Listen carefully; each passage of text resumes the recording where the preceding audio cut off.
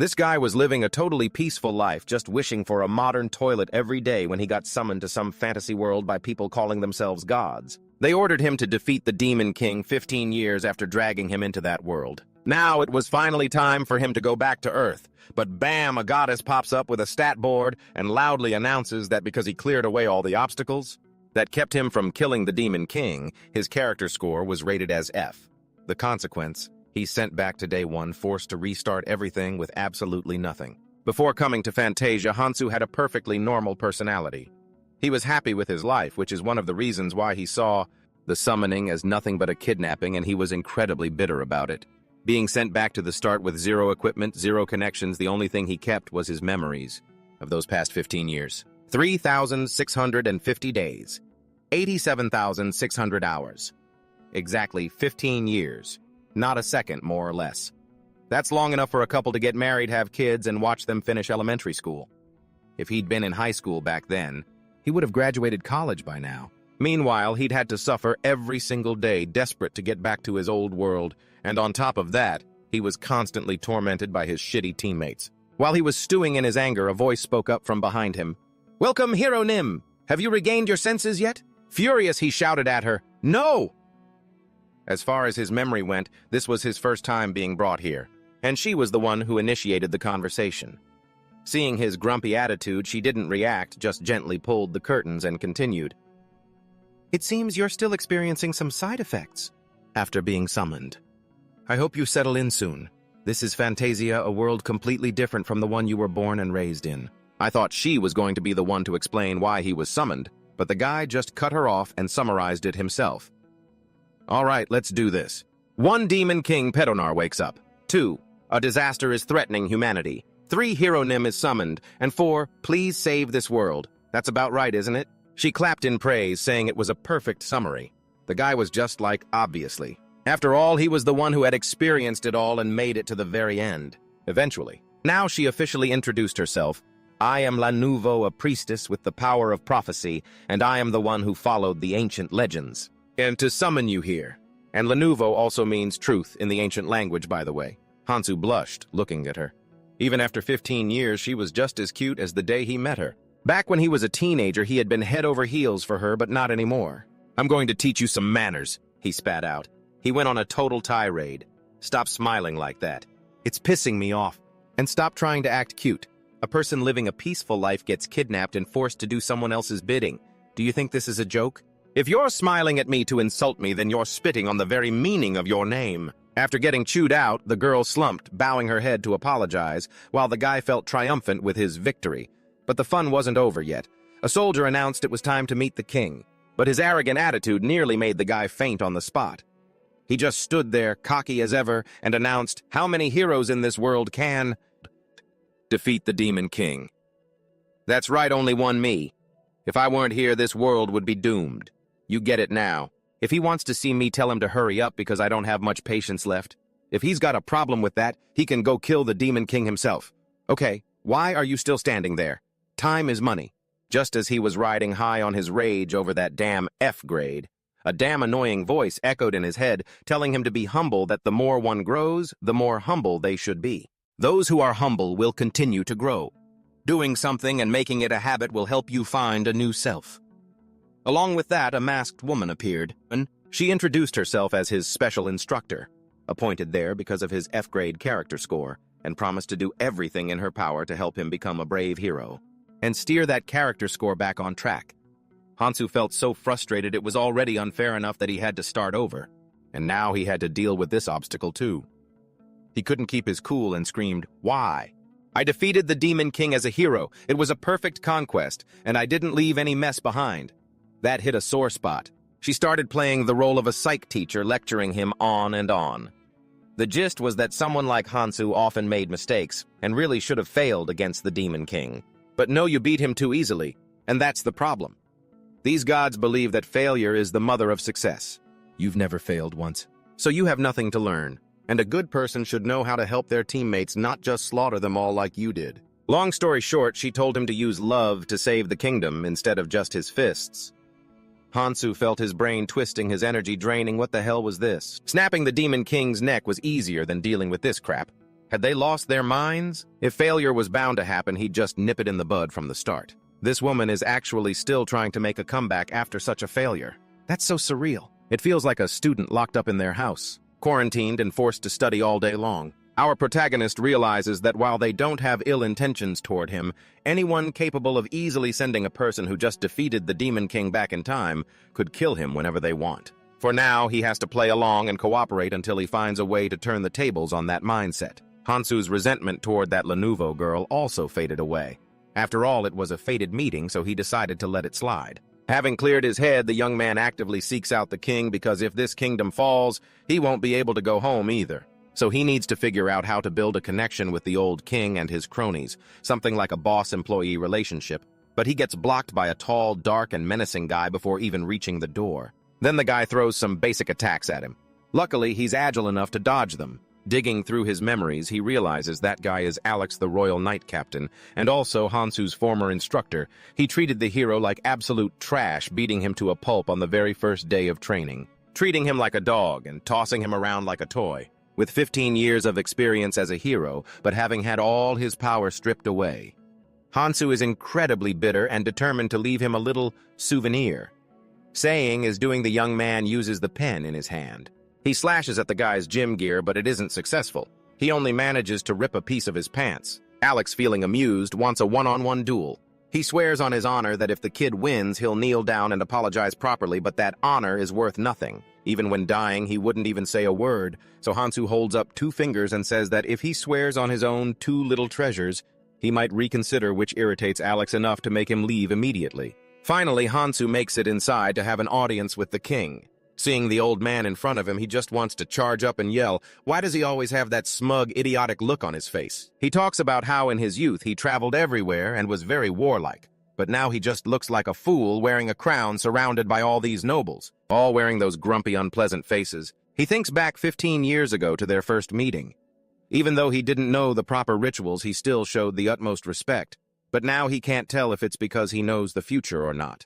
He just can't find a reason to bow before this guy, but he bows politely anyway, because the instructor's words are still ringing in his ears. You must be humble. You must become a vast ocean to protect your allies. After the greeting, the king wants to see his status board and asks if being a hero has any special perks. He opens it up with a sigh. When a certain action is repeated many times, it is automatically converted into a skill, and as that action becomes more proficient, the skill level increases. Consequently, its effectiveness and power increase as well. The rank A display is just like last time, nothing different except for tenacity and assassination, which are both rank F. They probably appeared after he attacked that Alex guy just now after all.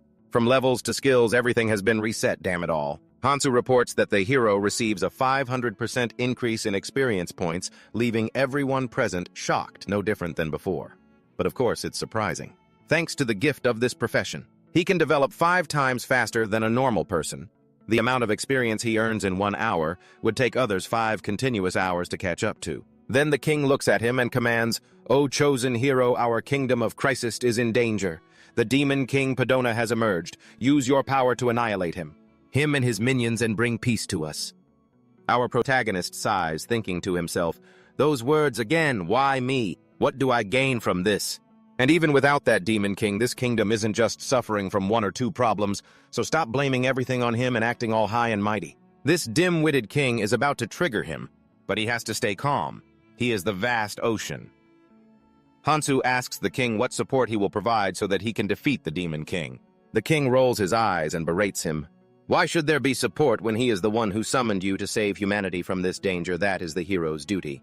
And he has the nerve to open his mouth and make demands. Fed up, his patience breaks. The ocean rises, and he flatly refuses, then rips the king a new one so hard he doesn't even have time to react. He tells the king to find another hero, asks what the kingdom of Christ has to do with him, and tells him to rethink his attitude toward the hero. He should have been the one kneeling and begging him to save this place. The soldiers see this and immediately point their spears at Hansu's throat, but he's not scared at all. He's actually fired up and threatens them back. The king dies, there's a crown prince. The queen dies, there's a princess. The princess dies, there's the next generation. But if the hero of the prophecy dies, then who will be the one to slit the demon king's throat? The king still doesn't want to lose. He claims he spent a large amount of magic stones and entrusted Lenovo to bring him to this world. So he thinks Hansu must be his property. But the one who holds the upper hand is the winner. Hansu has his own logic. The guy is absolutely fearless, even if his life is at stake. Even if this world collapses, he doesn't care. He boldly declares that he will go to another kingdom that values heroes and treats them properly, and that trying to stop or lock him up is useless, because he won't do anything for this kingdom. And when the truth comes out that they are oppressing and exploiting the hope of humanity, that will be the end of this place. The fools supporting the king won't escape that either. It's way too loud and annoying, and finally the king has to give in and agree to his demands. High-quality food, housing, clothes, equipment, medicine, personal needs, blah blah, and especially money. Money, money, that is money. What else? Important things must be said 3 times. The instructor, after hearing the story from Hansu, is utterly helpless and continues her lecture to enlighten the young man, telling him that if he is a windmill, he can only carry grain. And you aren't the only hero here, you know. Plenty of people have graduated before returned to Earth safely and are now living perfectly happy lives while helping those around them. So keep your chin up and give it your all. Hansu watched her silhouette fade away, feeling utterly confused, mumbling that it didn't make sense for a grinder like him to be the only hero summoned. Hero training in another world. What the hell is this nonsense? His head felt like it was going to explode. Just as he was deep in thought, Lenovo's assets smacked right into his face, making it impossible for the young man to stay calm. If this were his old self, his little bird might have already popped out to say hello. It would have probably jumped right out by now. But he wasn't in the mood for that kind of stuff anymore. He quietly asked himself if he was really the only hero summoned to this world. When he got a firm answer that he was indeed the only one, his headache only got worse. The teacher had said she was busy with many students and that countless people had been sent to defeat the Demon King, yet he was supposedly the only one summoned to this specific world. Does that mean there are tons of fantasy worlds corresponding to the number of summoned students, just like in one of those offline RPGs? The more he thought, the more his brain turned to mush. He decided to ditch the deep thoughts and asked Lenovo to go shopping at the kingdom's central trade hub to blow off some steam. It was a place where all the best goods flooded in, though the prices were sky-high thanks to heavy taxes. But nothing was more expensive than items labeled with 2 specific words. Magic. One interesting thing is that just like on Earth, the best sellers are always the high-end stuff. As her companion, he was supposed to keep an eye on the budget. But Lenovo was more interested in blowing money on her own personal whims. Still, since it wasn't his money, he let it slide to avoid drawing attention. Remembering the last time he looked like a total clown in a student uniform, Hansu picked out some noble-looking attire, though it looked like a rainbow-colored horse, and decided to drag her to the black market to get some real gear. Lenovo initially protested, but after some mental manipulation, she obediently followed along. The only problem was he didn't actually know where the black market was, but he knew how to find it. By heading to the tavern he used to frequent, he met Tony, the tavern owner. The guy was a retired assassin who opened the bar, and he had taught Hansu so much back when he was still lost in this world. He was a friend and a mentor, but since Lenovo was with him today, he couldn't get too familiar. The two spoke in code, leaving the girl sitting there completely clueless. Tony started off wiping a glass while asking what he wanted. Got it. Hansu caught on immediately and asked, "Got any good imports coming in today? I'll provide based on the price you pay, and it seems you're in luck. A fresh shipment of 27-year-old Black Dragon Ale just arrived today. If you pair that with some roast lamb, it'll be a real treat." Hansu caught the hidden meaning the next black market bazaar was tonight, and Black Dragon was the venue. He followed up, "How's the quality of the roast lamb today?" "You'll know just by looking at it. Roast lamb, the term for slaves which were banned in the kingdom, but were the main attraction at the black market." With that, he was ready. Hansu dragged Lenovo toward the trading spot. On the way, he revealed that he could see other people's stats. At first she was shocked, but after interacting with the professor, aka Tony, she realized it was just a support ability for rookie heroes who couldn't gauge the power gap. If not for that skill, he would have died like a dog a long time ago, and he was lucky it still worked. She excitedly asked him to check her stats, human level 200 sage class, skilled in dark magic. State excited. Skills, magic, blah blah. Although level 200 wasn't enough to satisfy the lackeys under the Demon King, it was actually rated quite highly. Just her growth potential alone was impressive. Hansu suddenly remembered his last summoning and her future, which gave him the chills, so he kept his mouth shut. Just then a pickpocket brushed by. With the experience passed down from the local street toughs, he easily swiped Lenovo's purse before she could even react. But before he could run more than a few steps, Hansu threw a magic orb at his back, pinning him to the ground. Yet the guy stood up like it was nothing. Ignoring the threats, the guy lunged again. Hansu used his hat to block the guy's vision, twisted his body, and struck a pressure point on the spine, paralyzing his arms and neck instantly. The guy was left crawling on the ground. The guards arrived soon after to handle it. They asked a few quick questions and vanished. Hansu's identity as a hero was kept under wraps, to avoid the hassle. Seeing his nonchalant attitude, Lenovo coldly remarked, "You seem awfully good at killing people, don't you?" "Hit right in the gut," he snapped back. "Don't talk like I'm some serial killer." Though wasn't he? In his previous life, he wiped out his own teammates, but to avoid suspicion, he tried to explain. He claimed that a normal adult's level is 3 and a farmer with a weapon might be 5, but that bastard back there was a level 8. Checking the skill sheet, he wasn't a hunter or a soldier, but likely a criminal. His mind-blowing explanation made the girl's eyes light up. She couldn't stop praising him, saying he wanted to protect the innocent from such thugs before taking on the Demon King. Such a noble act for a hero who sacrifices himself for the people. Lenovo then told him to check his own stats in this world. Everyone carries their own unique power. Sometimes it grows as they mature, but in other cases they boost their strength by absorbing it from others. Kang's level is now 4 on par with professional athletes on Earth, because that bandit he just took down had decent experience points. The XP he gained wasn't half bad. Trade at the black market usually happens in total secrecy, and the powers backing it aren't exactly easy to mess with. Plus, their security system is incredibly strict. After walking for a long time, the two of them finally reached the trading spot where a big burly guy was waiting to lead them inside. Inside these old underground buildings, there are spatial teleportation circles. Creating them requires extremely expensive materials. Little Lenovo keeps blabbering on, asking questions and talking nonsense, which is starting to get on Kang's nerves. The man then asks them both to wear masks to hide their identities before teleporting them down into the dark underground. Hansu warns the brat not to light anything up if she doesn't want to attract attention. With the experience of being a customer many times before, he knows exactly where this place is, somewhere deep beneath a forest near the capital ever since some maniac from a certain cult came around here. They summoned a demon, and that's how this place turned into a black market. Before the auction begins, the guide explains the rules to bid. Just tap the little bell, already placed on the table. The transaction happens immediately after the announcement. You can pay with gold or anything else of equivalent value. And lastly, regarding any issues that arise from taking off your mask or intentionally revealing your identity, they won't be held responsible. With 15 years of experience on the battlefield, he knows all about this. If word got out that Lenovo, the famous sage and beauty known all throughout the 6th region of Fantasia, was here, everything would go to hell. So he has to keep the girl's mouth shut before she starts spouting flowery nonsense. The auction officially begins. The first one introduced is a veteran who survived the demon territory with scars all over his back. He's suitable as a gladiator or a bodyguard. Hansu looks at his stats and mutters to himself, "A veteran, my foot. Sure, his luck is decent, but only a fool would spend money buying him." Right after that, a series of bells started ringing. Since people come here just to have money to burn, they're really just buying slaves for amusement. Lenovo, itching to talk again, starts rambling. "I understand your plan now. Are you planning to buy that strong warrior?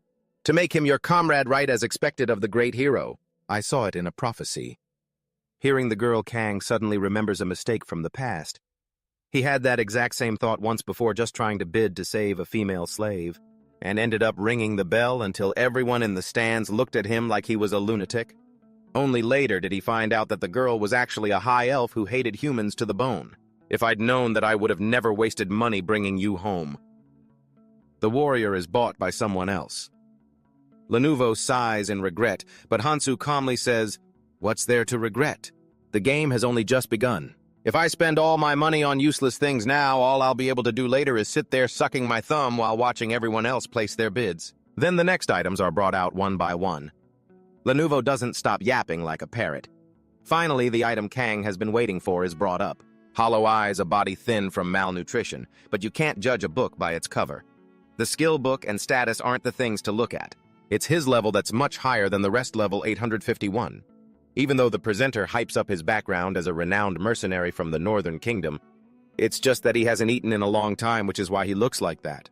With proper care, he'd be a powerful aid. But almost no one is sure that after spending a fortune to recover a slave, that the slave will actually risk their life for them. So not a single bell rings. But for him, it's different. This is exactly what he needs. Hansu tells Lenovo to ring the bell. He got high-quality goods without spending too much money. Once she learns the guy's stats, she's absolutely stunned, acting cocky toward Kang about the reason why that mercenary has such a high level. It's very simple. The guy traveled everywhere, killing all sorts of different species, even though it wasn't easy. The slave trade finishes quickly. As previously agreed with the contract and key in hand, Lenovo urges the guy to leave because she feels uncomfortable, but he decides to linger a little longer. Since there are no more special items, the bids start to drop. So far, only ordinary slaves have been brought out, but the surprise is always at the very end. It's an elf found in a famous forest in the southern continent. Though her mind isn't exactly right, her appearance and lineage are undeniable, and above all, she's still a virgin.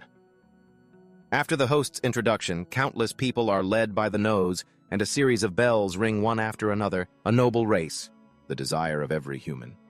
However, dealing with an elf in this world isn't easy. Hansu smiles as he watches the chaotic scene. A noble elf!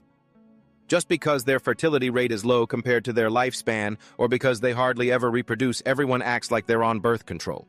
So people think they're special, plus their libido is extremely low like eunuchs or monks. Lenovo was just complaining about feeling uncomfortable, but as soon as she sees this elf girl, she perks right back up.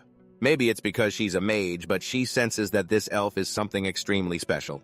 Looks aren't important. It's her level 851 that's worth noting. It's on par with mid-tier demons, but thanks to her racial advantages and high skill level, she could be placed somewhere between mid-tier and high-tier demons. Looking at the pet the Demon King is raising based on her stats, she must have once held a very high position. The cursed status is definitely the work of the demons, no doubt about it, because it makes her look alive while preventing her from having any agency, and those statuses behind it are definitely the work of the black market crowd. That's what's making it impossible for her to fight back. There's no reason to hesitate. If he doesn't buy her, he'll regret it for the rest of his life. Ignoring everyone else, he decides to ring the final bell because no one else can see this elf's stats. Yeah, it's true. No one in their right mind would risk spending an absurd amount of money to buy her. The host was about to announce the ownership change 3, 2, 1, but suddenly nothing but crashing sounds. An attack was underway and the tunnel was about to collapse. Minions from the Earth Elementals and the Elf Legion appeared from behind, and both sides dove into combat. The black market crew still prioritized protecting their clients, Lenovo included. He wanted to stay and help the elves rescue the slaves, then teach the black market guys a lesson, but Lenovo gave an excuse about protecting his newly bought teammate and shooed him away. The young guy realized the leader of this attack was none other than the elf queen Sylvia, even though she's just a princess right now later on.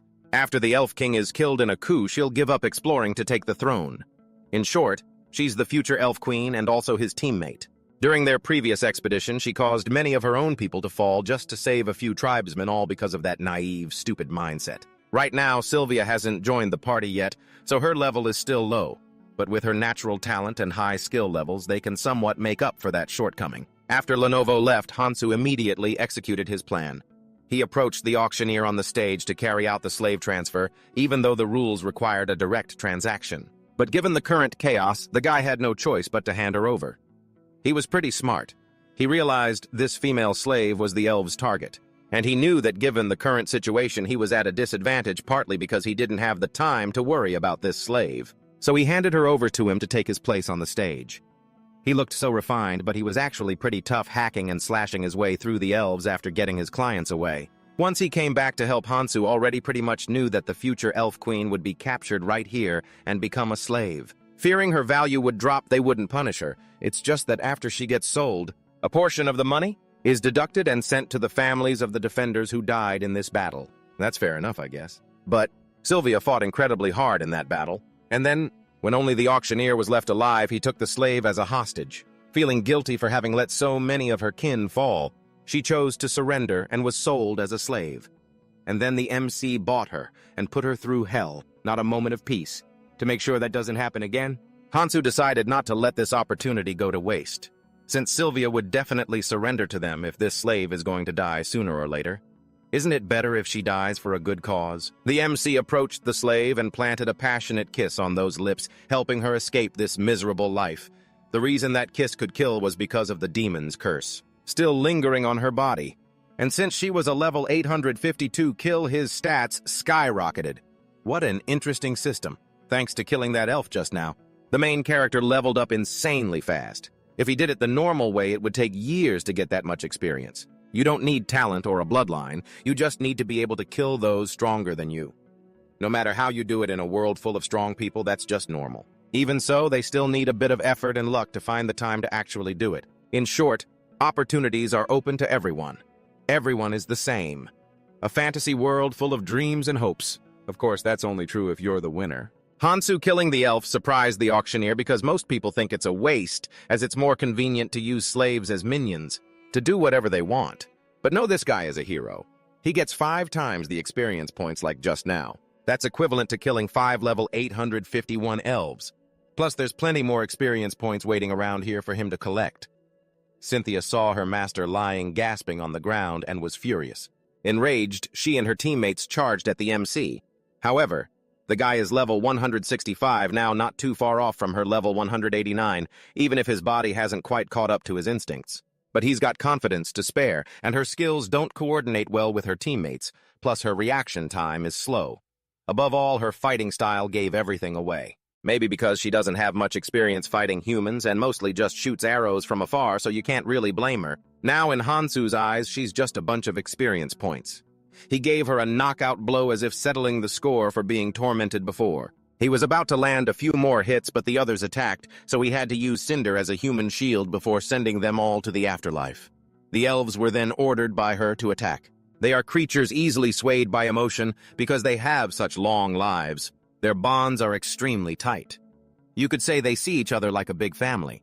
That is both their strength and their weakness. The sacrifice of their comrades makes them lose their minds, creating openings for the enemy to exploit. Finally, after a long, drawn-out battle, only the MC and Sylvia were left.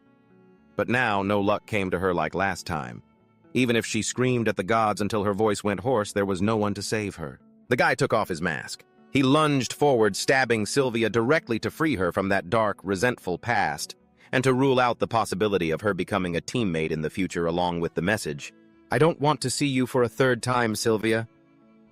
After an intense battle, the future elf queen became a stepping stone for that righteous hero. It was the fitting end she deserved, a perfect ending that couldn't be better in the MC's mind. As for the end he had to receive, it wasn't exactly pleasant either, followed immediately by a lecture, a total scolding, from his teacher. She looked at her rebellious student and started explaining that good deeds are as heavy as a boulder, while evil deeds are as light as a feather.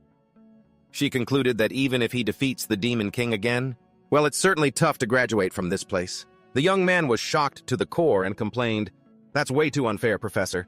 Clearly they were the ones who attacked me first."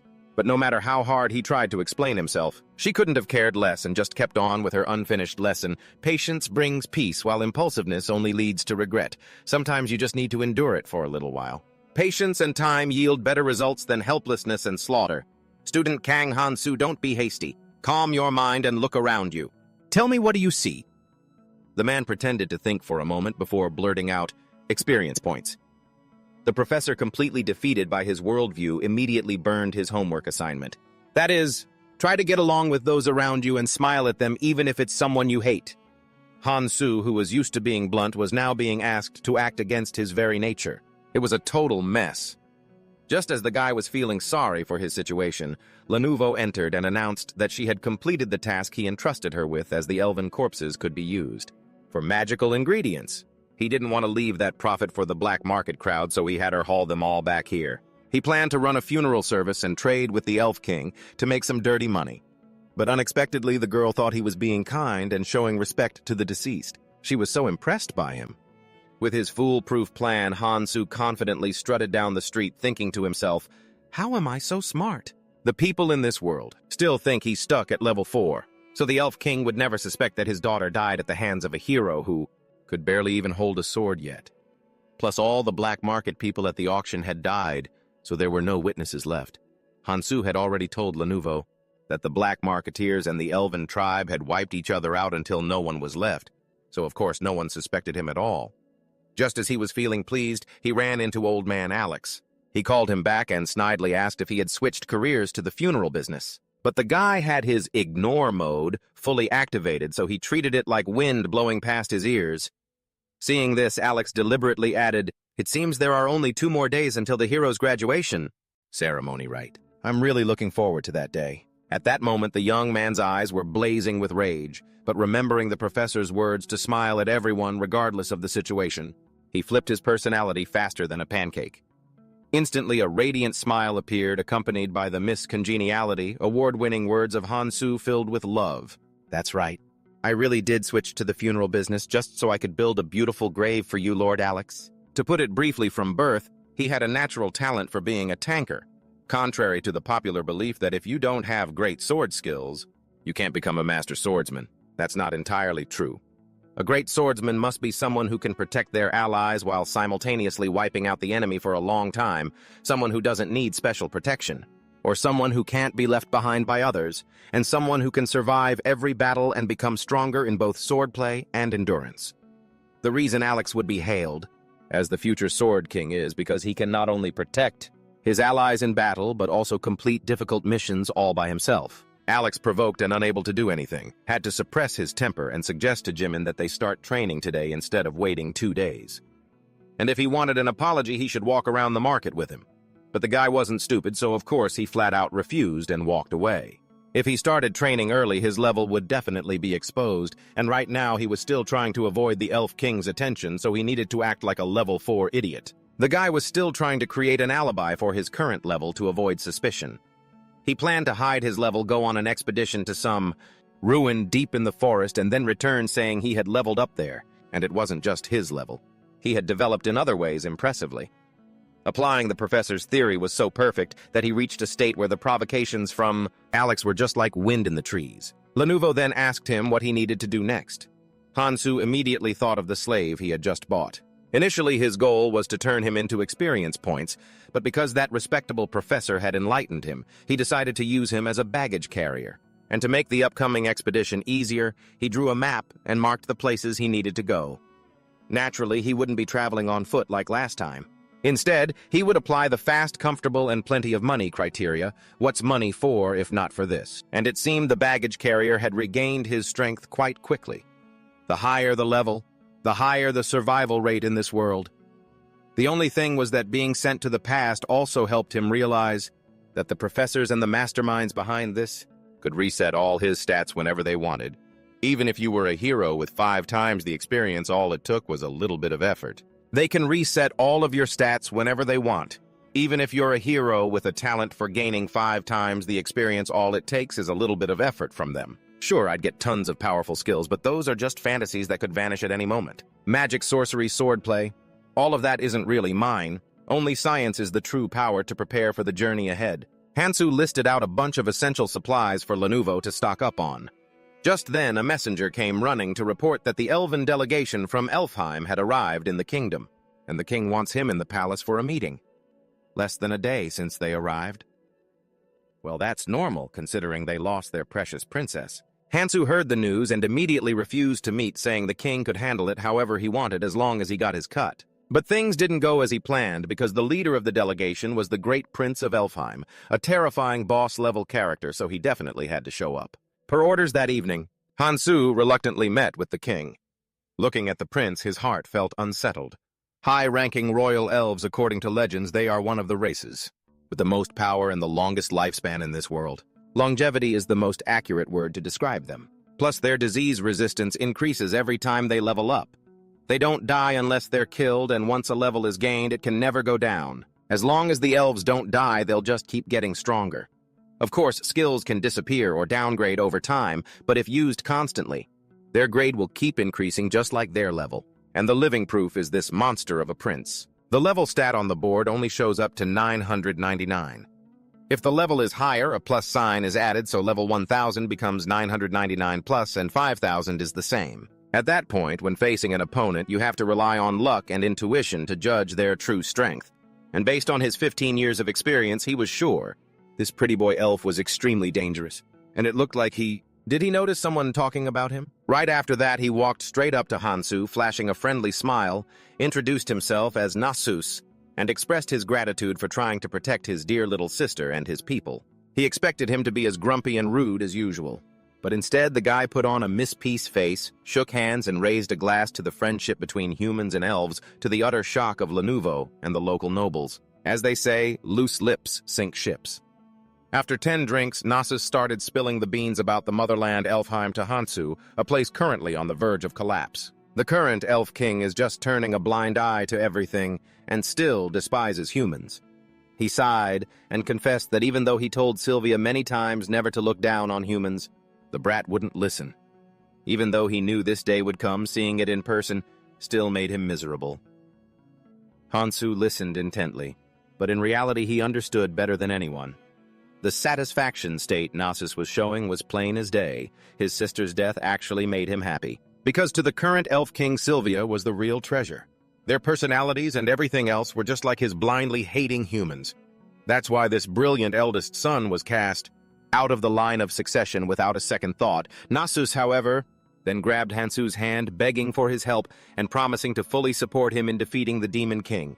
He even had his men bring out the sword Endymion, one of the kingdom's 3 treasures, as a starter gift for him to use until he found a holy sword. But a greedy guy like him, there's no concept of returning anything once he's got his hands on it, especially not something he's been craving. Hansu was thrilled, picking up the sword and swinging it around a bit. But that very act made him suspicious regarding his level, because only someone with immense strength could lift it. Yet even though he was only level 4, he handled it with ease. After the elves arrived, Hansu's pockets filled up quickly. He didn't hesitate to ask the king to let him go out on an expedition. Alex tried to yell in protest, but after the king allowed it and postponed the hero's debut by 10 days, he had to shut his mouth in frustration. Per their plan, Hansu Lanuvo and the slave boy moved out to the Magus Tower. It's like the airport of this world, the tower for the mages. Instead of airplanes, they use magic circles to transport people from one place to another. Holding the order from the king, the one with the most power in the land, the trio didn't need to stand in line. With VIP treatment, they were welcomed warmly, and not even a second later arrived at the other side, without running into any trouble like the last expedition, which ended in regret. Last time, Lanuvo unfortunately sacrificed himself to save Hansu from being buried under rocks. But he didn't feel an ounce of pity, just pure joy, because the brat was always causing trouble. But then, the rest of the team dumped all her work onto Hansu, so he quickly realized Lanuvo's value. Back then, Hansu secretly wished that if he could go back, he would save her at any cost. That's why even if she grumbles or complains now, Hansu just pretends to let it slide. She sighed again, saying this adventure didn't feel like an adventure. It felt more like a business trip. Lanuvo nagged Hansu to go to the guild, so that if some merchant happened to be heading where he was, they could travel together in a carriage, protect that weak merchant. Fight off bandits and monsters, build a reputation, level up together. Chat at night, take turns on night watch, blah blah blah. Just thinking about it is already exciting. If this were 15 years ago, I'd say yes in a heartbeat. But since it's 15 years later, it's a big no way. Not even if someone were dying and screaming for help right in front of me. Their desperate pleas would just be like wind whistling past my ears. Even so, it wasn't just Lanudo whining. That respectable professor was also there, spouting her usual lecture, as if she were some big shot, acting like I was already on some grand adventure. So why don't you go earn yourself an achievement or something? Everyone starts from 0 anyway. Want an achievement. After 2 days of dragging my feet, I finally reached the village I was looking for, ignored the nagging from the girl with me, and knocked on a house door with the utmost respect. Master Molang, are you in there? I am a man unworthy of being a hero, and I humbly seek your guidance. But to my surprise, the village chief's daughter opened the door, and in her hands was something soft and jiggly that the main character absolutely worshipped, nothing else but a slime. Lanudo and the slave guy were shocked out of their minds. We've dug dozens of these things out of the royal sewers, yet we had to go through all this trouble to travel to this godforsaken place. It's absurd. Malazada was truly furious that the master was being looked down upon. So Hansu decided to prove his point with action in his mind. Slimes were the most perfect creatures he had ever known. The human body is inherently imperfect. It's a prison made of bones, joints, and other parts all bound together by the process of aging. It cannot regenerate on its own once a part of the body is lost. But for a slime, it's different. Their physical form means nothing to them. Even without a brain, their emotions and intelligence are not to be underestimated. Most importantly, they can control their gooey bodies freely.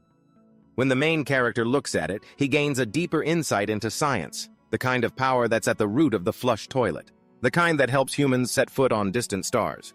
Yes, that toilet. You guys are true fans, clearly just salty that you can't be this cool. Back to the toilet on Earth, he was frustrated with the whole fantasy world. Somehow, when he hugged that slime, his muscles suddenly became rock solid. As the young man explained, the human body usually relies on an automated system called the autonomic nervous system, heartbeats, stomach contractions, and so on. Hormone secretion and activities related to muscle building usually happen naturally.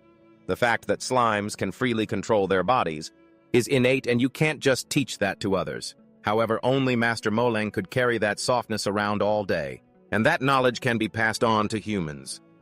After feeling the flow from the slime, he gained the terrifying power of the world's science. His civilization level and skills skyrocketed. This weird achievement made even the professor shut up, apologize, and disappear. Hansu didn't care, and continued to build his alibi to explain his level 204. There are 4 criteria to evaluate a hero strategy: achievements, reputation, and character. And this second time around, I'm aiming for the shortest path to graduate quickly, so I need to max out my points to have any chance of returning to the world of flush toilets. So instead of just being satisfied with meeting the master and leaving, I did a total 180 and started helping nearby villages with dangerous threats marching forward in the name of justice. Lanudo and the slave's eyes lit up. What an honor it was to fight alongside a righteous hero.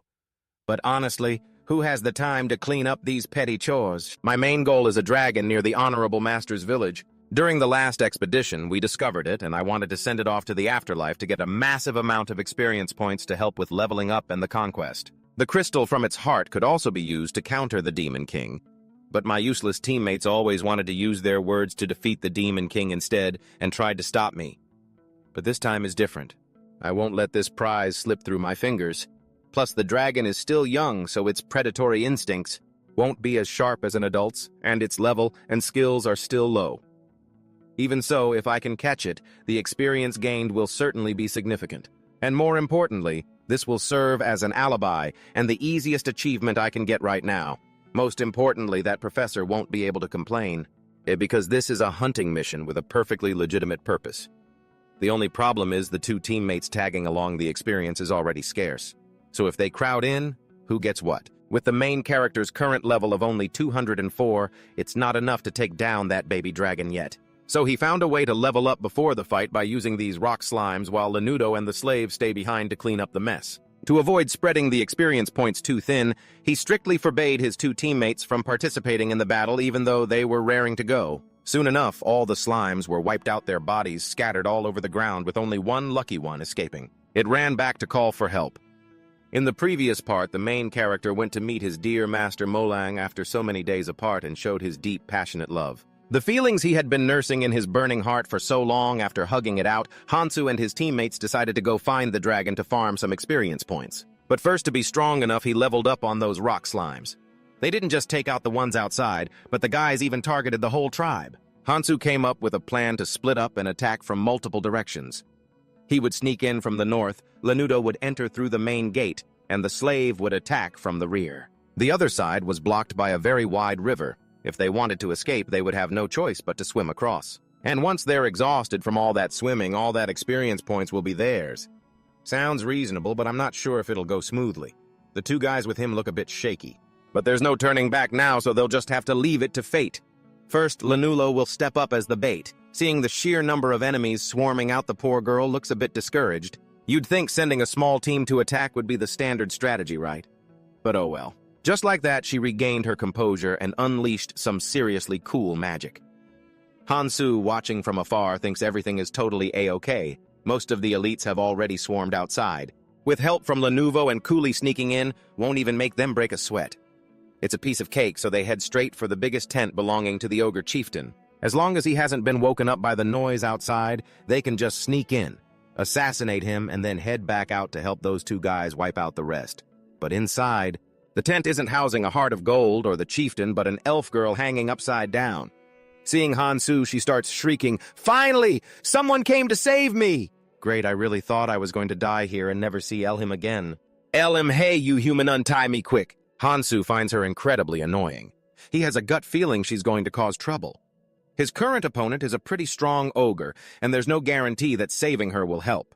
She might even turn around and bite him instead. Not every elf is particularly wise, so he decides to ignore her. He'll just deal with the chieftain and leave afterward. Hansu sneaks inside and tells the dame to wait there for a second. She'll be home soon. But she'll have to get there on her own strength. He wasted too much time in the previous expedition, so this time he's aiming to wrap everything up as fast as possible. Then he can head back to his beloved flush toilet. Looking at the massive ogre in front of him, he finds it absolutely adorable. Every bit of it is just pure experience points. Level 387. A bit weak. But hey, every little bit counts. All right, let's do this. Hansu pulls out the gift from the High Elf Prince, the elemental mirror Endymion. He's just about to turn the ogre into experience points when the elf girl starts screaming, "Thief! You human dare to steal our race's treasure! What the hell are the guards doing? The royal treasure has been stolen. You must be colluding with the dark elves." Hansu looks at her like, "What the? Are you serious?" It was a gift from the prince. Why does she have to run her mouth so loud? Before he could even do anything, the plan went down the drain. The chieftain woke up from all the shouting and stood tall and imposing in front of Hansu. He thinks to himself, this guy only knows basic moves. He's not as terrifying as he was before. Since his skill level is low, I won't have to struggle like last time. Now be a good boy and turn into experience points for me. Then he swings his sword and the ogre's head goes flying. In no time, the blade is at its throat, and it's about to become a tasty treat on a plate. But that girl starts wailing again. "Help a thief, is anyone there? Catch him." And after that shout, a surge of magic breaks out, and the ogre chieftain goes berserk, smashing everything in sight, sparing no one. The elf girl lies on the ground, cursed, delirious bones, broken, bleeding, and badly burned. Looking at her, Hansu wonders why a high-level 892 elf was captured and brought here. Could it be because of that curse? That same negative effect was on the elf at the black market auction. Is there something deeper going on here that he doesn't know about? Even though the truth is unclear, he knows for sure they'll all have the same ending, becoming experience points for him. That effect is impossible to dispel. Leaving it like that would be being tortured to the point where death is better than living. Putting them out of their misery is the best solution. He smiles darkly. Thanks to them, the day he leaves this rotten world is getting closer and closer. Hansu then lunges behind the ogre chieftain and declares, "Peekaboo time to become experience points for me." Level 892. Elf level 387. Ogre chieftain, combined with his passive skill plus 500% experience point gain. His main level shoots up like a rocket. Even though the hit-and-run plan was ruined, it's already in the past. He still managed to rack up a ton of points. Now time to fight all the minions. Hansu continuously charges in, slashing wildly like he's playing Fruit Ninja. The ogres' heads are flying off like balloons everywhere. Compared to their previous encounter, their levels are only 1/10 of what they were. Slashing, stabbing, smashing, burning, nothing even leaves a scratch on him. Part of that is thanks to the overpowered skill he got from his master Molang, which boosted his recovery abilities significantly. The longer he can stay alive, the easier it is to level up his skills. If he dies, nothing else matters. Hansu is fighting so hard he completely forgets about his two teammates. When they finally run out of steam and cry for help, he suddenly remembers. He had told Kuli to attack from behind. There were thousands of enemies, so he told them to just run if they couldn't handle it. There was no need to wait for him, but Kuli insisted on staying. Kuli bows his head and says, "Even though I knew I could be in danger when I thought about you still being surrounded by them, I just couldn't bring myself to run away. Ever since you saved me from that black market, I swore to myself that I would dedicate my entire life to you, Hansu." I never thought I'd actually hear words like that after all this time. It's been a while since I've heard someone say something like that. I don't know what was going through my head back then saving that damn elf. My teammates were exhausted, so I sent them back to Master Morning's village. I told them to rest and recover, and they took that elf's body with them to hand over to Prince Nasus later, while I stayed behind to grind for more loot. Then the professor showed up. She was clearly shocked by that elf's sudden death and started preaching to me, asking if I realized that as long as you're alive, there's still hope. She said if I'd saved her and traveled to other continents to find a way to break her curse, I would have learned a lesson about perseverance and never giving up. Instead of killing her, you know. After listening to her lecture, I immediately shot back, "You've got it all wrong, Professor." The ones who pushed her to that point were those brainless idiots, and I couldn't have saved her back then anyway. I didn't have the heart to finish her off, but it's not like I just gave up on her either. You think I'd do something like that? That elf was level 892. There's no way I was going to pass up that much experience. The professor was completely frustrated with this student of hers. She's been trying to get through to him, but his brain just doesn't seem to get it. Not even a little bit. She gave him a new quest, try to find a real human connection, and joy will eventually follow. Then she vanished as usual. Finding a new relationship, that sounds like a hassle, so naturally I don't give a damn. Right now, all I need is to skewer a dragon and eat its heart. That's where the real joy is. Who needs relationships?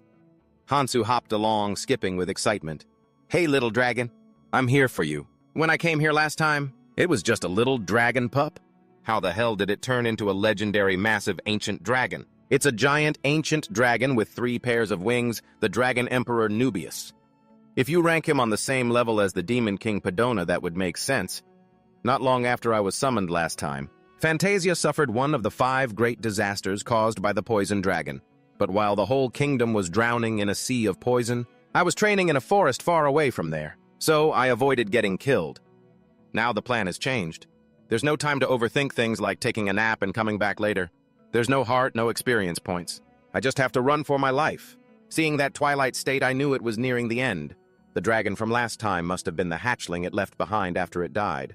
However, before it dies, it enters a state of chaos, and as for what happens after that, well, you all know how it goes. The dragon went berserk and chased Hansu relentlessly. With the hard-learned lessons of the past, he flew away without even daring to look back. But after going a certain distance, he couldn't see it anymore. Just when he thought he'd escaped, it attacked from the air. The sheer power shook the earth. From far away, Master Morning's village could see the rain of fire and bombs. Hansu took a direct hit of poison. He almost met his ancestors right then and there. It was only thanks to the body regeneration skill that the slime guy gave him that he managed to survive. Any other low-level monster would have been dead before they could even gasp. If this keeps up, it's going to wipe out Master Morning's village. Of course, he couldn't let anyone lay a finger on a single hair of hers, so he thought of a way to lure the ancient dragon elsewhere to keep fighting. Just use the provocation skill while making sure it sees that the target isn't dead yet. That's enough to hold its attention. Besides, its poison can't be infinite. If it wants to spit, let it spit to its heart's content. And in that moment, he came up with a brilliant idea: lure the dragon to where those brainless idiots are. It's an experience buffet prepared fully by the Dragon Emperor himself. It doesn't matter how the fight goes. Whoever kills it gets all the loot. The poison is strong, but it's not without its weaknesses. The higher the monster's level, the higher its resistance. So if they get poisoned, they might not die, but they'll definitely be at death's door. That works even better. Might as well use the dragon to farm for levels. And just like that, they went from enemies to teammates without even realizing it. Together, they sped through every path, destroying every village in their wake to keep up the pace. To run for a long time without getting exhausted, Hansu had shut down almost all his other senses to focus entirely on his legs. So his current field of vision was incredibly narrow. Aside from big things, he could barely see anything. The villagers screaming in agony and begging for help everywhere were basically invisible to him. And for someone like him, that didn't matter at all. Eyes on the prize, just keep farming, then I'll figure the rest out. Wherever the Dragon Emperor went, the experience points followed. All these regional bosses were now curled up like mere fodder. I feel so happy. Is this the joy everyone always talks about? Racing along a long journey with a teammate, overcoming every hardship and struggle, defeating every ferocious monster, those tough-as-nails tree demons, mercenaries, wicked knights, and so on and so forth. He blew them all away like mere specks of dust. After only a few days, Hansu's level was already nearly hitting the display cap. If he'd tried to grind for levels the normal way, he would have rotted away long before even laying a finger on the Demon King. In the end, the lad's thrilling adventure had a truly satisfying conclusion. The Chaos Dragon Emperor Nubius had also quickly weakened due to old age after he'd spent so much time chasing him over such a long distance, bowing his head in reverence to offer thanks and a few final words of farewell. Even though it wasn't for long, I was really happy with everything we went through, and I leveled up quite a bit too. I also managed to fulfill what the professor asked, to find a new relationship. Though this relationship is honestly pretty surreal and mind-boggling, which has the teacher quite troubled since many towns were destroyed because of the Dragon Emperor, and nearly half of the central continent was left uninhabitable. Facing her accusations, Hansu feigned ignorance and argued back even though nearly half of the central continent had been destroyed by Nubius's rage, but the other parts of the continent are still fine, so you could say 90% of the population of Fantasia is still safe. You told me not to give up, right? Just look at this map. There's still plenty of hope here. But there was still one thing the lad needed to do. He looked at the dragon lying there, gasping for air with a tender expression. Even if it went back to its nest to rest, now it wouldn't be able to survive until the end of next year. So now just let nature take its course. The winner takes all. Men raised his sword and plunged it straight into its throat. and just seconds later the massive amount of experience points and power from the dragon.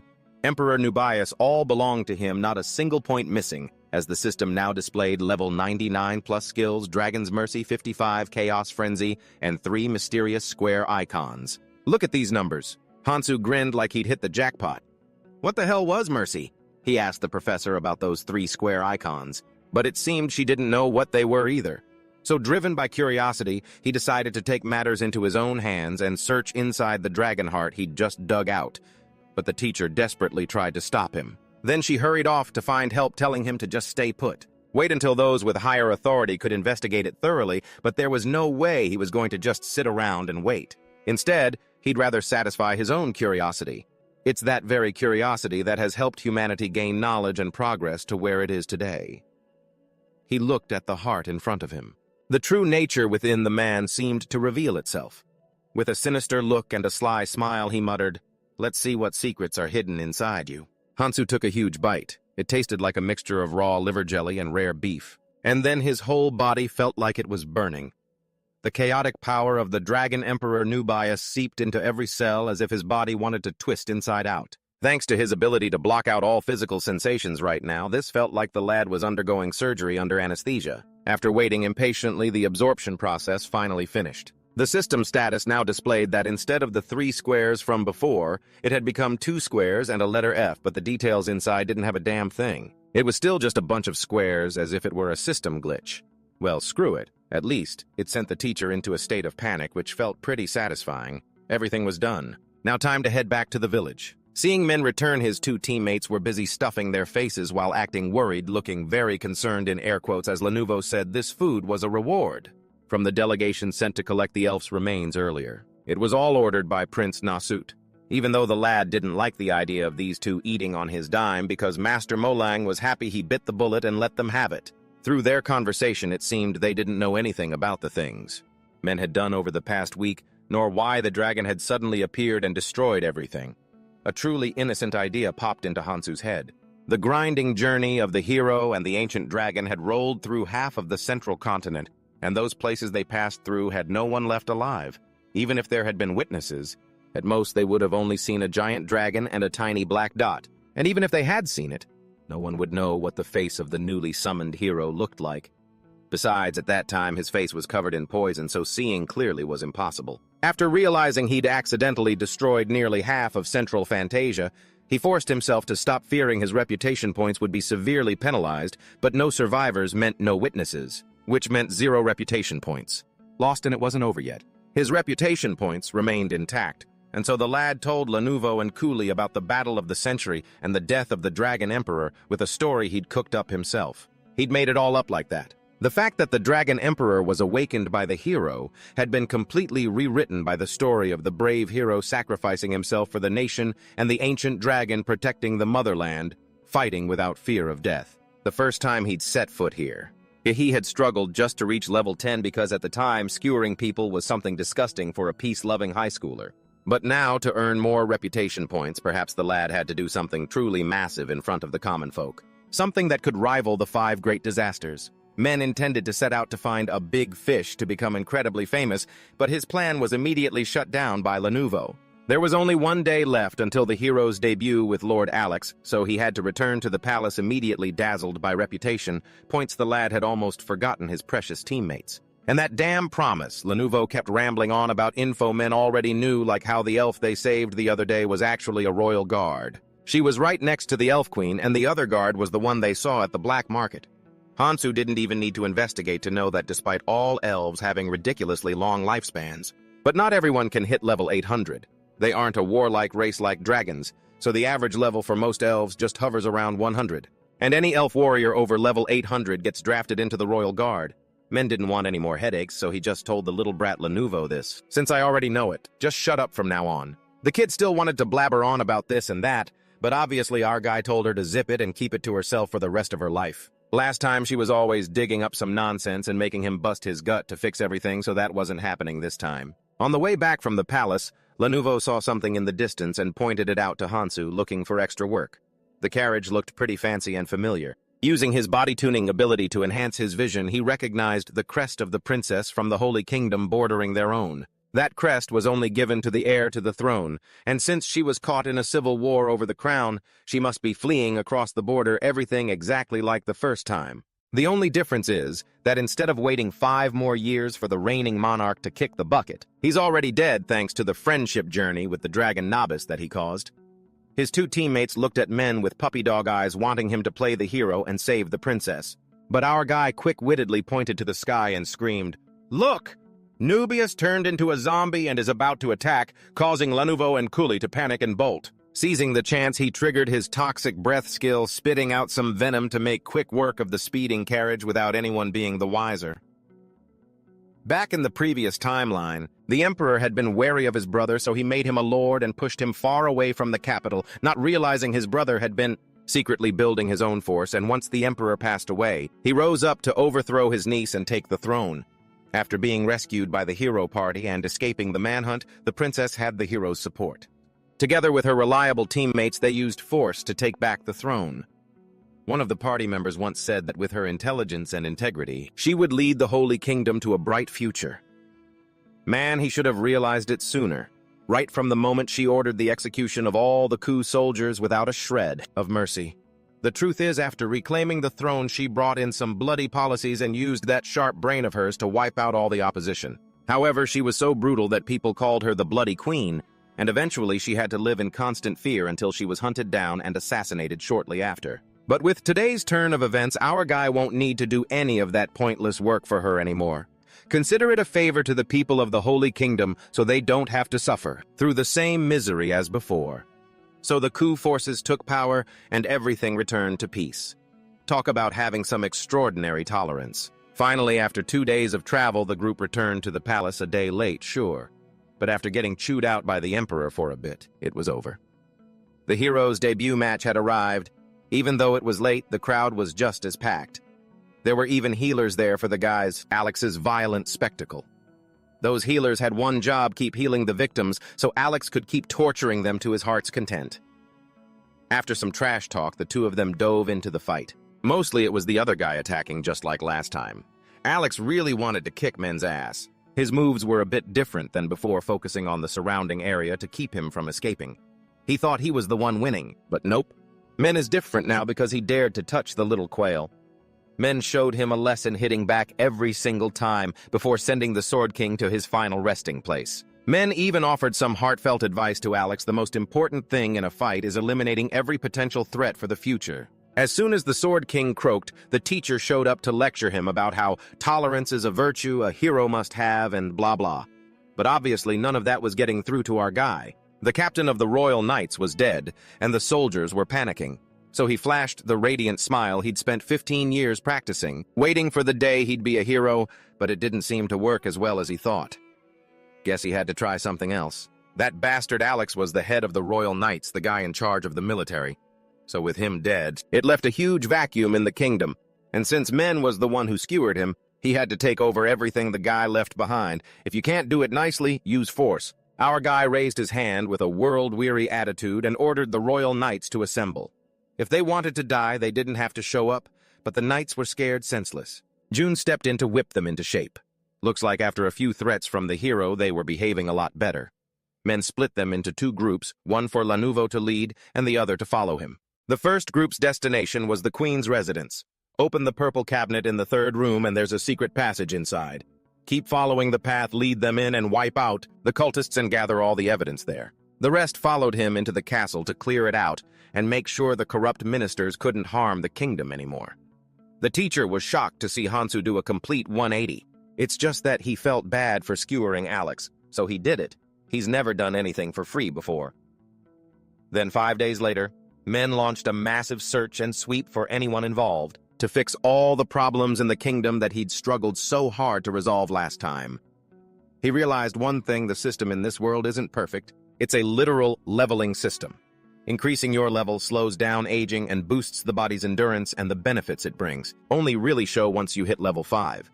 The problem here is that there are very few ways to level up, and the easiest way for humans is just killing each other. Everyone wants to live a long life and have a healthy body free of sickness. So it's easy to see why knights and warriors are so desperate to level up. They just need to do their jobs well, that's all. Thanks to the endless conflict between humans and demons, wars are constant, providing them with opportunities to gain experience. But for those who lack the ability or simply don't want to join the bloody battles, the alternative is kidnapping and murdering innocent civilians, sacrificing others to get ahead. Initially, the protagonist planned to tie them to rocks and throw them into the sea, but that would be bad for the environment. So he came up with a way to both protect the environment and build influence among the people, creating a substitute for Alex to maintain peace for the kingdom. A substitute who would eventually surpass that guy. The person Hansu decided to leave all that experience to was Cooley. And then, one by one, the nobles were brought out for execution, starting with the queen and her 2 children. The queen was arrested for worshipping demons, and the 2 princes were caught conspiring with criminals to hoard wealth for a war over the throne. At first, Cooley seemed weak and pleaded for their lives. But after the guy gave him a lecture on the atrocities they had committed, he stopped whining. Once they were convicted of selling their souls to the demons, no one dared to complain or question the executions anymore.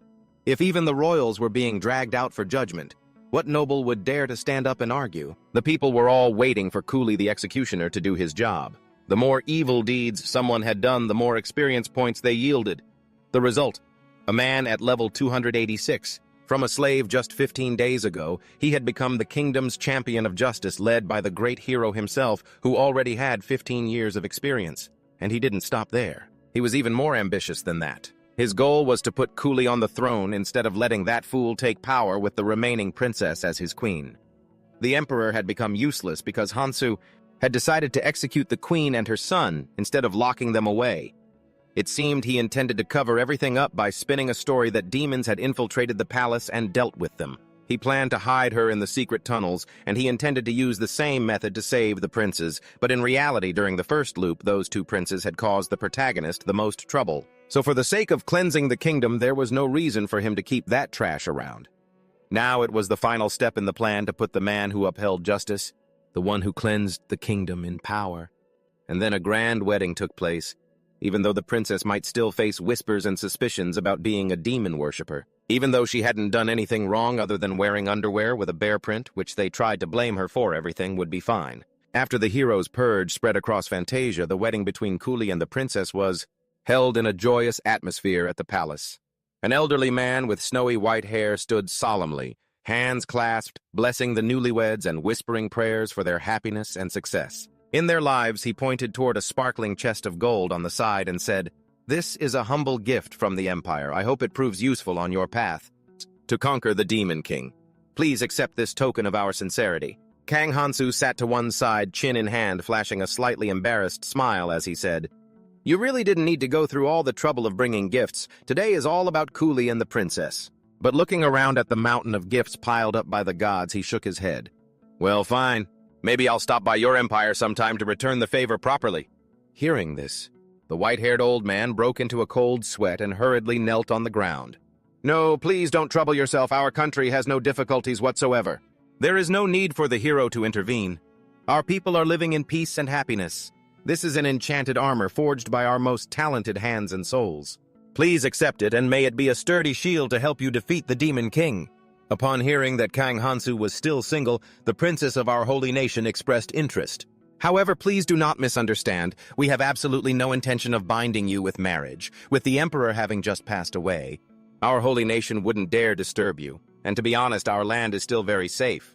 Our nobles frequently deal with pirates, so we don't need your assistance. Please don't bother visiting our small, shabby country."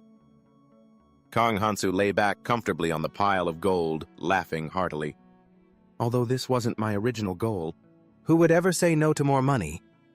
Lanuva watched him, seeing that her hero seemed to be thoroughly enjoying the situation. She sighed, but smiled, seeing him happier. She whispered, "Well, it's better than seeing you depressed." Hansu replied lazily, "Are you sad about something?" Lanuvo shook her head. "It's just, you're a legendary hero. How can they just keep bribing you with wealth so shamelessly?" Hansu laughed and waved it off. "Just leave them be. Consider it their way of showing respect through material things." Lanuvo shrugged helplessly.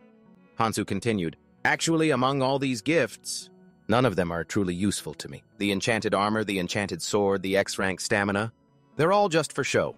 The Endymion sword is powerful, but it's just going to gather dust. And these experience-boosting potions? They're satisfying, but unfortunately they only work for levels below 300. He opened a chest and sighed. Now how am I supposed to deal with all this stuff? Kuli stood to the side, his face pale, hands trembling. As a level 325 human with the judge profession, his stats were Judgment A, Integrity B, Survival C, Swordsmanship C, and Courage D. In a state of extreme anxiety, he stammered, "Kong Hansu, is it really okay for me to keep these items?" Hansu leaned back on the pile of gold, smiling, "Of course." Hansu continued waving his hand, "All this equipment and wealth. You can use them or sell them, it's up to you." The servant bows repeatedly, thanking Lord Kong Hansu. Hansu raises one finger to the sky, his voice stern, "But remember this, well, I'll only say it once. Everything else can be used or sold, except for these 2 blue vials. Do not under any circumstances sell them. Drink them instead. If I find out you've sold them," Hansu's gaze turns sharp, "you'll definitely become experience points for me." The servant dressed in solemn armor replies, "I have memorized every word, my lord." Hansu chuckles to himself. That's that, then. His duty to this kingdom is fulfilled. With all that equipment and the 2 experience potions, that guy can replace Alex. Now the peace of the kingdom will be maintained. Without needing me. Hansu turns to Lenovo. Lenovo looks up shyly. "Yes, but you didn't have to give me a gift, my lord." Hansu laughs. "Of course I didn't. Are you crazy?" Lenovo stands still, momentarily disappointed. Hansu starts walking, gesturing for her to follow. "Let's go. I'm going to show you what a true hero of justice looks like. Your job is to recount everything you see." Lenovo, surprised, asks, "What are you planning to do?" Kang Hansu smiles and replies, "That's a good question." But it ruins the surprise, saying that Hansu raises his sword, his eyes gleaming. "Doing quests to earn achievements." Lenovo looks confused. "Achievements?" Hansu smiles mysteriously. "Just follow me and you'll understand." Now is the time to truly focus on graduating. He reflects on how in the past he spent too much time doing trivial tasks just to earn achievement points. From finding lost cats to helping farmers harvest rice, he didn't even know if he was a hero or a farmer anymore. He even helped a shy guy deliver a love letter only for the girl to confusedly ask, "Is helping a stalker deliver a love letter really something a hero should do?" Haha, he doesn't even know anymore.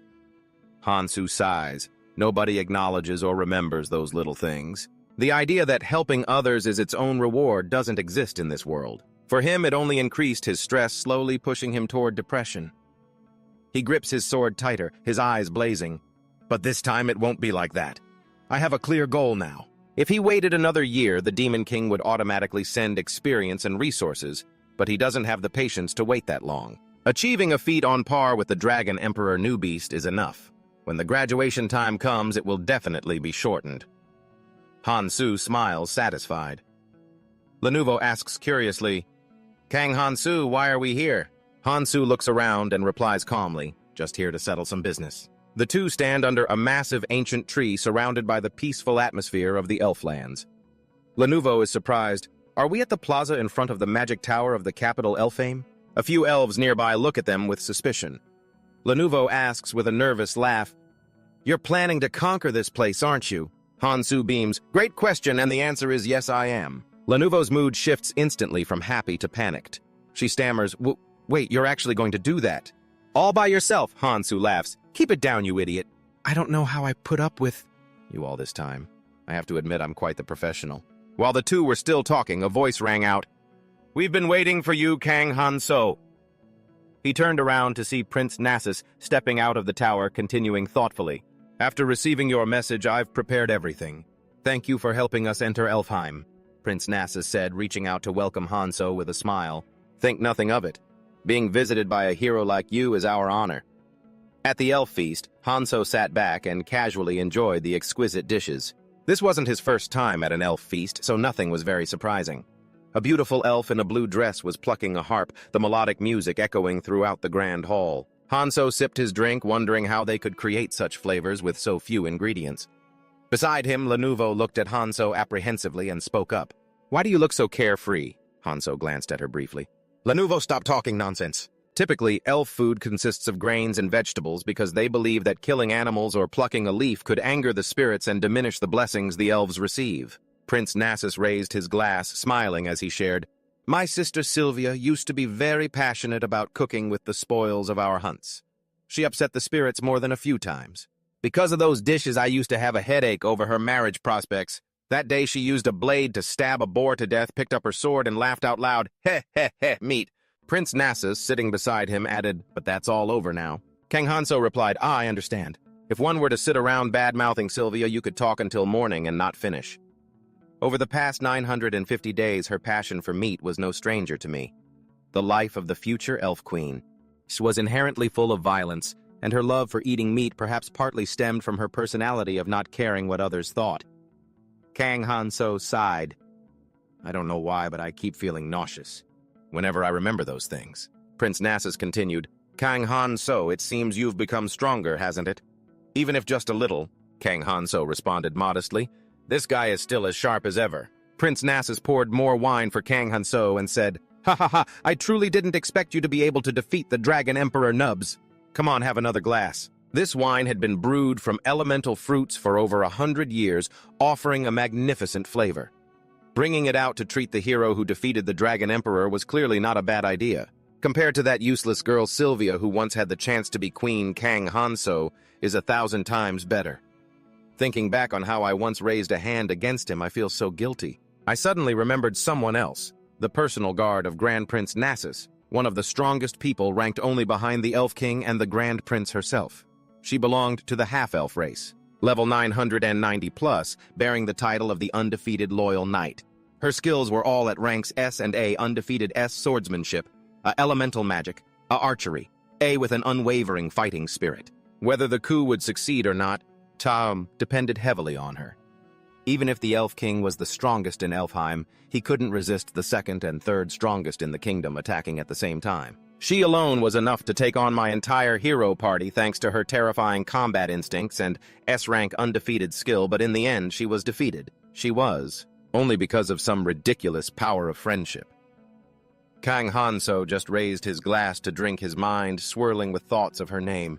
What was it again? Oh well, just remember Elpha, and that's enough. Prince Nasus interrupted his train of thought. "This is Ares, my most trusted guard. She looks quiet, but sure, she understands human strength very well." Ah, so that's her name, Hanso thought. Perhaps because her mother was human, her swordsmanship was perfect thanks to the combination of both races. Thinking about this, he suddenly realized the reason she joined the coup. The hatred between the Elf King, that elf princess, and humans was just that great, wasn't it? It seems Grand Prince Nasus knows exactly what he's doing right now. Suddenly, a door was flung wide open and a loud shout rang out. "Nasus, what the hell are you doing? How could you let these animals set foot in the sacred halls of Elfheim? Have you lost your mind?" That voice belonged to the only person allowed to speak to the Grand Prince like that. Nasus's father, the supreme ruler of Elfheim, the Elf King, Kang Hanso thought to himself. The old geezer, now I understand where that little Sylvia inherited that personality from. Prince Nasus replied with composure, "Please calm down, father. I am entertaining a hero." The Elf King, though angry, couldn't contain his frustration. "A hero? But he is still a human. Last time, even though I heard news he had been killed in a coup. I still haven't had a chance to meet him directly like this." He pointed at Hanso as if to confirm the identity of the uninvited guest. Hanso thought to himself, "Let's see if he has anything I need to be cautious of." Suddenly, a notification appeared in his mind. The system immediately provided information. Race High Elf level 999, plus Occupation Puppet King reputation. Tyrant, Elemental Magic S, Archery. C, Swordsmanship, C, Character D. Politics, a status angry. "This is the skill set of an Elf King," Hanso muttered to himself. "If you don't count the race and occupation, he looks like someone who just hit level 999 plus. A sense of anxiety lurked in his heart when facing the strength and the anger of the Elf King. The Elf King angrily criticized the prince just a moment ago. "My sister was murdered by these animals, Nasus. Have you really lost all your feelings?" He turned to look at Kang Hanso, thinking to himself that for someone who had lived long enough to become an ancient being, his level must be incredibly high. "Have you forgotten what the spirits told us?" The Elf King continued, his voice full of rage. "What kind of humiliation and fear did my sister suffer before they killed her, and yet you still side with this vermin?" Kang Hanso sighed, realizing that not only his skills, but also his judgment had dulled from sitting on the throne for too long. Prince Nasus couldn't hold back anymore. He stood up and slammed the table. "Your Majesty!" Sylvia's death had nothing to do with humanity. It was her own arrogance and contempt for everything that drove her to the end, the Elf King shouted, furious. "Enough, Nasus!" The prince continued. At least the fear and humiliation she faced before dying finally made her realize that this world isn't all rainbows and, as she thought, honestly, as someone who shared the same blood as Sylvia, I was very happy when I realized she had finally matured, even if it was a bit late. The Elf King flew into a rage, flames erupting all around him. You are not my son. Just bringing those animals into Elfheim is enough to exile you from my kingdom." Suddenly, a blade flashed out, piercing the Elf King's chest. The fire dragon appeared, causing everyone to scream. "Your Majesty!" Kang Han-su nonchalantly said. "Oops, my hand slipped, my bad." In the first coup, Nasus himself had ended the life of his own father, the Elf King, and he became the new ruler of Elfheim. Picking up the crown, Prince Nasus declared, "You don't need to worry about the future of the elven race anymore. Rest in peace, father." Nasus placed the crown on his head, asserting his new power. Aris spoke up from behind, "Lord Nasus," but the prince turned and glared at her. Realizing her mistake, she knelt and said, "All hail the Elf King. I hope that under your rule, Elfheim will prosper forever." Nasus reached out to help Aris up, saying, "Stand up, Aris. The new era of the new Elf King had begun. Let us witness a new future for Elfheim together." But this revolution did not last long. After 100 days, the heroes' party rose up to help Sylvia take the throne. A sense of emptiness filled the air, as if the hero and the successor to the Elf King were both being tormented by hatred. "Free me from this hatred." A large stone with a face spoke to Kang Han-su. "Nasus, I told you, you fool, to be careful with that bastard, didn't I?" An old bald man wearing a red crown looked toward the gods below and said, "You should have realized it when he started acting nice to the humans." Those with ties to the old Elf King harshly criticized the coup. Even within the elven race, political instability was unavoidable. Would I eventually share the same fate in the future? Even those with power among humanity could not escape this unease. And as a result, Nasus and his party were turned against by all of Fantasia, forced to confront the heroes' party, who had the backing of almost every kingdom on the continent. Kang Han-su thought to himself, "I returned for the sake of Elfheim." The Elf King had passed away. It was the hero himself who had murdered the leader of Elfheim. The old man with the red crown said to the gods below, "It has begun. The monster, no. The monster. The hero's true intentions have been revealed." An old man with a beard below asked, "The Elf King had an incredibly high level and he still killed him. Is it true that he defeated the Dragon Emperor Nebius?"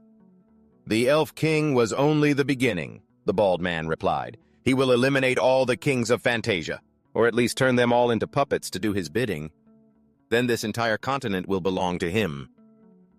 The bald man with the red crown lamented, "The hero we summoned to defeat the Demon King. It will bring this world to its end." Suddenly, a soldier in armor appeared, shouting, "Your Majesty! I have just received a report from the hero at the Magus Tower Plaza." An image of Kang Han-su was projected on the tower. The soldier recounted, "According to the hero, the Elf King attacked him first. With the excuse that he was a human, the Elf King's death was merely an accident from a justified act of self-defense. I feel very sorry about what happened. Furthermore, attacking a guest who came with peaceful intentions. If it were you, everyone would surely feel angry, right?" Indeed, hearing that, everyone sighed. "This is bad." The bald old man with the red crown said, "This is it. The chance for us to escape annihilation has arrived. We need an explanation for that attack. Was the Elf King acting like that because he was a minion of the Demon King? The long-eared minion of the Demon King is dead. Let us destroy the rest and bring peace to Fantasia." The soldiers of the bald man in the red crown, they shouted in unison, "Destroy the elves, destroy Elfheim!" Kang Han-su laid back leisurely, thinking to himself that it wasn't too bad. Those who followed the old king hadn't shown any reaction yet, and the fact that no one blamed the hero's actions meant they seemed to have accepted the excuse he gave. "So my score remains intact, I suppose."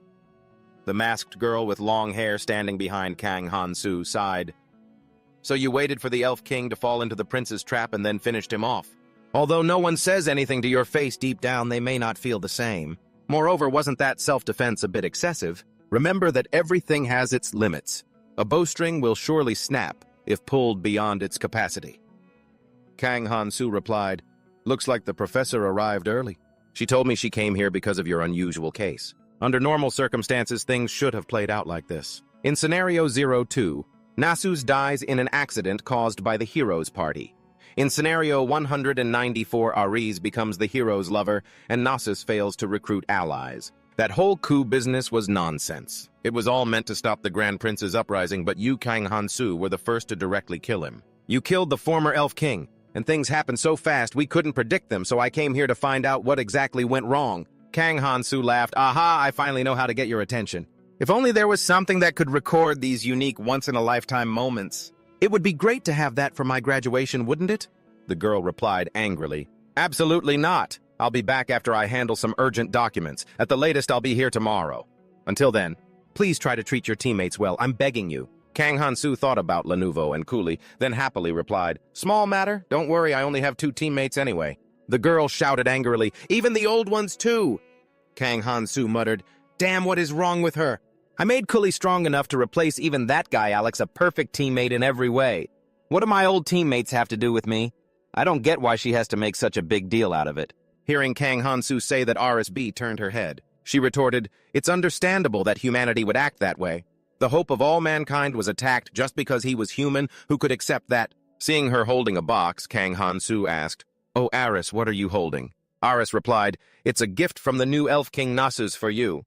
These are ancient elf artifacts that can boost skill efficiency, the Pope's Ring that increases experience gain, and World Tree Sap that hides the secrets of creation.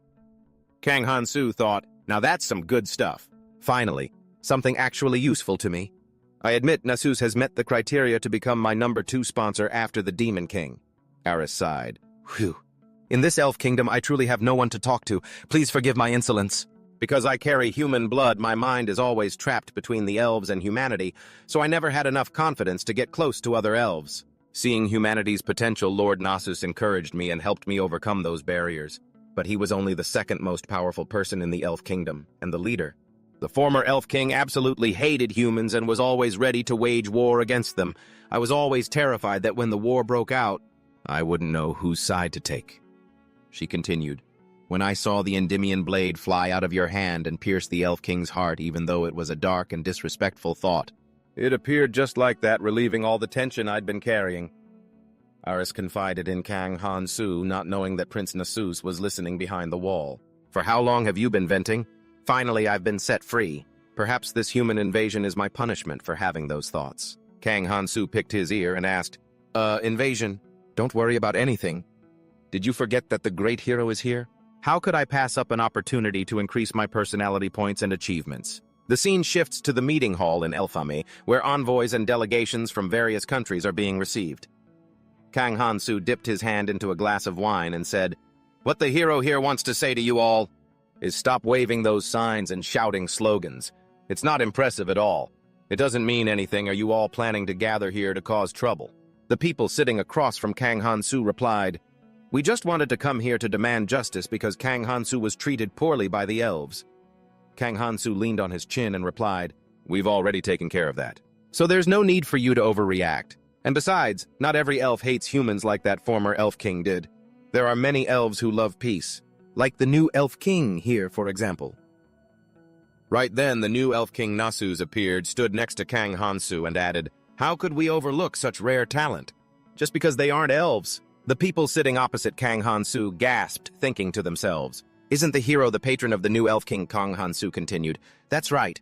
If I'm not mistaken, it seems like a few countries are wanting to use me as an excuse to start a war. If you find it difficult to keep your country peaceful, just say the word. This hero doesn't mind traveling a long distance to help. The men panicked. We can handle that ourselves. Kang Han-su, there's no need to trouble yourself with that. Long live the friendship between elves and humans. We ask for permission to return and inform all our citizens about Lord Nasus's coronation as soon as possible. We will return with a delegation to congratulate Lord Nasus later. Nasus waved his hand. Thanks, everyone. Much appreciated. I'll have a banquet prepared and waiting for your arrival. Long live the new king.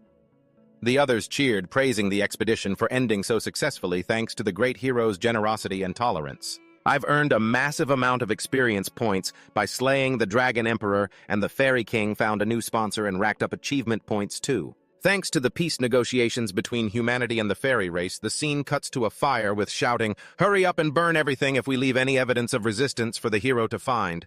Our whole country is doomed. Burn all the banners and those drawings. I gained an achievement for stopping the war, plus a reputation for my love and concern for both humanity and the fairy race. This will definitely be a huge stepping stone for my graduation. Suddenly someone shouted, "Kang Hanso!"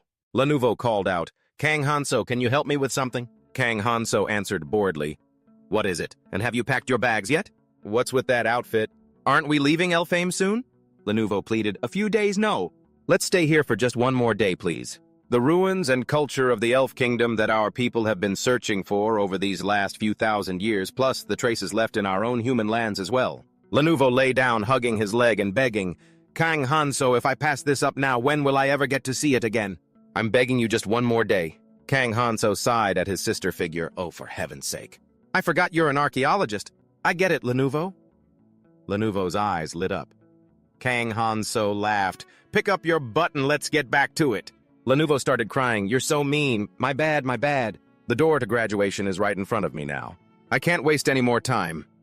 Kang Hanso thought, maybe my achievement points and reputation have already reached an A rank. It's time to graduate. The scene shifts to a certain castle.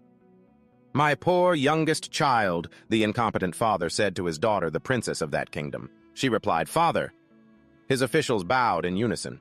"Princess, please forgive us, but for His Majesty's life and all of our sakes, we are counting on your marriage." His Majesty continued, "Have you heard that monster killed the Fairy King after defeating the Dragon Emperor? The problem isn't just the Demon King anymore. Our kingdom, no, all of Fantasia, will have to stand against him. We'll just have to submit to him as well. You must try to endure and marry him, even if you don't want to. Please at least try to look happy." Cooley sat on the balcony looking miserable. "So this is the famous hero Cooley, huh?" Kang Hanso slowly walked in. Cooley gasped in surprise. "Ah, Kang Hanso, I'm so glad you're back." Kang Hanso stood with his hands on his hips next to Lenovo and replied, "Yeah, everything is all taken care of. While I was gone, you even held a wedding rite. Congrats." Cooley sighed. "About that." Seeing this, Kang Hanso questioned him. "Yeah, what's with that look, Mr. Groom?" Cooley explained slowly. "Thanks to you, I was able to marry the princess, but I don't know if what I'm doing is right or wrong?" Kang Hanso asked, confused. According to Cooley, it seemed something happened during the wedding ceremony with the princess. The wedding was underway when suddenly a young man in a white cloak burst in. "I object to this marriage. Princess, don't give in to their threats. I've come here to fulfill our promise together." Seeing this, the princess burst into tears. As Cooley looked at the young man who crashed the wedding, he hung his head and continued, "The moment I saw her expression, I realized he was the one she loved." The humiliation Cooley suffered afterward was immense. Seeing Cooley so sorrowful and desperate after what happened with his wife reminded me of what the professor said back then. "Please treat your teammates well, I'm begging you." Kang Hanso patted Cooley fine. "I didn't want to leave any loose ends anyway." The wedding crasher was hiding behind a large rock looking toward the palace. "Wait for me, princess. I will save you no matter what." He didn't know Kang Hanso was standing behind him with a murderous glare. "This is punishment for daring to ruin a family's happiness." Kang Hanso struck him, knocking him flat onto the ground. Kang Hanso asked, "Who are you?" The guy turned and looked at Kang Hanso. "How is this possible?" After seeing Kang Hanso's face, he said fearfully, "Kang Hanso." Kang Hanso put his hands on his waist and laughed. "Oh ho, I remember you now. You're the guy who ran off with the princess the first time around, aren't you?" He said, trembling. "The first time, you monster, what kind of nonsense are you talking about? He's just an ape who couldn't control his own base urges and went off to steal another man's wife." As he said this, Kang Hanso blew out a cloud of purple smoke, adding, "It's time to end this." The young man who stole the bride reached out to beg Prince Hanso for help, but he was quickly engulfed by the smoke. Kang Hanso thought to himself, how interesting. Doing such trivial things. I always feel normal whenever I succeed at something, but why this time? Does it make me feel so proud? I hope that because of this, Cully won't be sad anymore. Yeah, that must be it. This is truly what it feels like to do a good job at something, and it seems like I'm also nearing the finale of this story. The princess stood by the window, reaching out to catch the moonlight as if the hero had brought justice after silently dealing with the wicked wretch who wanted to tear a family's happiness apart. Cooley didn't have to be sad anymore, and he would live happily ever after. Kang Hanso told him, "Never forget what I've done for you, okay? The future of this kingdom depends on you." Lenovo waved her hand, saying, "See you later." Cooley waved back, "Safe travels." Kang Hanso ran fast, raising his hand to the sky. Time to go home. Lanuvo scrambled to run after him. Wait for me, Kang Hanso Meladios, I'm coming back. Kang Hanso asked Lanuvo. Yes, she replied. I have an extremely important mission I want to entrust to you. Kang Hanso continued. Lanuvo broke into a cold sweat. Yes, go ahead, tell me. From now on, you are not allowed to walk in front of me. Just stick to the back. Understand? Lanuvo let out a sigh of relief. Yes, sir. Kang Hanso continued. And use your magic to broadcast everything that's about to happen to the people of fantasy. The people of fantasy were amazed to see the image of Kang Hanso projected on the tower. His courage. The citizens were shocked when they saw Hanso. Is that the hero? Where is that place? That doesn't look like our country, does it? The hero swept away the entire demon horde right there in the demon realm. Kang Hanso continued. I don't care how stupid you are, but at least you should be able to do this much right. Lanuvo replied. I'm sure I can. A few one-eyed demons in the demon realm were talking to each other. Demo, hey, let's go eat. I heard they've got some hostage dish in the Four Kings Hall. Momo, make sure to eat your fill. DEVI... Something's not right. DVV. Suddenly, they felt a chill to the bone. In the sky, a long-beaked bird slowly fell to the ground. The one-eyed demons panicked at the sight. They approached to check on the bird. They said to each other, Go. Lanuvo, wearing the bird mask, said to Kang Hanso, In the hero records I've read, no one has ever done something like this. Kang Hanso exhaled a cloud of purple smoke and replied, Don't compare those weaklings to me. Kang Hanso thought to himself, I will spread poison to every corner of the Demon King's territory. The sky, the ground, the rivers, the lakes, all will be poisoned. The one-eyed demons inhaled the toxic gas that Kang Hanso blew out and collapsed on the ground dead. That way not a single one would survive. The people in fantasy saw the scene and were stunned. Oh my god! Lanuvo asked Kang Hanso. Isn't this a bit too ruthless? Kang Hanso, still blowing out the purple smoke, replied, Huh? Oh, don't worry about anything. Even though I might lose a little experience for not killing the demons directly, that little bit of experience is nothing. It's fine to have it, and it's fine not to. Of course, using poison alone couldn't kill all the demons. The larger demons would be able to hold out a little longer. A big demon was inhaling Kang Hanso's purple toxic gas and panicked, Ugh, what are you doing? Is this world coming to an end? Not quite that far yet. Kang Hanso spoke up. The demon panicked and asked, Who are you? The only way to find the Demon King is to take down all his minions. Kang Hanso replied, I am the hero of justice. Last time it took me a lot of struggle to realize that. Now the demons in the central part of the continent have been wiped out. Surely this is an achievement no one has ever done before. Right. Lanuvo replied, Yes, you are the only one. Kang Hanso smiled brightly. Maybe right now my achievement and reputation points are already at S rank. Lanuvo asked in surprise, What points? Suddenly the female professor appeared and said, I don't even know what I should say anymore. Should I call you Professor Kang Hansu? Of course you wouldn't know what to say, since I've done everything perfectly.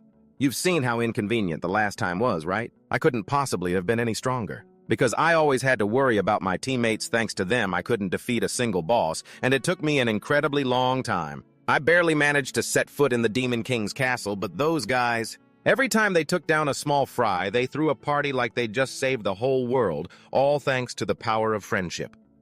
Now look at this. Fantasia is no longer under threat from any demons. Isn't that something no hero has ever done before? Not in the past. You might be right, the professor replied. Now let's see what your final grade will be. I'll give you one last piece of advice. Immerse yourself in the world. If you care about the world will care about you. That's all. I wish you victory. And I hope you graduate soon, Kang Hansu.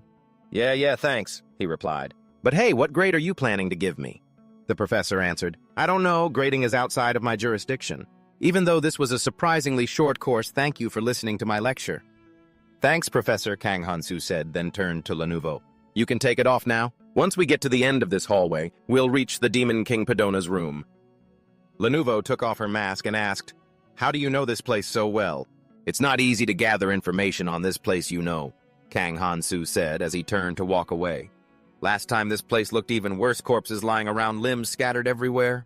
It was all because back then, I spent way too much time grinding levels. Lanuvo, Kang Hansu called out. Yes, she replied. Thanks for always trying your best to help me. This adventure wasn't as boring as I thought it'd be. And one more thing. Kang Hansu continued. Make sure to find yourself a rich husband who's good with money and have a kid. Just don't let the kid take after your personality, that's all. Lenovo snapped. If you're going to criticize me, don't say it like that. Just kidding, Kang Hansu replied. From now on, I'm going alone. If you follow me and get yourself killed by association, don't blame me for not warning you. Are you sure you'll be okay?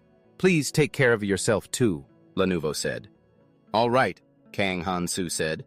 Compared to last time, everything is absolutely perfect. Even though my combat skills are a bit weaker, it's enough for me to take down the Demon King. Thanks to Lenovo's magic, all of Fantasia knows what I've done. My achievements and reputation are set, and I don't need to worry about my character score. So after thinking it over carefully, Kang Han Desapa Su kicked the door open and shouted, "Where is the Demon King Padona? We have a guest, so why is it so quiet? There's no reason I shouldn't graduate now. After I defeat you, Demon King, prepare yourself to be beaten by me." The Demon King, who was busy cuddling with his lover, heard Kang Hansu's shout. He turned around, panicked. "Kang Hansu, why are you here?" Seeing him like that, Kang Hansu scratched his head awkwardly. Sorry for ruining the mood. The Demon King shouted angrily, "What kind of hero are you? Don't you know how to knock?" That's basic etiquette, hero. Kang Hansu crossed his arms and replied, "I thought that being a Demon King just meant spending your days sitting bored on a throne. I assume you're one of the elf victims from the outside kidnappings elf fame, right?" She snapped, "Kidnappings. Don't you dare misunderstand." The system popped up, high elf level 482. Occupation Queen. Personality, soft-hearted/vicious skills. Charm S vicious. S elemental. S archery. A. Status, amused, embarrassed, angry. She replied, "Padona and I have mutual respect for each other. Besides, this isn't just some ordinary relationship." The Demon King nodded shyly. That makes me blush." Kang Hansu spoke up. "You're the Elf Queen, the Elf King's wife." Remembering Aris's words, Kang Hansu thought to himself, my mother was killed by this Demon King in the most brutal way. This grudge, I will make him pay it back with interest. It seemed Hansu had helped Padona get rid of an uninvited guest. The Demon King turned to his lover and said, "To be safe, you should head back to the room first. I'll be right back." She pouted, "Fine. I'll be waiting for you in bed." "Hey, Sikava, looks like you really don't know how to pick your battles." If she were still alive to see this, I wonder what kind of mess she'd cause. Kang Hanso thought to himself, staring at the Demon King's blood-red eyes. "Demon King, aren't you showing up a little too early?" Kang Hanso thought, wait, is this a time loop? Going back to the past like nothing ever happened. Does my early arrival here really cause you that much trouble? Maybe because I'm human, it took me too long to say goodbye to my family before heading out. Or perhaps I'm just not strong enough to face you yet. Doesn't everything become clear once we start fighting? The Demon King growled in anger. The thing you're holding isn't even a sword. What gives you the right to be so confident? The Demon King laughed loudly, his voice echoing, "Ha ha ha, you fool, is that it? You're no different from the idiots before you. Just a bunch of brats calling themselves heroes of justice, always spouting noble words only to be crushed by me before they could even gasp. I am the Demon King Pedinar, the origin of darkness, the one who stands above the 5 great calamities. No one has ever dared to boast in front of me and lived to tell the tale. And yet here you are, someone who was only summoned a month ago. No sword, nothing. I'm starting to think you don't even have a brain to think with." Kang Hanso replied calmly. "Not a month. Actually, it's been 22 days. And as for why I'm here, isn't that a pretty stupid question? You already know the answer, don't you?" The Demon King was furious, but Kang Hanso continued.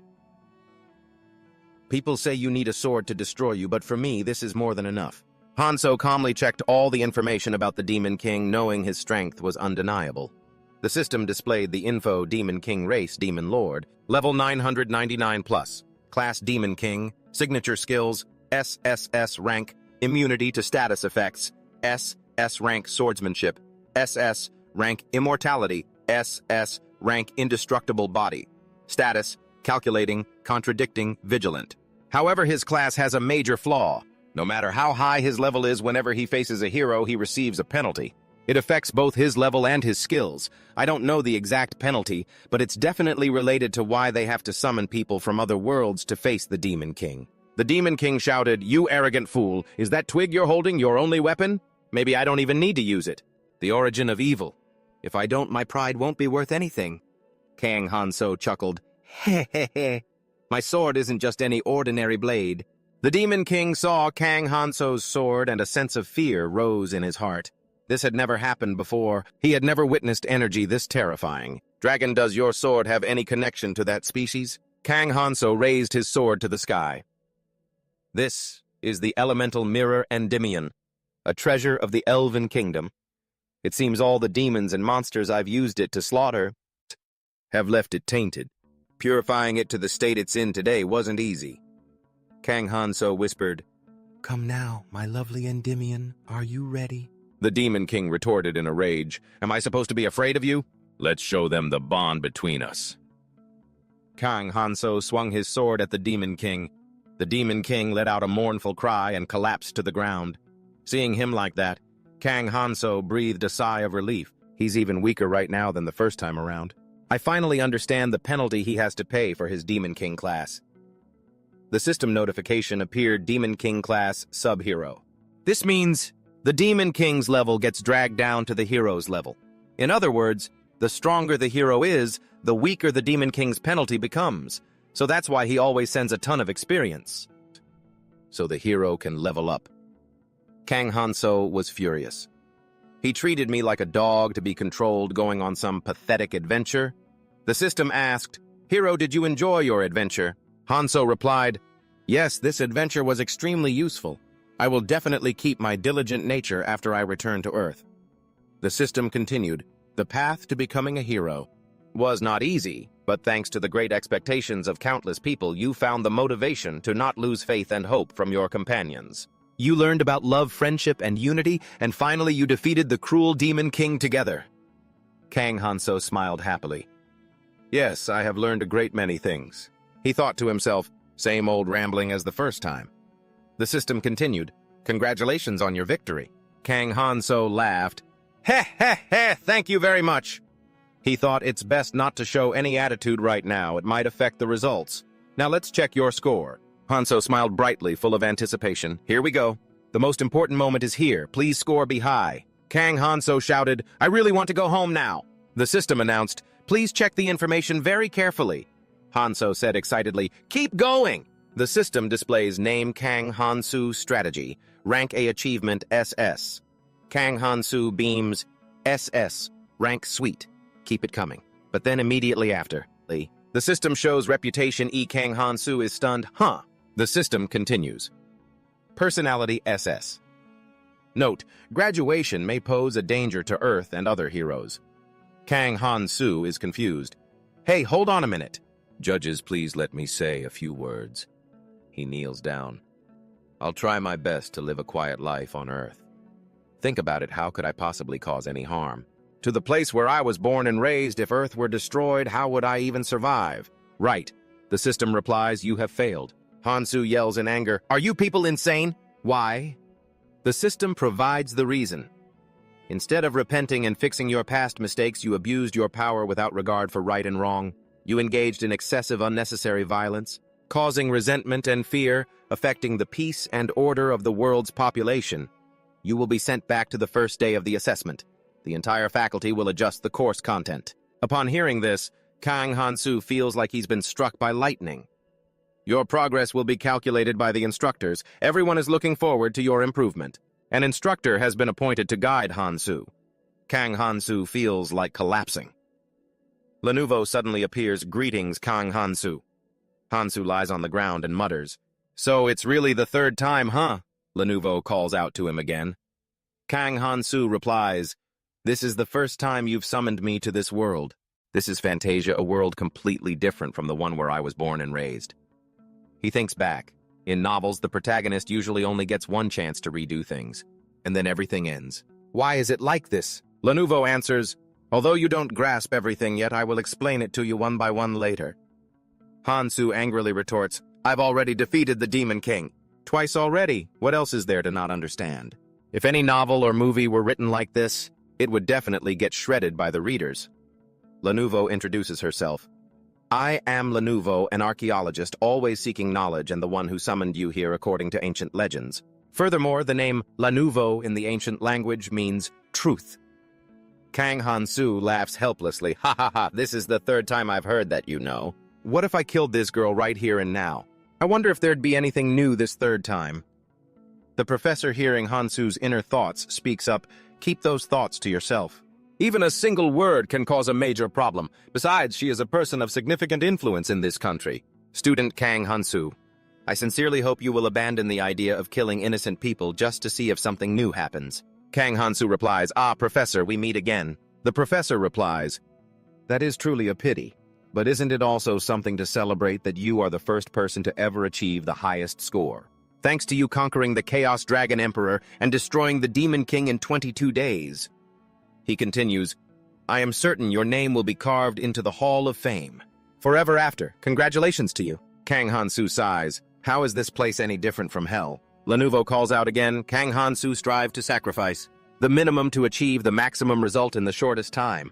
All I did was stop criminals from abusing their power, exterminate the demons, and destroy the Demon King. Isn't that extremely beneficial for the people of this world? Why did my reputation score drop from D to E? Hansu realizes, it's because of the Dragon Emperor incident. Surely no one knows I awakened the new beast. But the fact that the dragon destroyed half of the continent's center will definitely leave many victims. The survivors of that disaster will need a target to vent their resentment that they had to endure. Of course, the most hateful name at the time is me, the newly summoned hero, just because of that. My personality and reputation scores went into a freefall, those pieces of trash. Why don't they think about what a hero who's only been summoned for 10-something days could possibly do, since the first time I've done everything I could? Finding lost items, finding missing people. But whenever anything goes wrong, they dump it all on me, making me the villain in their eyes. Lenovo calls out, "Hey, Kang Hansu! His Majesty is waiting for us!" A soldier speaks up. Kang Hansu yells angrily, "Quiet!" The soldier standing behind Lenovo says, "Hero, although you don't understand everything yet, we cannot delay any longer." Hansu replies, "What the king is waiting for me." "That's right," the soldier confirms. Hansu sits in silence, feeling lazy. "I'm the one who should be waiting for him," the soldier replies.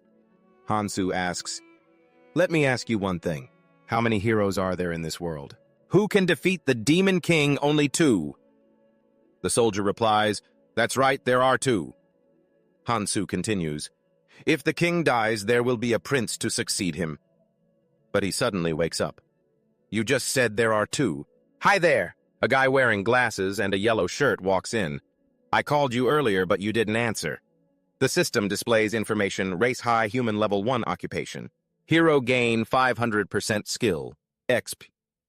He explains with an expectant and excited look, introducing himself as a high school student from Seoul, South Korea. "I'm 17 this year, and I love gaming and reading." Kang Hanso murmurs to himself, looking at the data. It's obvious this guy is just a total newbie. Expectant, hopeful, excited. Is this guy for real? Doesn't he find it at all suspicious that he was kidnapped to another world? Is it really necessary to be this calm? "Yes, that's exactly how I met you, Hero B," he replies with a bright smile. The guard looks straight at Kang Hanso and says, "His Majesty is still waiting." Hearing that, Hanso feels annoyed and thinks to himself, "What's with that look? Am I not allowed to be emotional? It's been 15 days since I last saw someone from Earth. Is that a crime?" Kang Hanso reaches into his pocket for a pen. Just having this would be enough to... But then he stops. "Oh wait, I can't. The situation is different now. If it were just me, hero planning would be easy. But now with Hero B in the mix, saving the world is going to take a lot more thought." Whatever. We're both heroes anyway, Hanso thinks. How unfortunate for this kingdom. "We beseech you, noble heroes, please show mercy and save us." The king, dressed in red robes, kneels and begs from his throne. Hanso speaks up. "Listen to what the person who kidnapped us here is saying." "Hero B, what do you think?" Hero B, sitting next to him, replies angrily, "What do I think? What do you mean, what do I think? We're still young, just high school students, and you guys have the nerve to kidnap us. This is a heinous crime. You're no better than those villains who kidnap minors who should be in school using the excuse of defeating the Demon King to shove us onto a battlefield. You guys are absolute savages." All of that was just in Kang Hanso's imagination. He tells himself that even with 2 people, as long as they can cooperate well, then things should be fine. Hero B turns to the guard and says, "Yes, Sir Knight, we can't keep His Majesty waiting. I will definitely save this kingdom from the Demon King's clutches. That was my dream after all." Kang Hanso is shocked to hear what Hero B says. "What the?" Hero B continues. "Right, my Korean name is probably hard to pronounce, so you don't need to call me that anymore." Hanso's jaw drops in shock.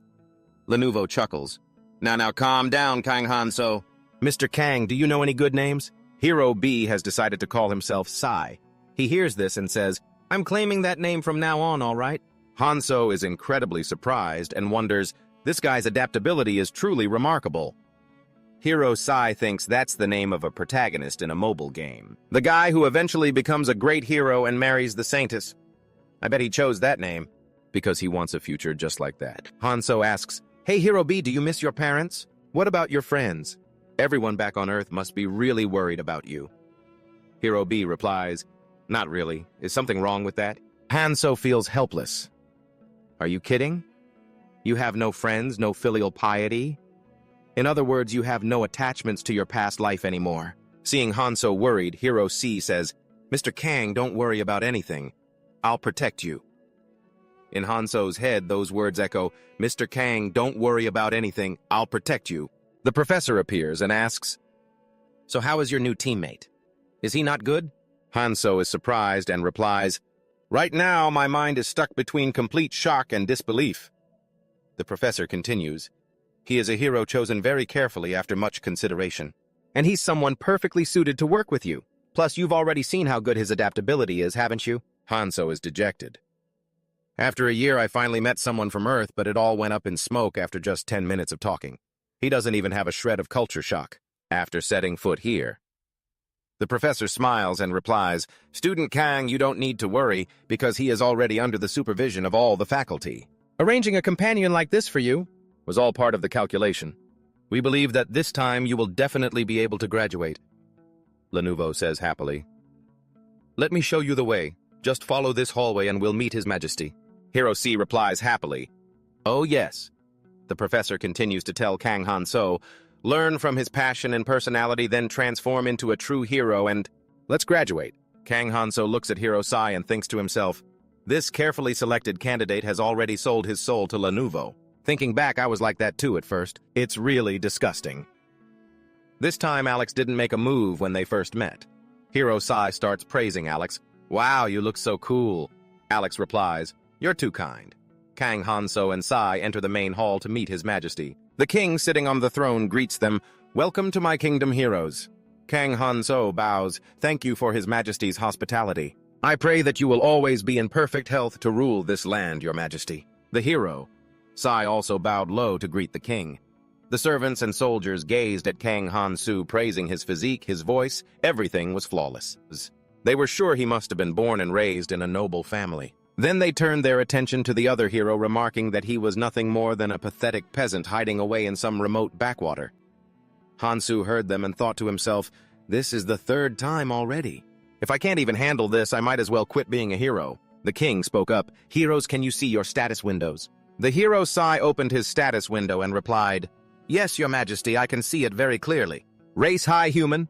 Occupation hero with a 5 times experience multiplier. Skill interpretation rank A. My status is excellent. Beside him, Kang Hanso lazily replied, Seems fine, I guess. Hanso thought to himself, I still can't believe it even now when I look at it. Race high, human level 1. Occupation hero 500% XP boost. Skill interpretation rank A. Status reset. I have to start everything from 0 all over again. I can't let it slip. Kang Hanso told the king, Your Majesty, I can see it quite clearly. High human level 1 occupation, hero skill interpretation, rank a status good. So that's the true purpose of those little square boxes. The king announced, Sai and Kang Hanso, you have been chosen as heroes. Because our kingdom is located so close to the Demon King's territory, we are in a state of extreme crisis. Defeat the Demon King, Pedinar, and his minions to bring peace back to our kingdom. The hero Sai replied excitedly, Yes, Your Majesty, leave it to us. Kang Hanso, let's do our best together. Kang Hanso replied slowly, Understood, Your Majesty. Leave that part to me. You can just rest forever. Seeing Kang Hanso's status window, the professor was shocked. Student Kang Hanso, how is this possible? Why are all your skills still there even after everything was reset? Kang Hanso noticed the professor's reaction and thought, Could it be? Even the professor doesn't know. So that's the true utility of the square-shaped skills. He replied, Professor, please remember that I am a student who achieved an SS rank, something no one else has ever done. Besides, since this is my 3rd time, it's not strange at all that these skills remained. How could someone as special as me be on the same level as that newbie over there? The hero. Sai blushed while looking at the scenery. Kang Hansu continued speaking to the professor. If I had the same starting point as that guy, that would be the strange thing. You know that, don't you? The professor helplessly replied, no, I have no idea how this could have happened. Kang Hansu raised his hands to the sky. All right, let's do this. He thought, good, it's still there. The knowledge Master Mulong passed down is still here. Even though my level is completely gone as long as I have the skills, then grinding back up is nothing to worry about. You bastards, the management instructors of Fantasia, don't even dream of resetting everything of mine again. The hero Sai saw Kang Hansu's expression and asked, Kong, is something so funny? Kang Hansu replied, I was just thinking random thoughts about what this world is like. The hero Sai comforted him. Don't worry too much. If there's any danger, I'll definitely help you out. Kang Hansu thought to himself, even though it's kind of funny, I have to stay calm, because the professor said he is the ticket I need to graduate and leave this place. He replied to Sai, from now on, feel free to just call me Hansu. There's no need to be so formal. Since we are civilized people with the same goal of returning to our beloved Earth, we might as well consider ourselves teammates, right? The hero Sai replied happily, Right, teammates. Then from now on, I won't hesitate to call you Hansu. The two of them happily shook hands, cooperating in a friendly atmosphere. But then Hansu suddenly added, however, I actually have no intention of returning to Earth. Kang Hansu angrily squeezed his hand tight. Sai let out a cry. My hand, Hansu asked angrily. So you don't want to kill the Demon King? Sai replied. That's not it. Even so, I will still defeat the Demon King. Getting a satisfactory answer, Kang Hansu let go. C had to admit, even though you're only level 1 and only have an interpretation rank, a skill like mine, you're really strong. It seems like you worked out really hard when you were on Earth. If I had known I would be a hero, I would have worked out too. Kang Hansu thought he can't see them. Any hero. Ace will gain the ability to see the level and skills of others.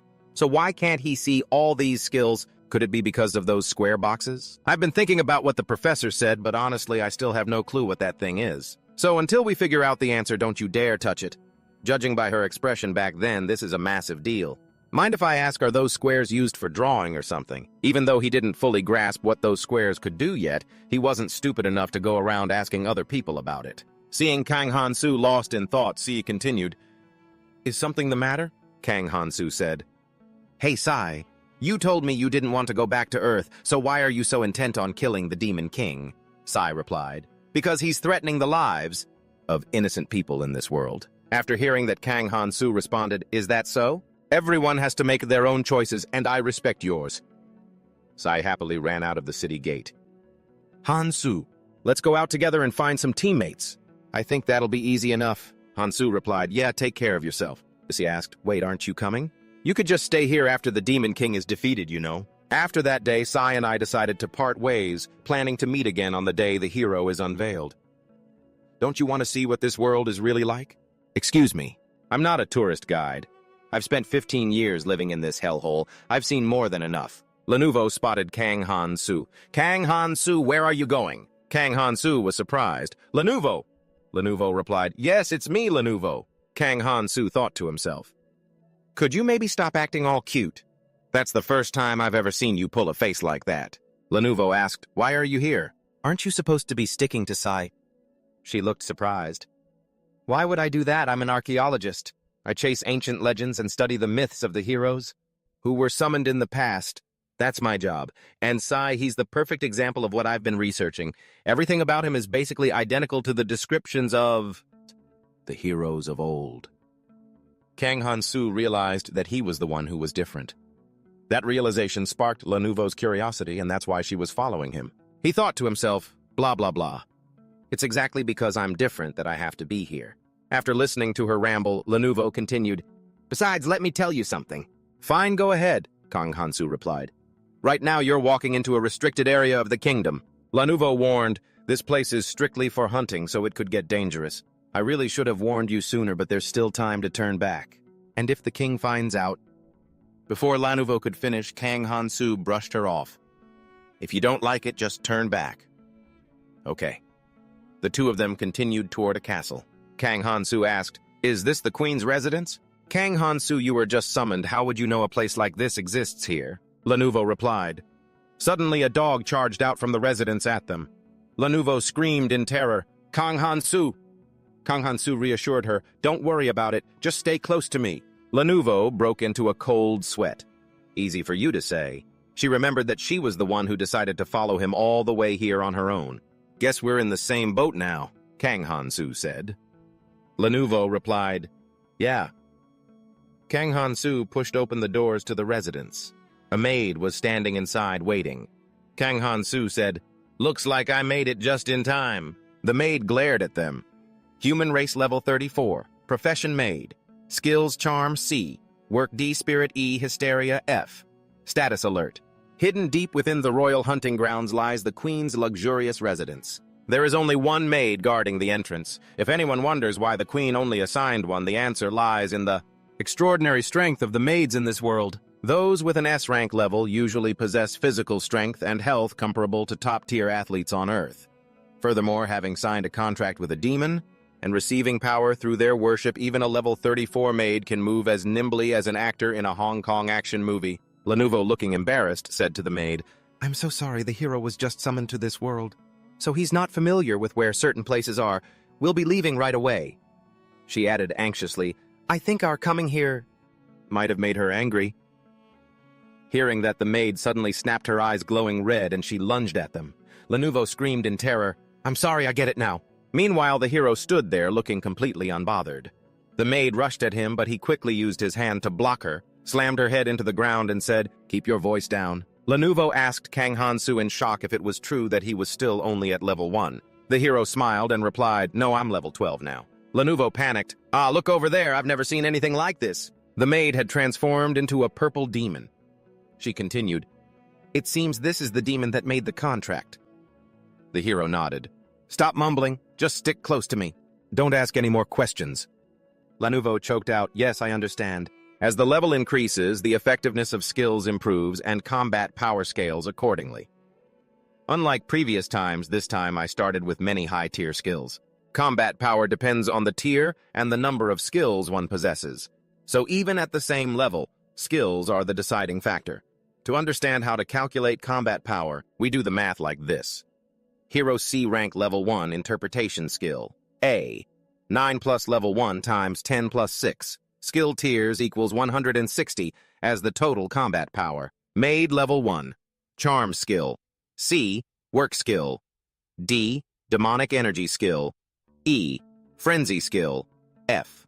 9 plus 34 times 10 plus 4 for C, 3 for D, 2 for E, plus 1 for F equals 860 total combat power. Finally, I reached level 12 with superior skills in many fields. 9 plus 12 times 10 plus 9 plus 8 and so on, repeating dozens of times. It feels like I'm playing the game using an administrator's account with a total combat power so high it defies imagination. The two of them approached a large door. Lenovo said solemnly, "Traps are everywhere. Even the servants have signed contracts with demons. What on earth is happening inside the Queen's mansion?" Kang Han-soo decided to open the door and walk in. Immediately they encountered a man wearing a skull mask. He said coldly, "Relax your mind and connect with him. Eternal life, eternal happiness. Please accept this offering and answer our prayers." Lenovo felt terrified witnessing the scene. "I never expected to find a cult altar for demon worshippers inside. Kang Han-soo, how did you know about this? Is this one of your abilities? I thought you told me to keep quiet," Lenovo said anxiously. Kang Han-soo greeted the masked man.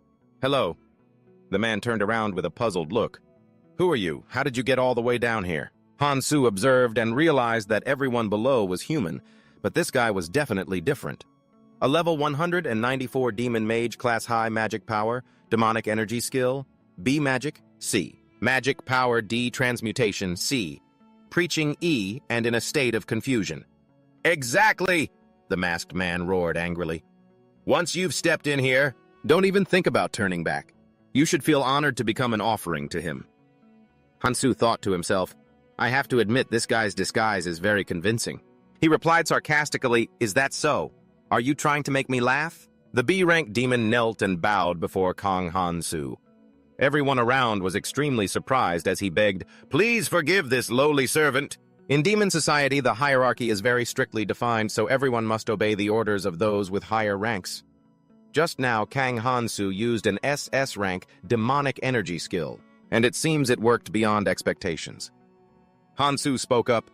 "Hey, B-Rank, sorry for the interruption, but from now on I am taking over this place." "Why wouldn't I be happy?" He bowed his head repeatedly, his mouth not stopping. "Happy, sir. Long live the demon." Lenovo hid fearfully behind Kang Hansu. Following his instructions, she called out softly, "You just need to watch. Don't say anything." Kang Hansu replied with a confident smile. Hansu stepped forward, his voice booming. "Listen up, you insects. Soon we will take over this kingdom. Let darkness rule everything. This will be the first step in making this kingdom mine."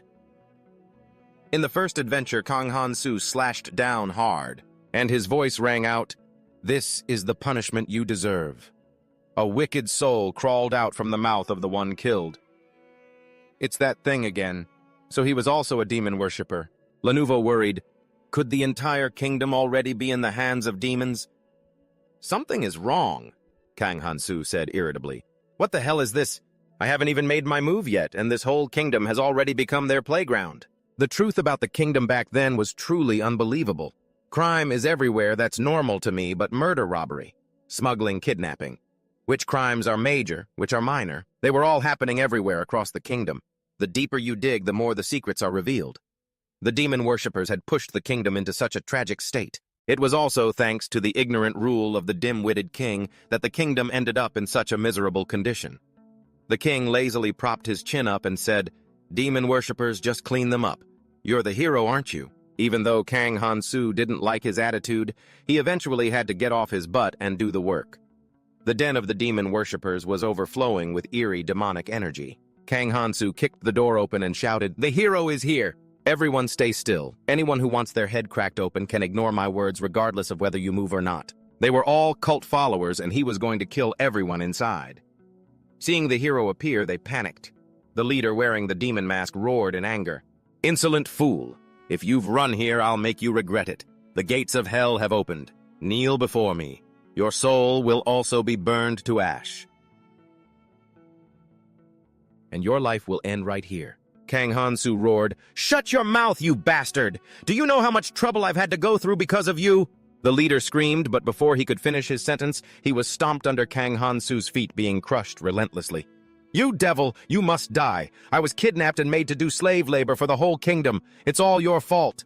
It's all you." Kang Hansu roared, suppressing all his resentment.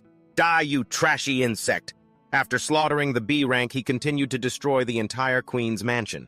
"Die, D," he said with those actions. The cult of devil worshippers has been completely dealt with. With their leader gone, the entire organization beneath them fell apart and crumbled. After some thought, Kang realized that if this entire kingdom was controlled by these zealots who only listened to their leader, he just had to kick the guy at the top out and take his place. Just like that, the loyal followers knelt in unison, thanking him for accepting their lowly selves.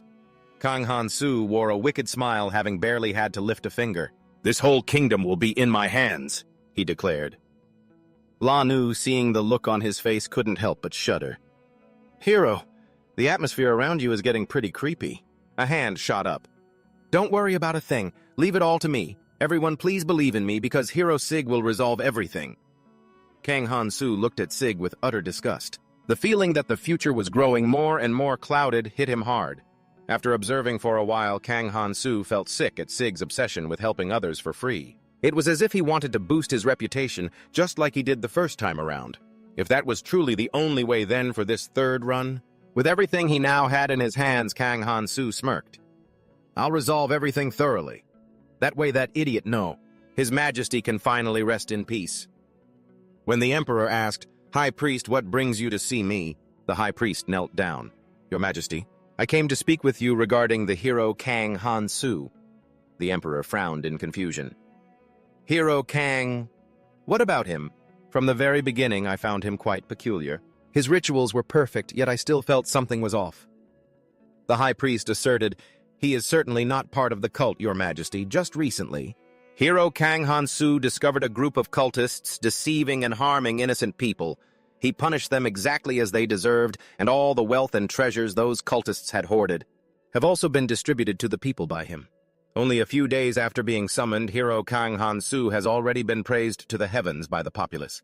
But Hero Sig, has yet to accomplish anything, wasting his time doing useless things. In my opinion, only hero Kang Han-Soo possesses the qualities to save this kingdom and the fantasy world, the Empress whispered softly into the Emperor's ear. Surely you must be surprised by what he has shown, right? The Emperor asked, caught off guard. So you think so too, Empress? Yes, but there is one thing: if he keeps so generously helping the people financially like this, wouldn't there come a time when he ends up with nothing? Think about it. Perhaps you should support Hero Kang with expenses that would be better. The Emperor resisted. Why should I? But a sudden tremor interrupted his words.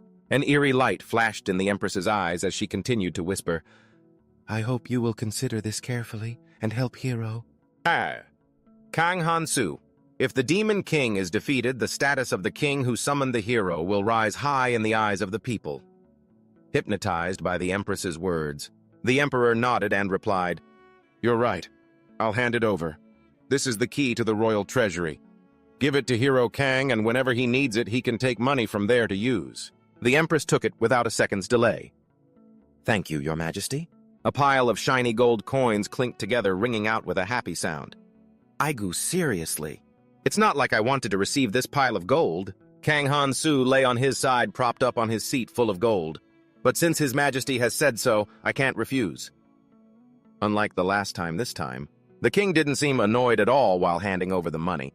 This way it wouldn't count as me forcing the old man, and my morality points would be preserved. Kang Han-Soo flicked a gold coin with amusement. Besides, this was money the king voluntarily donated. I can consider it as not demanding anything while still helping everyone for free.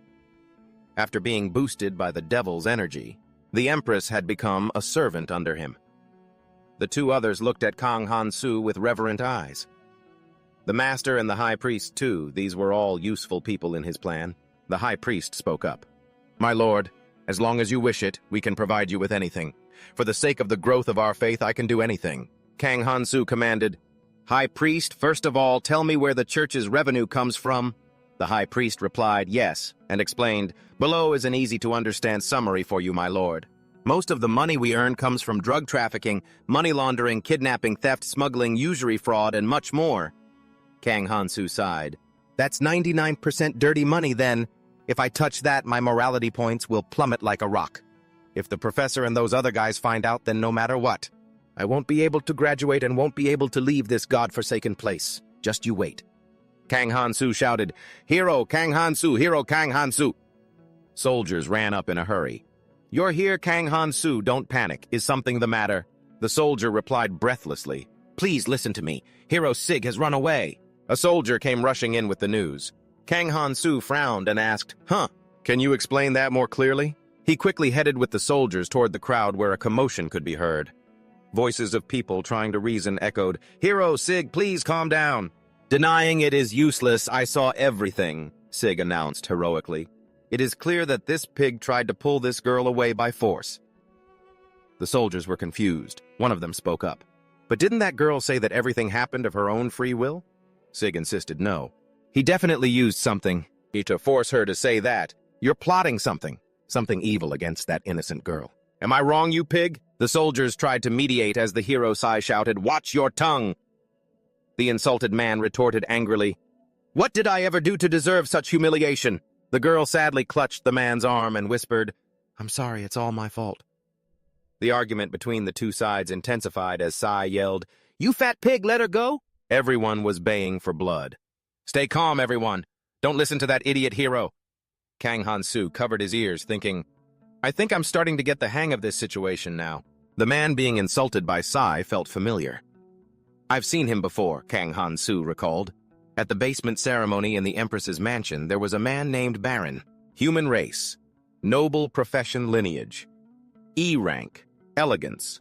But D rank business skills. E rank politeness. E rank dining. E rank elegance and F rank demonic energy. His current state obese and enraged.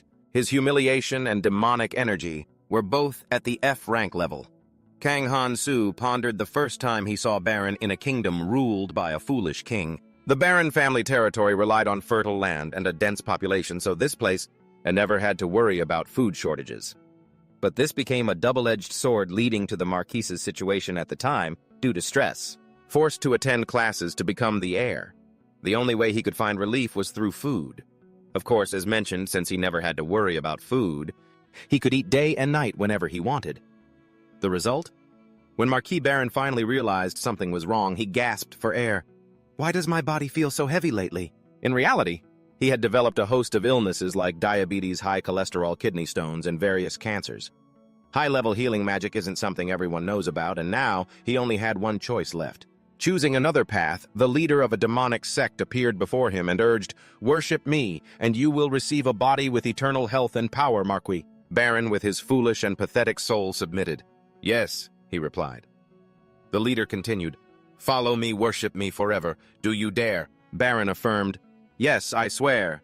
Eternal power, eternal authority. My God, I will be loyal to you forever." To restore his health, Baron became a worshipper of the devil. And then, due to the influence of the demonic energy in his body, he began a life of cruelty. Even though he was eventually defeated by a hero that didn't stop him from committing evil acts. Kang Han-soo folded his arms and realized, "Sai, what are you doing here?" "Please file a report, Han-soo. You see, I just caught this fat pig forcing that innocent girl to come with him." Baron seethed. "How dare you call me that?" Sai, acting aggressive, said, "There's no way I can just stand by and watch that pig do that." The girl tried to explain. No, it's not like that."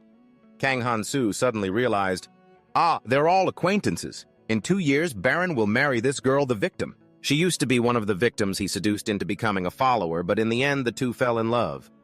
"At the moment, I don't really need to worry about that," Kang Han-soo said, then turned to Sai. "So do you have any proof?" Sai was stunned. "You're a hero too, aren't you? Can't you see his skill is demonic energy?" Kang Han-soo scratched his cheek. "Is he trying to say that on purpose? Are you trying to annoy me because I have SS rank demonic energy, Sai? Even if he has demonic energy, you can't be sure he's a devil worshipper. Eating a devil's heart can also grant demonic energy. There are many ways to get it. It's not just because they worship the devil. Even so, demonic energy isn't a good thing. If someone has demonic energy and isn't being manipulated, they will automatically transform into low-level devils, revealing the ugliest parts of their soul. But Han-soo, that pig, is definitely a devil worshipper." Sai was still adamant. Kang Han-soo felt annoyed inside. "You only know how to talk like a child. If you're so sure about it, then why don't you just jump in and take care of him yourself?" The surrounding crowd couldn't hold back their anger, slamming the Marquis and calling it ridiculous to frame him as a devil worshipper, even calling him a pig. "He's a regular at our shop, you know. Is this really the legendary hero? Ha, all bark and no bite." Someone in the crowd mocked him. "Hey, can you show us those dragons you supposedly caught?" Poor Marquis. Seeing the crowd's harsh criticism, the girl standing nearby stepped in firmly. "Please, hero, this is all just a big misunderstanding. My family owes him a debt of gratitude. My father tripped and spilled food all over the Marquis, but instead of getting angry, he took my father to the infirmary for treatment. And he covered every penny of the medical bills afterward. I'm the one who chased after him all this way. I never imagined I'd be the cause of him ending up in a situation like this." The girl sobbed into her hands. A soldier patted her shoulder. "Siegfried, do you have anything to say for yourself? If not, then we're leaving." Siegfried was confused. Me. He was dragged away by the soldiers. They added that the apology to the Marquis would be handled later and warned him not to cause any more trouble. Kang Han-soo remarked to himself that the Marquis really did have an excellent reputation. He comforted the girl. There, it's all right now." The girl was still crying into her hands, but Kang Han-soo realized that it was only a matter of time before she was consumed by the devil's energy. Kang Han-soo didn't really care about that. Whatever happens, happens. I really don't want to drag this out until I have to stab that guy a second time. Meanwhile, as Shin was being dragged away, he kept screaming, "I'm not wrong. He really is a devil worshipper." Kang Han-soo watched him go, wondering if that brat is really the key to my graduation. At the church, someone bowed and said, "Master, here is the report on what Hiroshi has been up to this past week. It seems he's been traveling all over the kingdom looking for quests to complete." Kang Han-soo commented, "That guy sure gets motivated quickly. Even though it was a bit forced, he helped out everywhere, like finding a lost cat for a child. See, found it on a roof." He exclaimed happily, "There you are." Kang Han-soo looked at the scene with contempt. Looks peaceful, doesn't it? That's only because this kingdom is currently so quiet. There's absolutely no trouble. It's all thanks to the minions under my command that every problem in the kingdom has been solved so neatly. The people's friendly neighborhood hero has arrived. Kang Han-soo thought smugly about his devil-worshipping squad. Besides, they still had one more thing to do. Everyone whispered to each other, "Did you hear the hero Kang Hansu is just amazing? Why do you care how amazing he is? Just knowing that is enough." He thought to himself, "Okay, that's how I'll build my reputation in the eyes of the people little by little." Another story was spreading as well. "I heard the princes are involved with the loan sharks. Does the king know? Could it be that he isn't doing anything about it?" Kang Hansu calculated just like this. "Everything will go smoothly, and my virtue points won't be affected." The queen spoke up. "Just as you predicted, Master, a group of elves did indeed attack the black market yesterday. Master, your ability to predict the future is truly remarkable." Kang Hansu asked, "So what happened?" The queen replied, "Almost all of them were killed, but in the end, the female elf leading the group was captured. If we take over that auction area, and we can generate much more revenue later." Kang Hansu thought, "So the future elf queen Sylvia has been removed from the game. Her future is probably going to be very miserable. But I don't care. As long as it doesn't involve me, the professor won't have anything to say. Anything else, Alex, the future Sword King?" Kang Hansu remembered that idiot. Sigh, and that useless guy, he had already killed them twice, but this time, to avoid any mistakes, he found a way to use Alex properly. The professor said happily, "Finally has student Kang..." started to see the good in those around him. Kang Hansu replied, "Of course, Professor. Haven't you heard that even dog feces can be used in medical applications?" A booming voice echoed, "Ha ha, heroes, welcome to the Royal Training Grounds. Today is the hero debut, but it's not like the last one, because this time, aside from me, there is someone else here." After I took power, my group of followers implemented several organizational reforms, and finally things in the kingdom have stabilized. Currently, Alex had returned to the capital from the front lines. Alex said with great excitement, "You rookie heroes must have been waiting for this day for a long time, right?" "Me too. Delaying the debut until today made me a bit disappointed too." "Heroes, welcome to the Royal Training Grounds." With skin without a single scratch, Alex clearly hadn't been taught a lesson properly yet, but don't worry, because I, the strongest swordsman in the kingdom, he will help you become incredibly powerful heroes, and it won't take long at all. Kang Hansu gave him the nickname, the passionate useless guy. C replied with determination, "Yes, I will try my best, Sir Alex." Kang Hansu looked at the passionate useless guy and replied dryly, "Me too." Alex continued, "And today our debut will be attended by the Queen." The Queen spoke, "It is my honor to observe these great heroes in training," he exclaimed in astonishment. "Wow!" The Queen rested her chin on her hand for a moment and said, "Summoning 2 heroes is truly an invaluable gift to the kingdom. However, I am still curious about one thing. Between the 2 heroes summoned to defeat the Demon King, who will be the stronger one?" Sir exclaimed in confusion. "Huh?" Kang Hansu replied, "If the Queen wishes to know, I am more than happy to oblige." Sir was startled. "Wait, the Queen is suggesting this, Alex. Could the training wait until later? Because I really want to see a sparring match between the 2 heroes." Alex replied, "Of course, Your Majesty. Come on, heroes, give it your all." He added with a fierce, cruel grin, "I will not tolerate any cowardly behavior, like surrendering or running away in front of the Queen." Sir hesitated. "Hey, Hansu, we're friends, aren't we?" Kang Hansu didn't even look at him and replied, "Honestly, I don't want to fight my friend either, but there's no other way." Sir couldn't believe it. Kang Hansu threw his coat on the ground and said, "Come at me. The Queen herself said she wanted to see our match. Besides, isn't it your ideal to always proactively meet the requests of those around you? Isn't that what you've always wanted? Or are all those hero evaluation criteria just total nonsense?" Kang Hansu thought listening to everyone's requests and carrying them out, that is the duty of a hero. Solving problems, fulfilling every request without asking for anything in return. Doesn't this mean I'm currently fulfilling a request from the beautiful Queen for free? Sir clenched his fists. "Hansu, I'm coming at you." Kang Hansu parted his lips slightly. This is going to hurt a bit." Sir lunged forward, gritting his teeth, putting all his strength into his fist. Kang Hansu appeared before him like a demon, delivering a brutal knee strike straight into Sir's stomach. Kang Hansu wore an evil grin. "Sir, what are you doing? No need to hold back, just give it everything you've got." But in his head, he thought, "It's hard to hide the pain on your face while trying to act like you're okay. Right?" Sir was in so much pain he was foaming at the mouth. "Gah! Gah!" The soldiers watching couldn't help but be breathless. 1212. Kang Hansu's cheerful rhythm counting filled the air. He intentionally said loudly, "Sir, I told you not to hold back. Don't just defend like that, try a counterattack for once." A true hero fulfills everyone's requests for free without asking for a thing. He was always eager to take on any task. "Leave it to me, because that's what a hero is supposed to do." "Don't worry about a thing, Hansu. I will definitely protect you," Sir thought. "I'm learning from him, aren't I?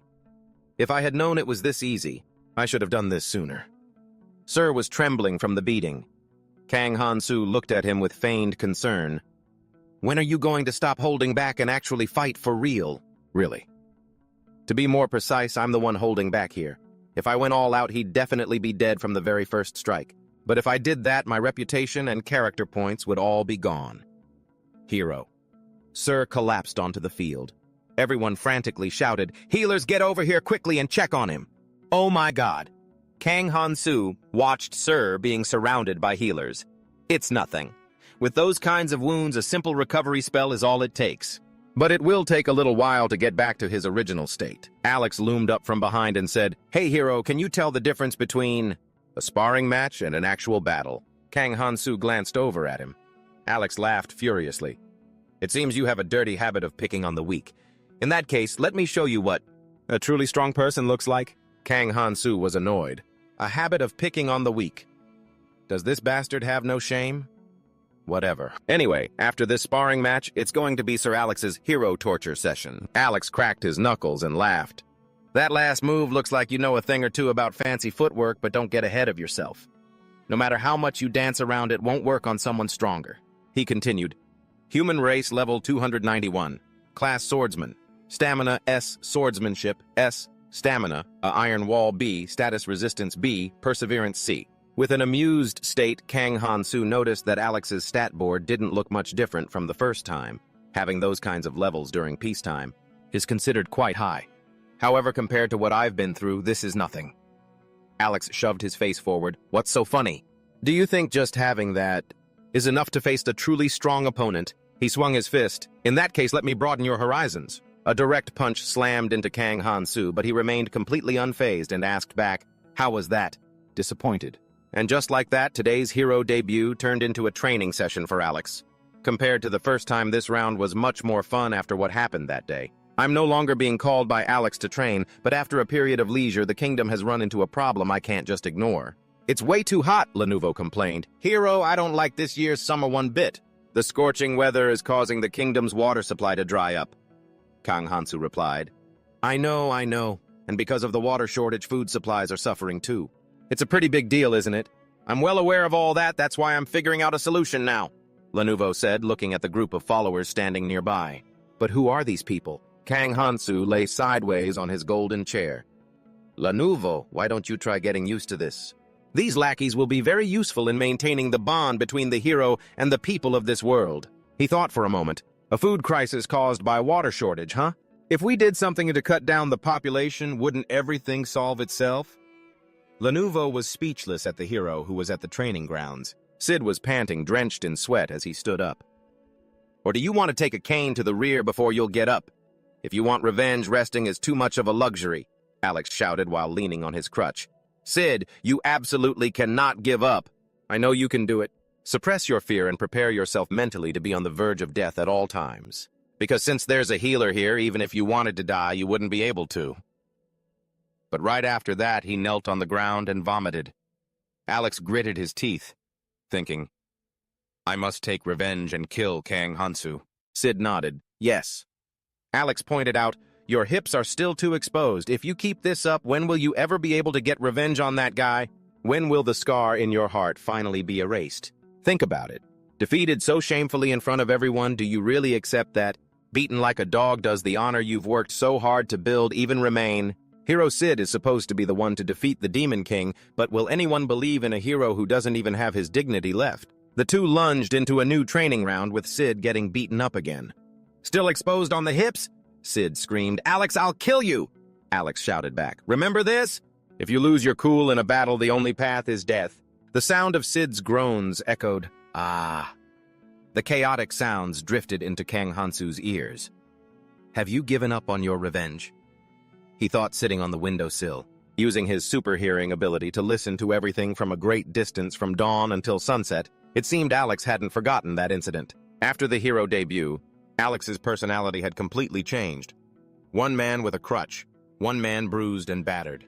Even though Sid tried to escape the training sessions countless times, Alex still tried to find and drag him back to continue training.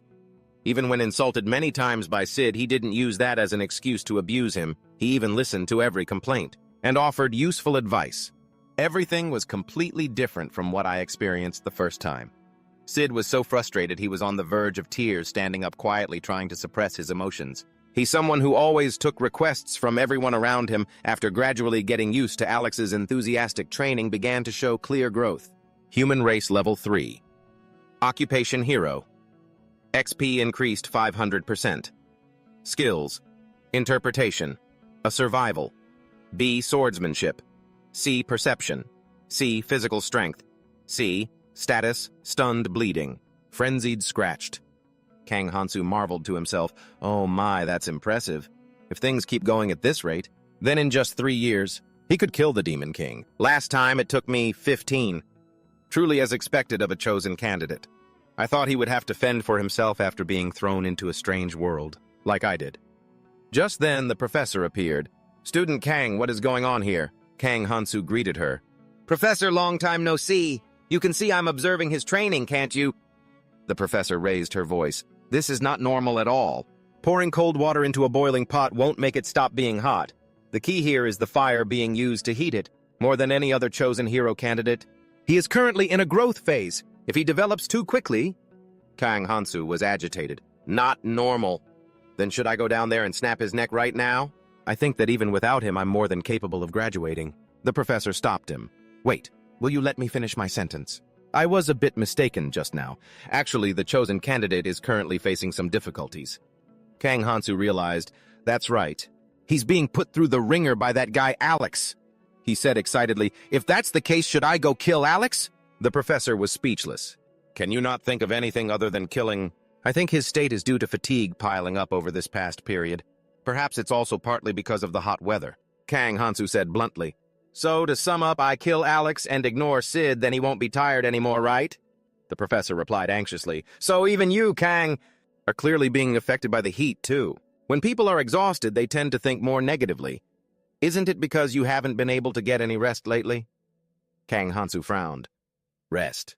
I have never thought about such a thing. It's not simply about sitting in one place and giving orders. In reality, I have to evaluate dozens of issues and decide whether or not to carry them out. That has made me extremely exhausted. The followers under my command, those with various ranks, they are also contributing to running this kingdom and solving countless problems. Things that foolish king would never be able to do. You continue to speak plainly. What I am doing is the duty of a king. I'm just so tired. I have had to personally carry out tasks that the useless king couldn't do without any reward. The dignity of a great person, someone capable of bearing the weight of the crown, is right here, isn't it?" The professor suggested it. "What do you think? If you and your partner go on a vacation together, even though there is a severe drought, fantasy is not without places to relax. Isn't there still the magic tower? With it, you can go anywhere you want. You could meet the gentle water dragons in the mysterious northern seas or visit the floating islands in the sky. And going to the Mermaid Lake wouldn't be a bad idea either. Didn't you go there the first time too, right? Even though everywhere is currently suffering from the drought, that place always maintains an incredibly beautiful landscape." A thought popped into Kang Hansu's head. Mermaid Lake. Right, of course. The professor asked, "Have you made your decision?" He replied, "Thank you, Professor." Kang Hansu smiled slyly. "I'm going to go prepare my gear right now." The professor felt something wasn't quite right. Why did he settle on a location so quickly? Student Kang Hansu. "The kingdom is suffering from a drought that has led many families to starvation, but it's not like there's no way to get water, is there, please?" Surprised, "This is a lake. At first glance, I thought it was the ocean." Kang Hansu thought, "Moreover, this whole place is full of fresh water. Perhaps this is enough to help the people get through this drought." However, he knew the real problem lay with the wicked mermen living here. They want to monopolize all the water in the lake, ignoring the fact that others are starving out there. Defeating the mermen, saving innocent citizens from the drought, so they don't have to suffer from hunger, isn't this an extremely important mission that a hero like us must carry out? Kang Hansu calculated, "I can level up and I get to enjoy the scenery too. Heh, whatever, I have to admit that I'm a genius. Sai curiously asked Hansu, is there a mermaid princess here? There is. Kang Hansu's answer made C exclaim, wow! His curiosity and excitement level shot up. You continued, but why did you bring so many soldiers here? Kang Hansu replied, I didn't intend to come to this place. And with just a small group of elite soldiers or anything like that. We have fully equipped royal knights along with combat mages. We have 30,000 people in total. We didn't come here to babble about nonsense like a disadvantageous negotiation like the first time. We are all equals and this is a survival competition. He listed 3 commanders at level 200, 100 mages, at level 150, 200 knights, at level 180, 100 regular soldiers, at level 130, 100 reserves, at level 110,000 elite soldiers, at level 120. 10,000 conscripts at level 3. A soldier spoke up. I'm so hungry, sir. If we join the army, will we have food? Kang Hansu assessed the situation for a kingdom located right next to the Demon King's territory. The military strength was only at an average level like this. He exhaled heavily. Because he was the head of the kingdom, the one bearing the crown in the shadows, he was tied down to this issue. My shoulders feel so heavy. Now he had to find a way to win, preserve his graduation chances, and help the people get through this drought all at once. Not to mention he still had to train the soldiers to defend against the Demon King attacking the kingdom of that foolish dumpling-faced king. Every time he caused trouble, he made excuses that it was the Demon King who caused the kingdom to fall into this state. Even though this might be unfair to the Demon King for the piece of fantasy, no one protested it. Part of it was because the neighboring kingdoms also didn't want territorial conflicts with the kingdom of that foolish king, because in the end, this place was the shield that the Demon King would attack first. Kang Hansu rubbed his chin deep in thought. And also because of the lack of conflict, these soldiers were completely weak and had no combat experience whatsoever. C was surprised. You know so much. Kang Hansu smiled wickedly, concluding, if we fight the merman, won't I not only solve the problem of water shortages, but also train these soldiers to gain combat experience? The horseman spoke up. Hero, we must start immediately. Kang Hansu looked at him and replied, Lord Count.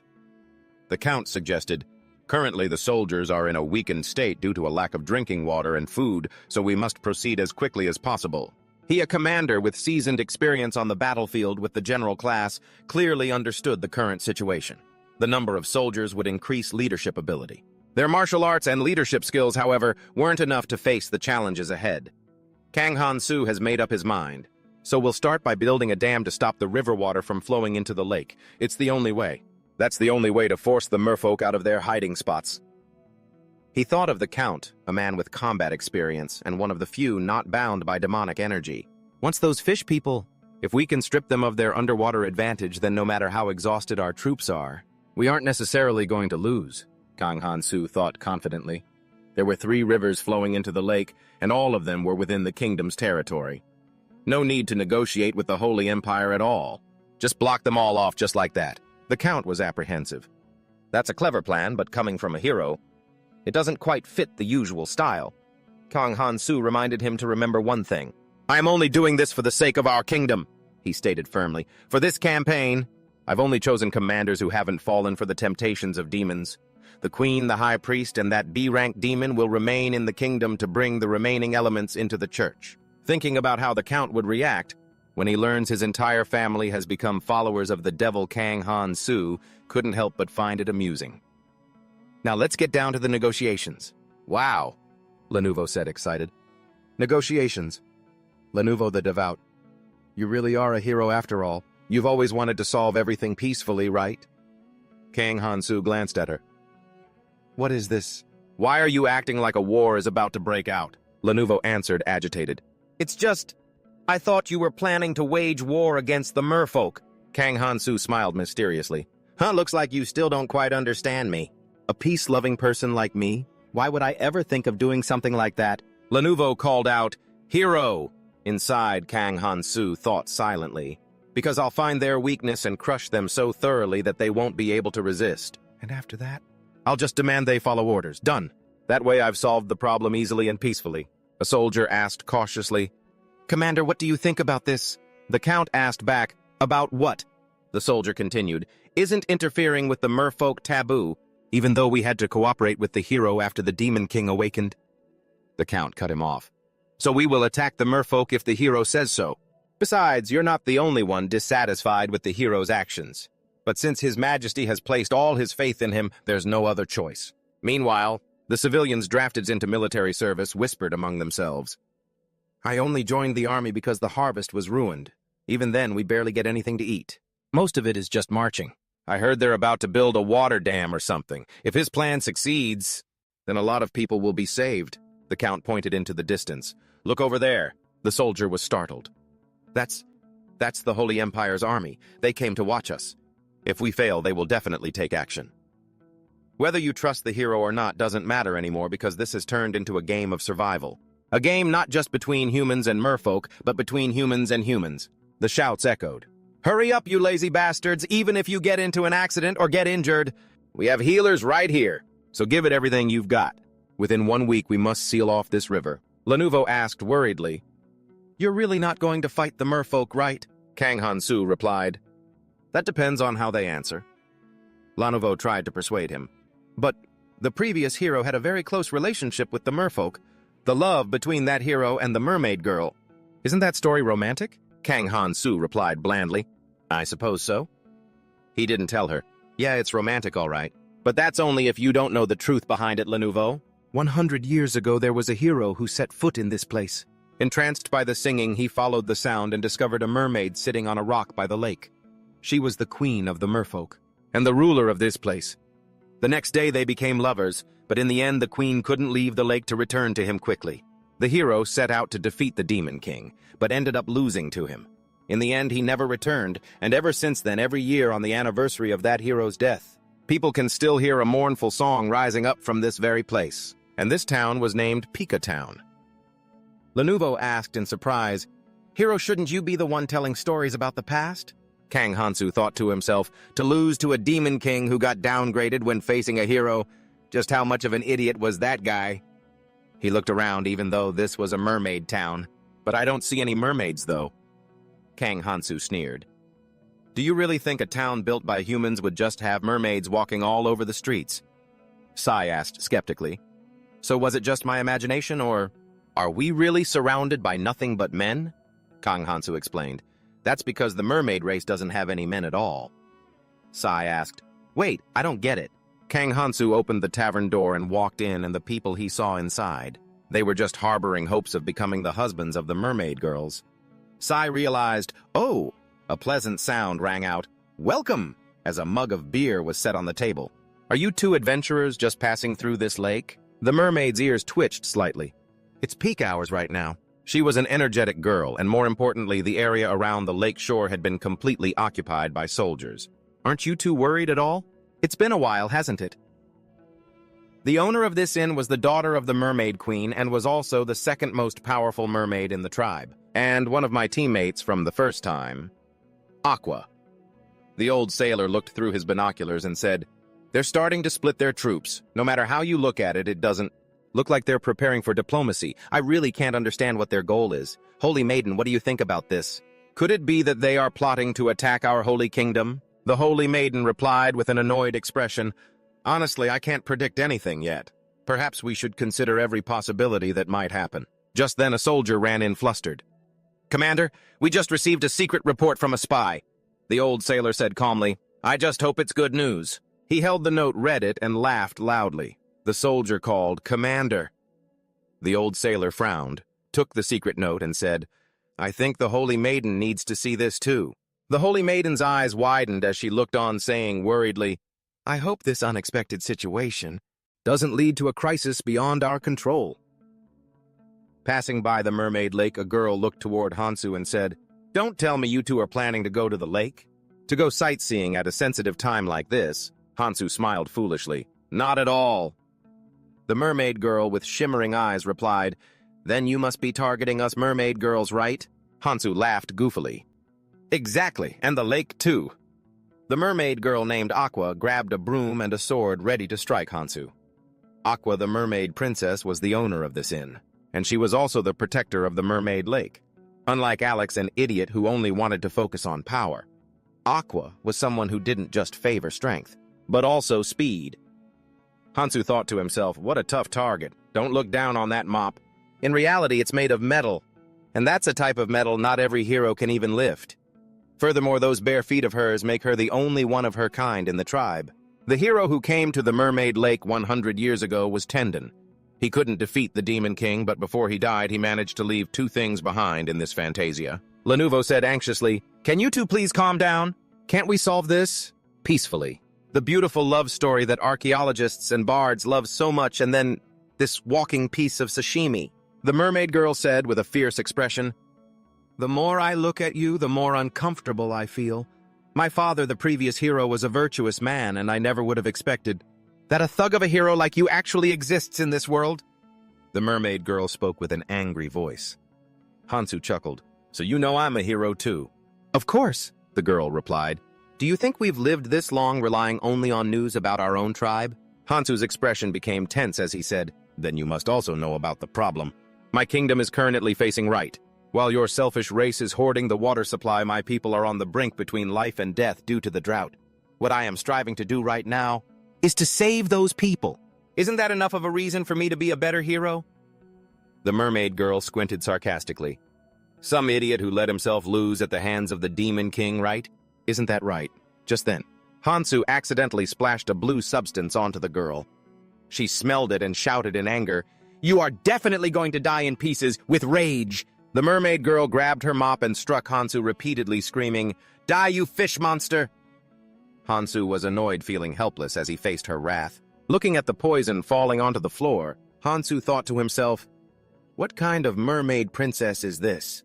No matter how you look at it, she just looks like a girl with a slightly weird shape. What's the matter? Who would have thought that such a dainty little mouth could spit out poison?" System message: Mermaid race, level 318, hero class. Experience points increased by 200%. Skills: spear mastery, heat, resistance, acceleration, all-rounder. C status: furious, but since she has the hero's blood in her veins, it's only natural that she's stronger than me, Hansu thought. Even so, her moves and skills, I've already memorized them all since the first time. Turns out you're not the only one who can mix poison into your saliva, Hansu said with a smirk, then suddenly kissed the mermaid girl. The force of the kiss knocked her to the ground. She's dead. Lenovo screamed in fear. "No, she's just dying," Hansu replied coldly. "There's no way I'd kill the precious daughter of the Mermaid Queen. As long as her heart is still beating peace, negotiations will be much easier. But more importantly, to defeat the Demon King without any trouble, my level, the lower it is, the better." System message: Demon race level 999 plus. Demon King class. Hero level reduced. Skills: demonic, aura, 555. Status: immunity, 500. Sword mastery. Screams echoed out. "Aqua, this is bad. We just got word that the hero is planning to attack the Mermaid Kingdom. If you don't prepare now..." Aqua stood dazed, her mind only spinning with images of Hansu. Meanwhile, Hansu carried the mermaid girl on his back and ran into Shin, who said with a surprised look, "It's the Saint! The Saint in the flesh! What on earth is going on here?" The Saint asked with a worried expression, patting Hansu on the shoulder. Hansu pretended, "Oh no, the hero just escaped through the back door."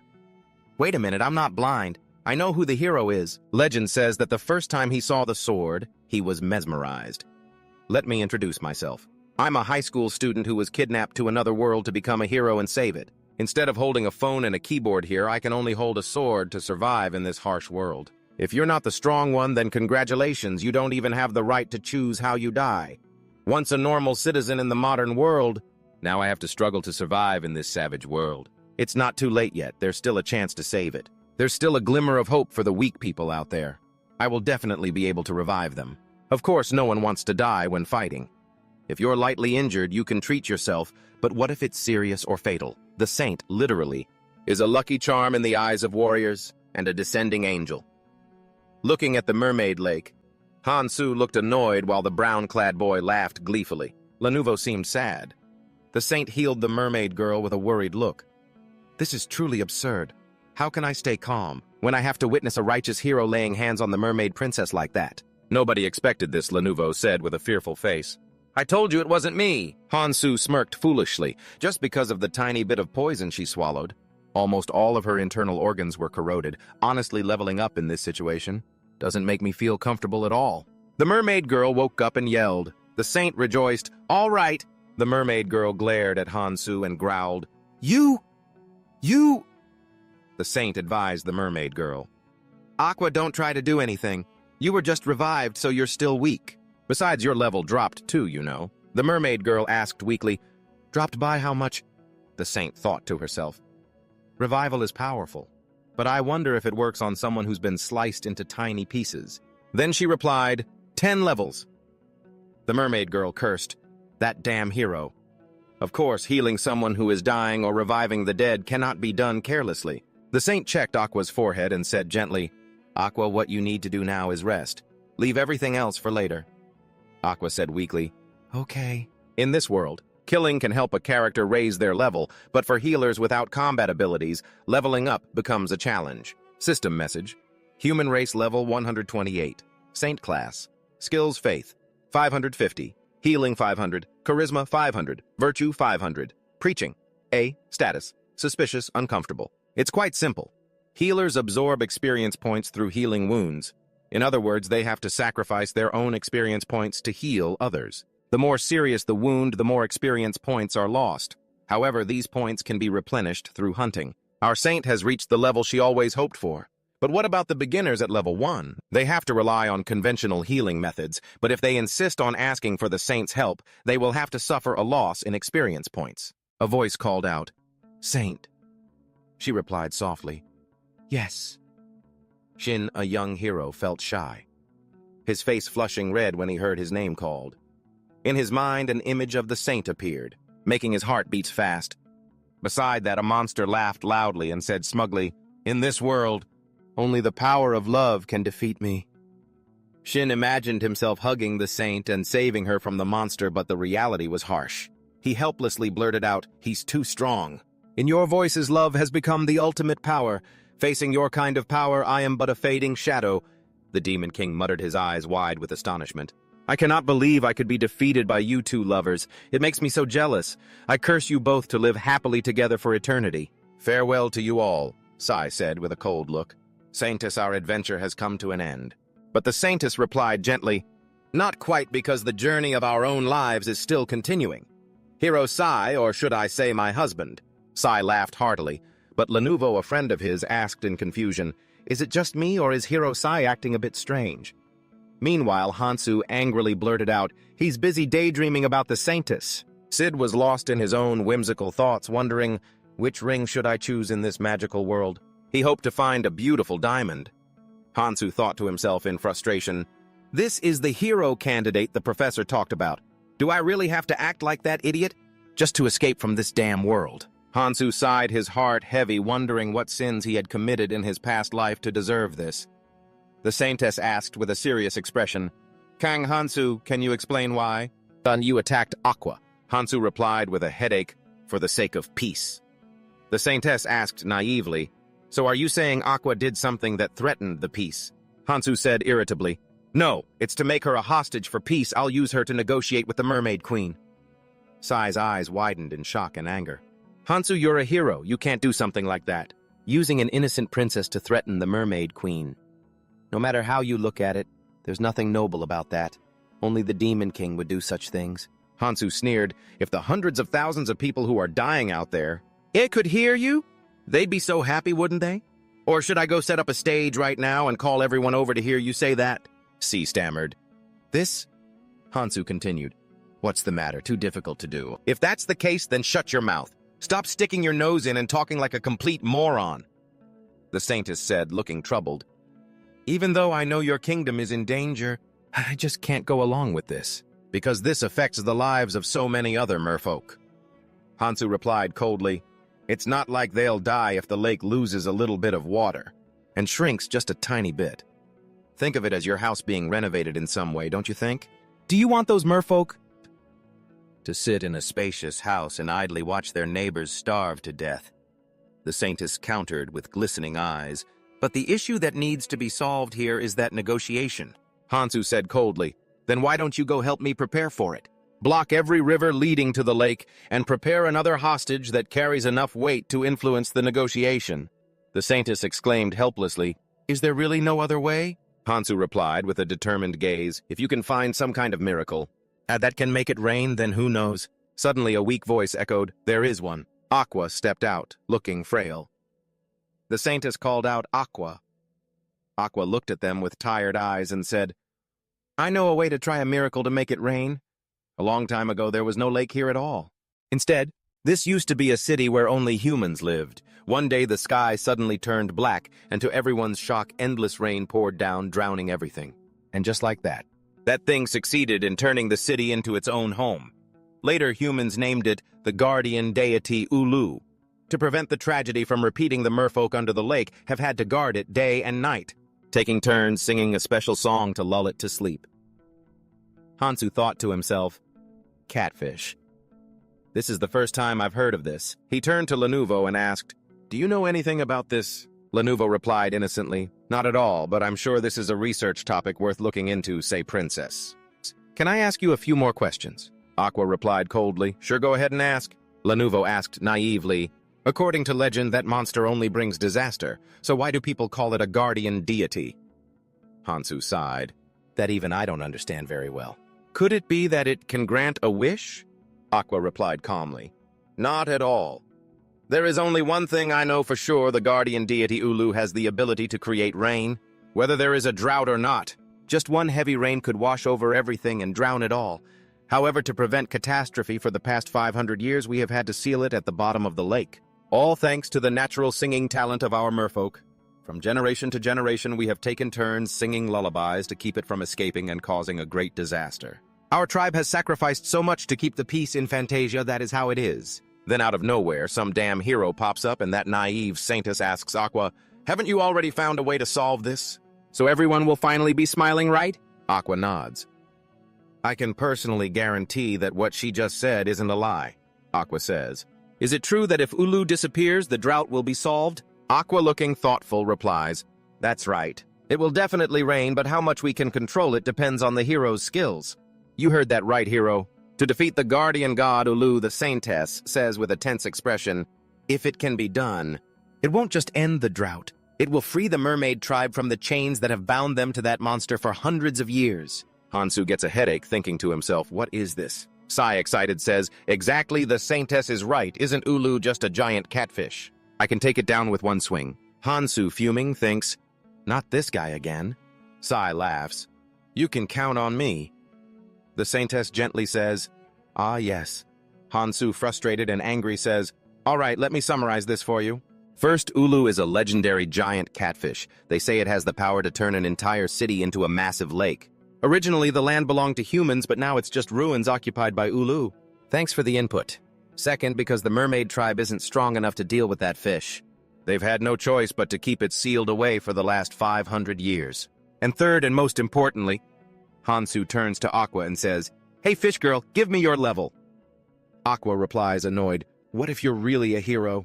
Shouldn't you be able to see anyone's level whenever you want? Or are you a fake hero? Why are you acting like a thug?" Hansu yells at Aqua. "I just wanted you to say it out loud for everyone in this room to hear. That fish. The saintess, caught in the middle, says helplessly, "Can you two please just calm down?" Aqua says, red-faced, "Fine, my level is around 310. I lost levels because of you, by the way. The mermaid queen is around 500. Hansu mumbles as he calculates. Aqua's sisters are probably around 250, and the regular merfolk are around 50. In 500 years, with all that manpower, you still couldn't handle Ulu, and now you expect two fresh newbie heroes like us to take it down? Why don't you just be honest for once? Tell me, what are our chances of success?" Aqua sighs. "Honestly, it's hopeless," Hansu yells angrily. "Then why didn't you say that from the start, you fish-brained idiot? Are you trying to get slapped?" The saintess asks suspiciously. "Is that person over there really a hero?" Sai asks clueless Hansu, "If we haven't even fought it yet, how do we know if it's strong or not?" Hansu replies with a sneer, "Oh, so you're going to be the vanguard then?" Sai turns pale. "That's a bit..." Hansu thinks. "This moron always speaks like he's lost his mind." Sai stammers, I'm only level 3, so..." If this guy dies for his own ideals, as long as my reputation and character score aren't affected, I'll let him do whatever he wants. Sai laughs confidently. This will probably be fine, right? The Saintess encourages, don't worry about it. Sai laughs excitedly. Even though we don't know how strong the enemy is, I know that with the power of love and friendship we can overcome any hardship. Lanuvio excitedly says, Lanuvio will also contribute to the subjugation of Ulu, though I'm mostly just coming along to research. Hansu scoffs. Nobody asked Lanuvio. She says sadly, I know how to use magic too, the Saintess says with a serious expression. It may not be much, but I will help all for the sake of world peace. But personally, helping my friends is no big deal at all. Aqua says, touched. Thank you. Right. The power of friendship, love, and all that. C thinks to himself, and just like that, the adventure of Hero Sai officially begins. They stack their hands on top of each other and shout in unison, It's decided then! Our goal is to defeat the guardian god Ulu, Lanuvio exclaims excitedly. It finally feels like I'm part of a real adventure, a true hero's adventure. What about everyone else? The Saintess replies immediately, I will do everything in my power for world peace, and for my friend, the brown-haired guy looking extremely worried. But still following the other two ads, I, Hero Sai, will give it my all for the Saintess. Aqua thinks for a moment and shouts, For my sisters! Kang Han-su says nothing, just smiles. But deep down he thinks, what a bunch of lunatics. And so, an adventure in the deep sea awaits the band of heroes. Well, the band of loser heroes as they return to the Imperial base. The protagonist rests his chin on his hand and says cheerfully, welcome, I've been waiting for you. The agreement and all the terms included in it, well, have already been prepared.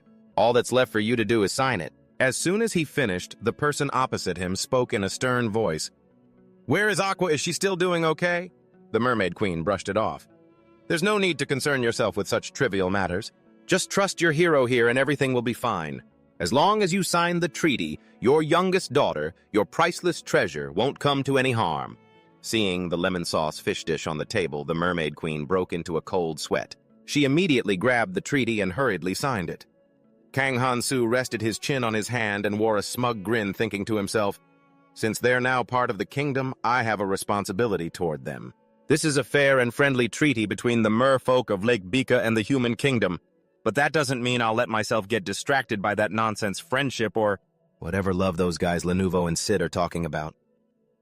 After thinking this, he said to the Mermaid Queen, First, as members of the kingdom, the merfolk of Lake Bika must also follow the kingdom's laws. Second, to celebrate this newly established friendship and trust, the Mermaid Kingdom will send 3 princesses to the specially designed water tank within the royal garden as special guests. Those special guests will be chosen by the Queen herself, and if anyone is found to be an imposter, the Queen will be held fully responsible. Old man Alex, standing behind, thought to himself, that sounds just like the policies of the oppressors. The Mermaid Queen clenched her fists, gritting her teeth to suppress her rage, and replied, Must it really come to this? Kang Han-su calmly responded, If you don't want to, then war is the only option left. The dam construction is nearly complete. Besides, among the merfolk, only Aqua has the ability to fight on land, right? And the person I'm referring to is currently receiving treatment for her wounds at our camp. Therefore, it's best you think clearly. It won't benefit you if war breaks out, will it? Furthermore, if you choose to trust and cooperate, the merfolk will receive protection from the kingdom and its legendary hero. In addition, the guardian deity Ulu. It will also be meticulously cared for by us. The Mermaid Queen glared and continued, We have always remained neutral, but having to choose between the kingdom and the Holy Empire. Kang Han-su cut her off, his voice icy. Now is the time to decide. The Mermaid Queen said nothing more and sat silently reading the contract. The boundary between the kingdom and the Holy Empire was now clear. This is finally what it feels like to be a leader.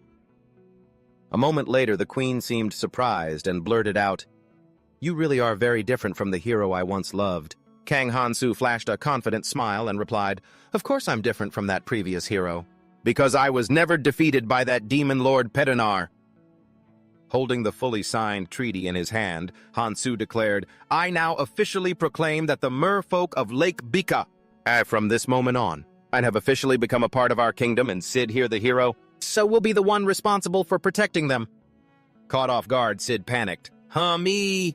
Seeing the guy trying to dodge Han-su put on a demonic expression and leaned in close, whispering, I've done everything from preparing supplies and troops to finalizing the negotiations without asking for a single thing.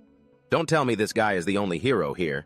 So he has to do it all himself. Sid, terrified, quickly explained, "No, I'm only level 3, you know," Hansu said sternly. "Sid, since you're a hero, you should at least be able to do this much. And don't go dumping all the work on your friend like that." Done, just like that. The pioneer for the conquest of Ulu had been decided. Not only that the feat he was about to accomplish would be passed down for generations to come, even with the title of guardian deity or whatever, it couldn't change the fact that it was just a catfish. As long as we can drag it out of the lake, we'll have a chance to win. At this moment, Kang Hansu is discussing the plan with the whole team. To do that, we have to drain the ruins where it's sleeping and force it to jump onto dry land. The old warrior heard this and exclaimed, "A great plan, but to execute it. And we'd need soldiers who can breathe underwater." Hansu replied, "We have them. Soldiers who can breathe and operate underwater with agility. Per the conditions set in the treaty, those merfolk are already part of our army. What can I say? My plans are always perfect. They always succeed in finding the optimal solution while considering every possible contingency.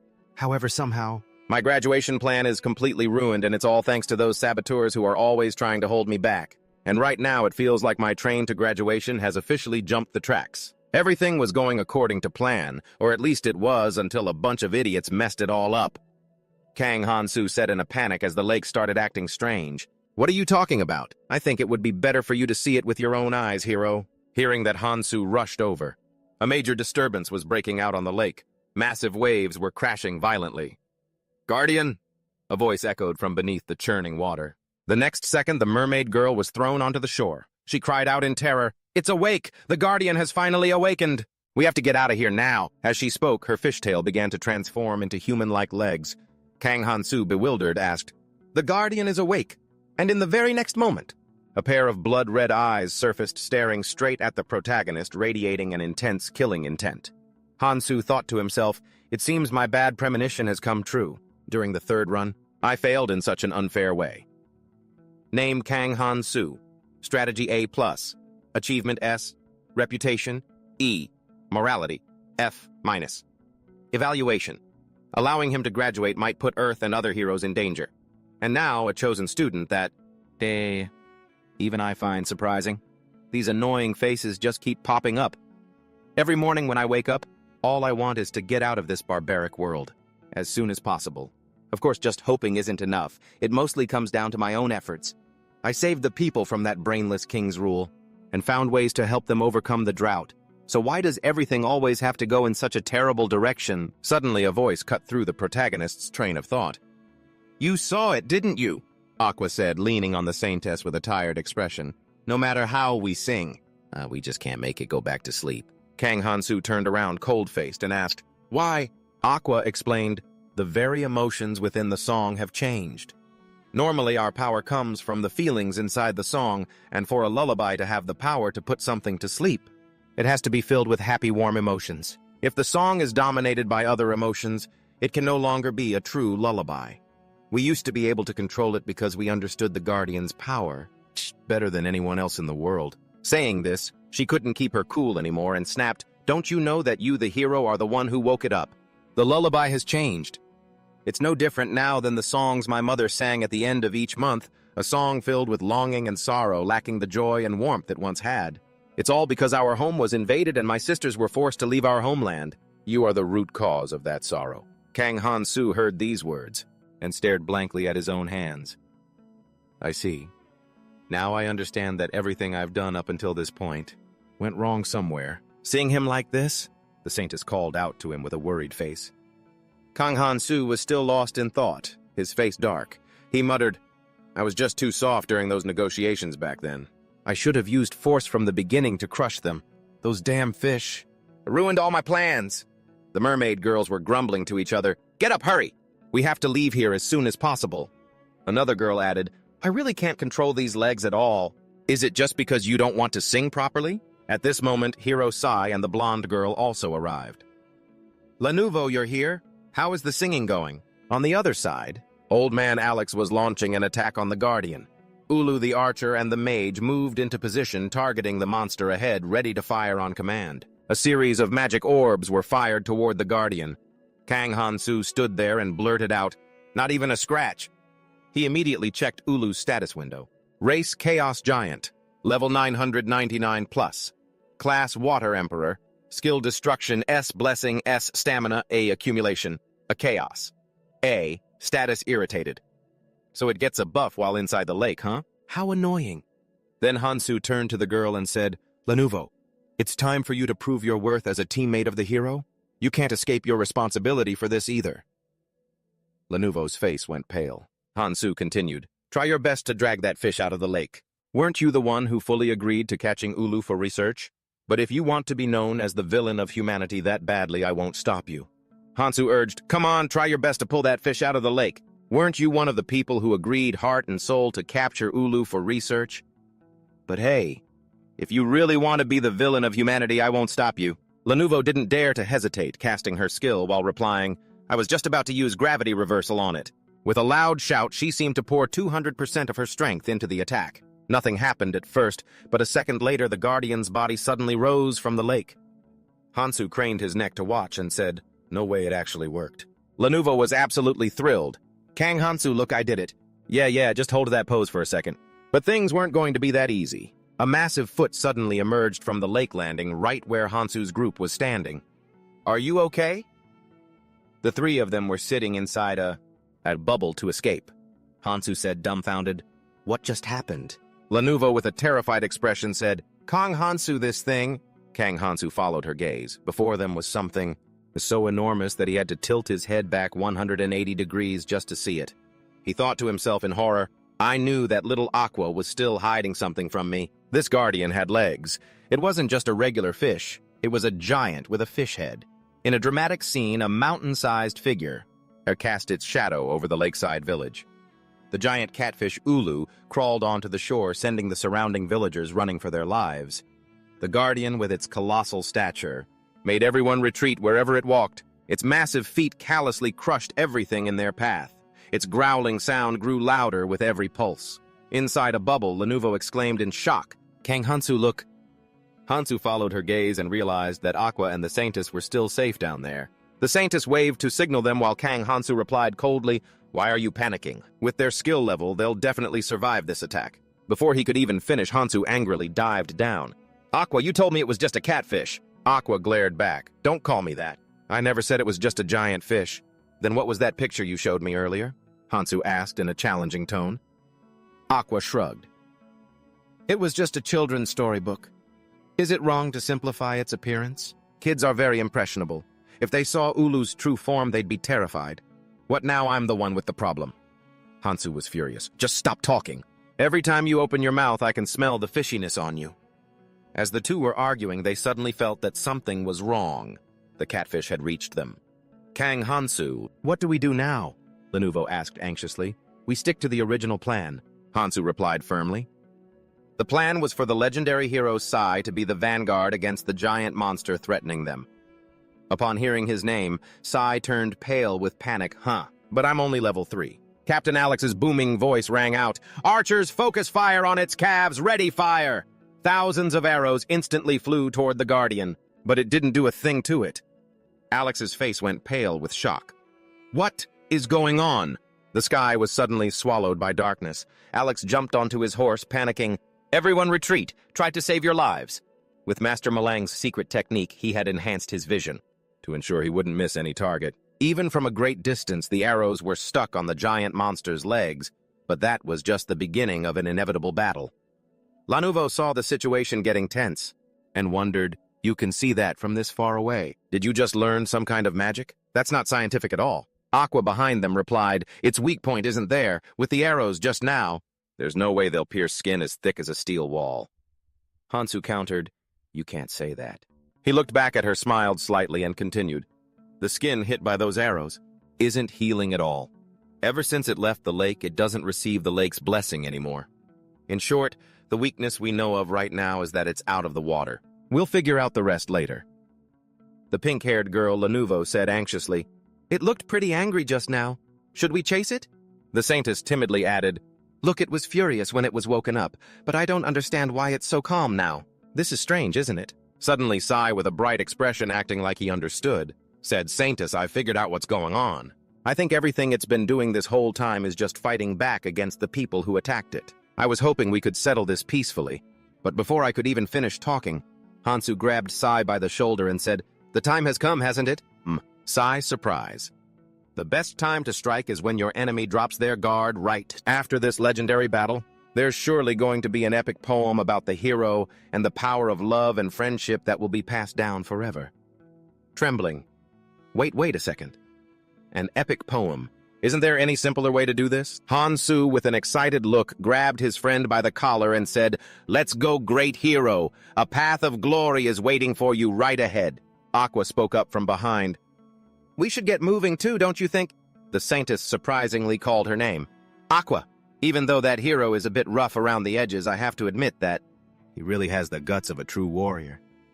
Seeing her friend so pumped up, the saintess's previous anxiety instantly vanished. "Aqua, your eyes looked a bit different just now, didn't they?" Lenovo said smugly. "I knew it. Hero Kang Hansu is truly special." Right then, Hansu was dragging Sai and charging straight toward the catfish. "We're here!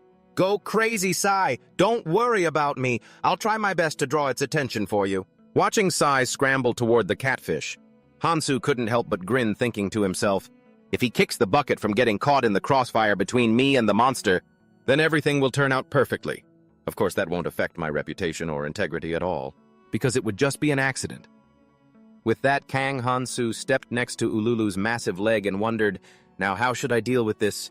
He used Master Molang's secret technique, breaking his body's limits. Hansu channeled all his strength and leaped. The next second, like a streak of light, he soared straight toward the top of the catfish's head. It doesn't matter how big you are.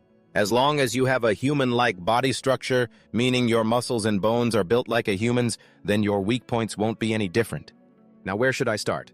He thought, preparing for the inevitable battle at that moment. Hansu's body was now on top of the guardian deity's head. He threw a full-force punch down, which looked like it would unleash a devastating blow, but to his surprise, the catfish didn't even flinch. Kang Hansu frowned, thinking, "This is bad." Clenching his fist against the ground, his mind wandered. He had plenty of skills, but his raw power was severely lacking, so attacking the joints and muscles just wouldn't work. No matter the attack, it requires enough impact force to put the enemy at a disadvantage. Otherwise, what's the point? It's like a fly trying to bite a healthy man. He thought, frustrated, "Hey, you human, watch as I break your neck." Huh? Tiny Kang Hansu stood on Ululu's head, feeling exhausted. "I'm so annoyed." "Oh, the only way to solve the current problem is to level up as much as possible, but where on earth is he supposed to find experience points now?" He sighed. Plus, he's the only one who benefits from leveling up anyway. The scene cuts to Sai. After Hansu tossed him aside, the guy was free-falling into a bush, silently complaining, "Why? Did Hansu throw me without even saying a word first?" But interestingly, Sai's landing spot was right beneath the catfish. It glared its giant eyes at him. Hansu, standing on top of the catfish's head, saw this and shouted loudly, "That's it, Sai, now beat it to a pulp." Hearing this, Sai panicked and replied, But Hansu, I don't think I can last even a second against it. It'll kill me in one hit." "Don't worry about a thing, I'll never ever forget you," Hansu said with a cheerful face, but deep down he was calculating, it'll take at least another hour for the others to catch up. "Now go get him, great hero!" Just then the catfish began to move. It opened its mouth wide, revealing sharp teeth. Sai screamed in fear, "Save me! I just got summoned to my dream world and finally met the saintess, and now I have to become lunch for a fish." But strangely, the catfish didn't even pay attention to Sai and kept moving, leaving him shocked and helpless. Lenovo inside her bubble said urgently, "See, Hansu, I found you. Have you seen hero Kang Hansu anywhere?" Sai, still dazed, replied subconsciously, "He's on top of its head." Lenovo looked at Ululu and marveled. "It's strange to see the monster so quiet, isn't it?" "Huh. We just woke it from a deep sleep. If it were angry, that would be understandable, but reality is completely different." She continued, "Look at it now, it looks incredibly calm. All it's been doing so far is walking slowly." Even though there was some damage, Kang Hansu sat cross-legged on the other side, grumbling, "Man, who would have thought this giant guy would be so useless?" "Hey, where did that rage go? You were kicking everything in your path just a moment ago. Didn't we just wake you up from your slumber? So why are you just standing there like a statue?" The catfish, Ululu, didn't understand a word, but suddenly a memory of a sword flashed in its mind. The very next second, all of the catfish's whiskers turned toward one spot. It became enraged. Kang Hansu, sitting on its head, was thrown off balance by the speed. At that moment, suddenly I remembered something I said in the past. It's been a fun ride, comrade. Ulu picked up speed, sprinting past the edge of the forest and climbing the great mountain. Hansu shouted in horror, "Where the hell are you taking us? Stop it right now." The giant catfish looked like a rampaging King Kong leaping over peaks at breakneck speed. Hansu clung to the top of its head for dear life. He thought, with a build like that, plus that damn S-rank destructive skill, look at every step it takes. It's like a bomb going off under its feet. And of course, the trouble didn't stop there. La Nouveau and the Four Eyes arrived in their orb. "Kang Hansu." La Nouveau called out, her face filled with worry. "Thank goodness you're okay." "This is bad, Kang Hansu. Look at where that monster is headed. Do you have any idea where this damn giant is rushing to? It's the kingdom of that idiot, the Dumpling Face King. It's one of the most densely populated areas on the continent. If this keeps up..." "Isn't this just going to be another massacre like the Dragon Emperor Nubius?" La Nouveau said anxiously. "Hurry, find a way to slow this beast down. If you want to save these innocent lives, help me figure something out. I absolutely cannot let this massive bastard reach the kingdom." Hansu roared as he maxed out his physical strength. "Damn it, my whole plan was running so smoothly, but now we've entered a zone. You're full of monsters just like the Dragon Emperor did last time. This won't work. I can't keep avoiding leveling up. Even though it ruins things with the Demon King if I lose all my reputation and achievements. Just because of this overgrown beast, then it was all for nothing anyway. You have to graduate this time." Kang Hansu, he told himself, determined not to let things slip through his fingers. Just then a giant shadow tore through the forest. Shadow tore. The local wildlife stood frozen in shock, unaware of what was happening. Hansu thought, an S-rank skill that can destroy everything in its path just by stepping on it. If I don't stop it in time, there's going to be total carnage. "You useless hero, get out of here." The instructor's voice echoed in his mind. "Your reputation is truly abysmal. I fear graduation is impossible, even though we sent a model hero down there to stop this mess. I am very disappointed in you, Kang Hansu." "Oh, come on.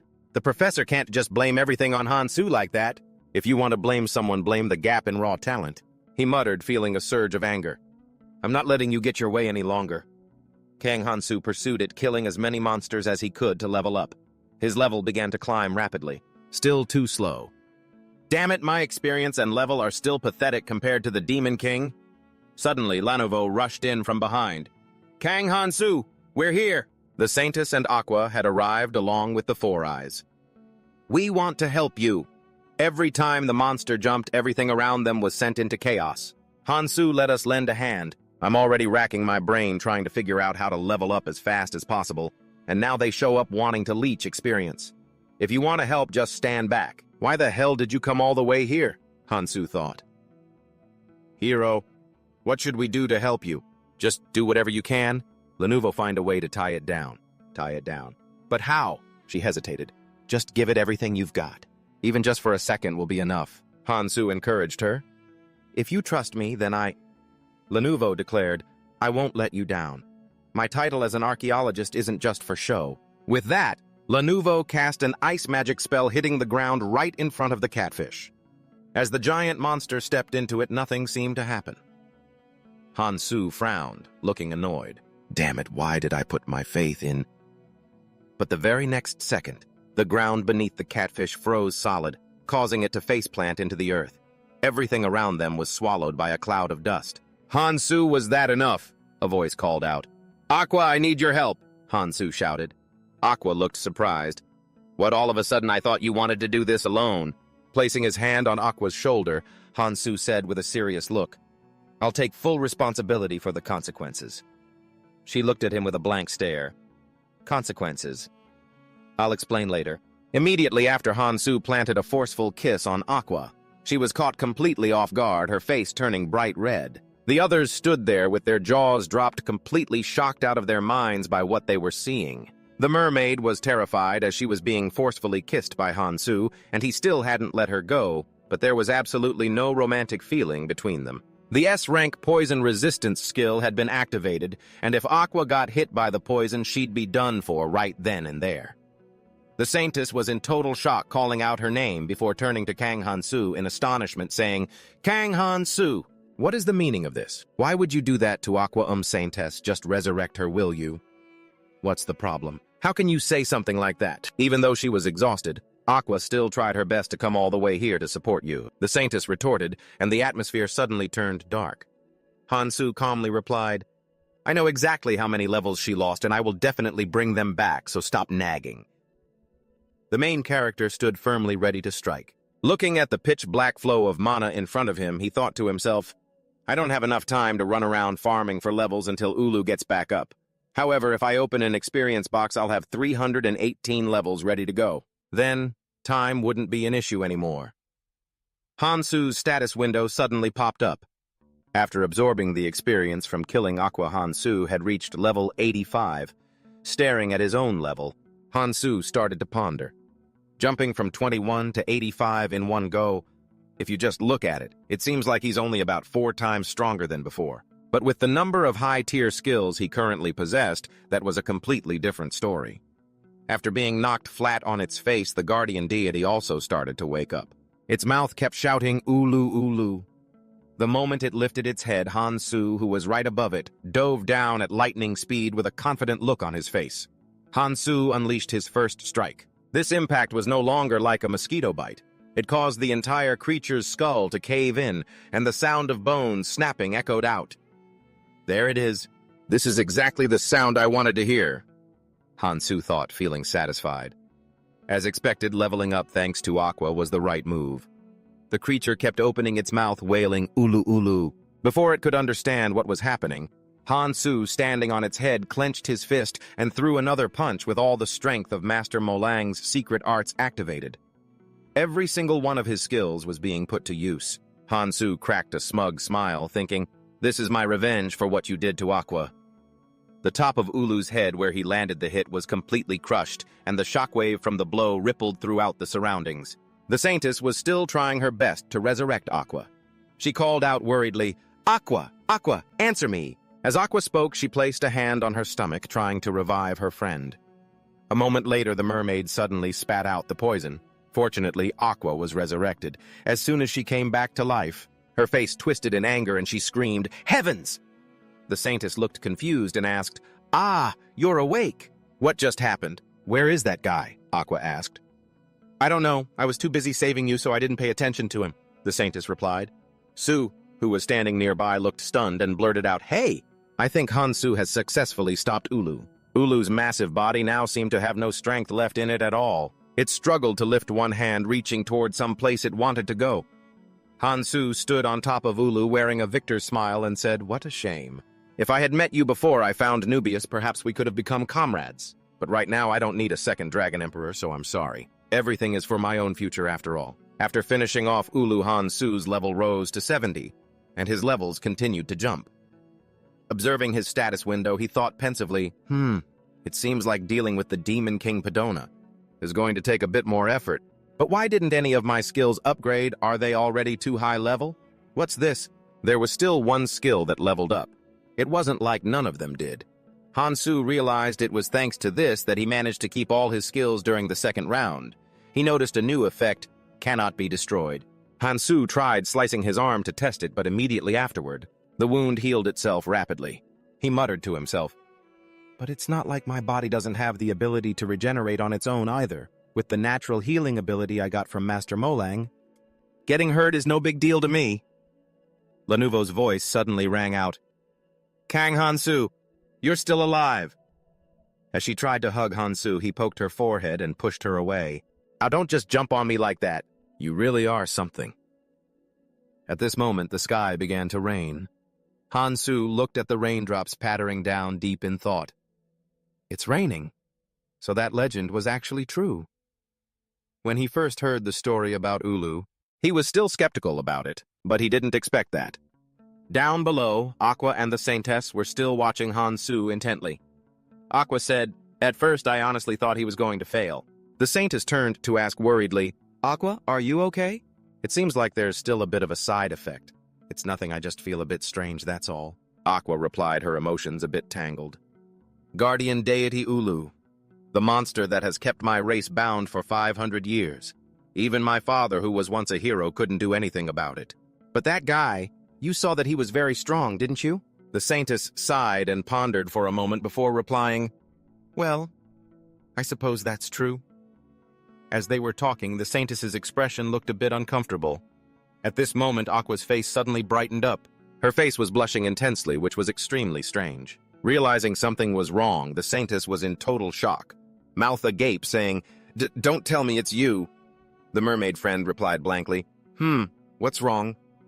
The Saintess whimpered, "It's nothing at all." "Aqua, I will definitely protect you," I said. Aqua was surprised. "Why did you suddenly say that? But thanks, I guess." Just as the legends foretold, the rain poured down as if a dam had burst. And so Hansu didn't even need to worry about bringing water from the Mermaid Lake to the kingdom anymore, as the drought issue was resolved quite nicely. At the underground base, a joyous atmosphere filled the air. Every nation across the 6 continents was hailing the hero. A minion reported, "Yes, master," while Kang Hansu lay on a pile of gold, smiling contentedly. He thought to himself, "Man, this time I might actually be able to graduate." The minions asked, puzzled, "But still, when exactly is this rain supposed to stop?" After a period of torrential downpour, the first rays of sunlight finally broke through the sky. With the heavy rain lasting for 10 consecutive days, flash floods were inevitable. "Hero, where are you? Come on out already." "Didn't the rain stop? I'm right here." Hansu sighed. "The reputation points I was so excited about have finally turned into a stain that's hard to wash away. What am I supposed to do now?" The calls from before continued to echo. Aqua looked around anxiously and said, "Is he still like that?" The Saintess behind her replied sadly, "Yeah, every time I come to check the situation just keeps getting worse." "Hey," Aqua asked suddenly, "why is the human palace leaking so much? Is it poor construction? Or is the civilization just too backward? Aqua, could you please be a bit more careful with your words? They could affect the diplomatic relations between us," the Saintess reminded her. 10 days ago, right after Ululu was defeated, Hansu and Lenovo stood in the rain shouting with joy. "My reputation points Earth here. I come, Kang Hansu, you're amazing." C stood to one side, feeling the exact opposite. He clenched his fists, showing his determination. "I can't just keep on like this. It's time for the hero side to shine." After that, Hansu and Lenovo went over to the 2 girls to regroup. Seeing them, Aqua spoke up. "Hey, you brute of a hero." Hearing that, Hansu smirked provocatively, replying, "What? Who are you calling a brute, you fish? Forget it. I'm in a good mood, so I won't hold it against you." Aqua stepped forward, her bare feet touching the ground, and said, "Killed twice by you. Do you really think I've forgotten about that?" Hansu replied nonchalantly, "Well, I forgot. And the amount of experience I lost after respawning. Ridiculous." "Don't think I'll just let that slide," Aqua retorted. Her expression changed 180 degrees. She wrapped her arms around Hansu's neck.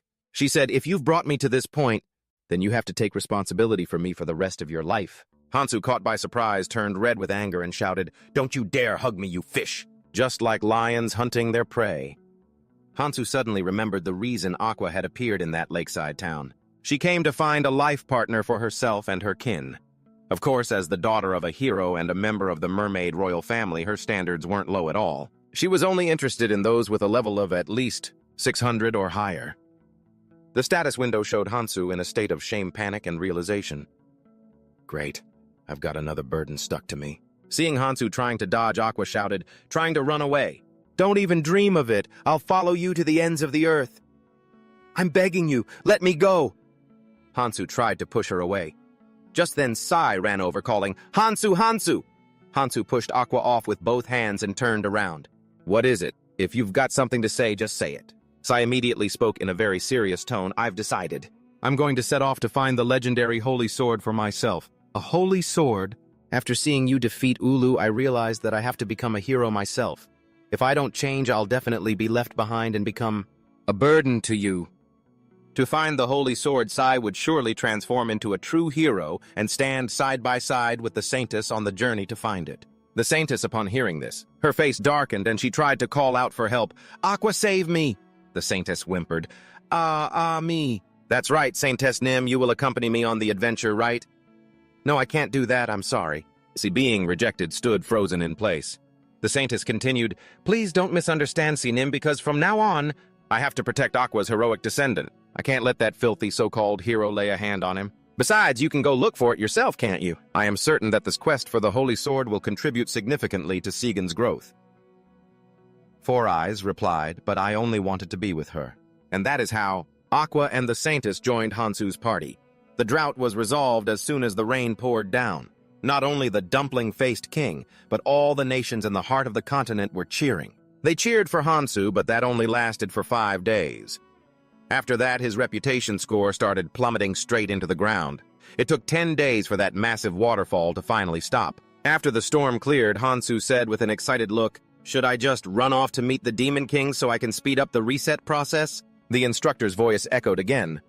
"Since when did the Demon King become such a trivial matter?" "Oh, the professor is here. My vacation just turned into a complete disaster. I am deeply sorry for the recent incident. But listen here, Hansu. You shouldn't just throw away the whole kite just because you lost the kite string. Even if it didn't go according to plan, didn't you manage to solve the drought and break the chains for the mermaid tribe?"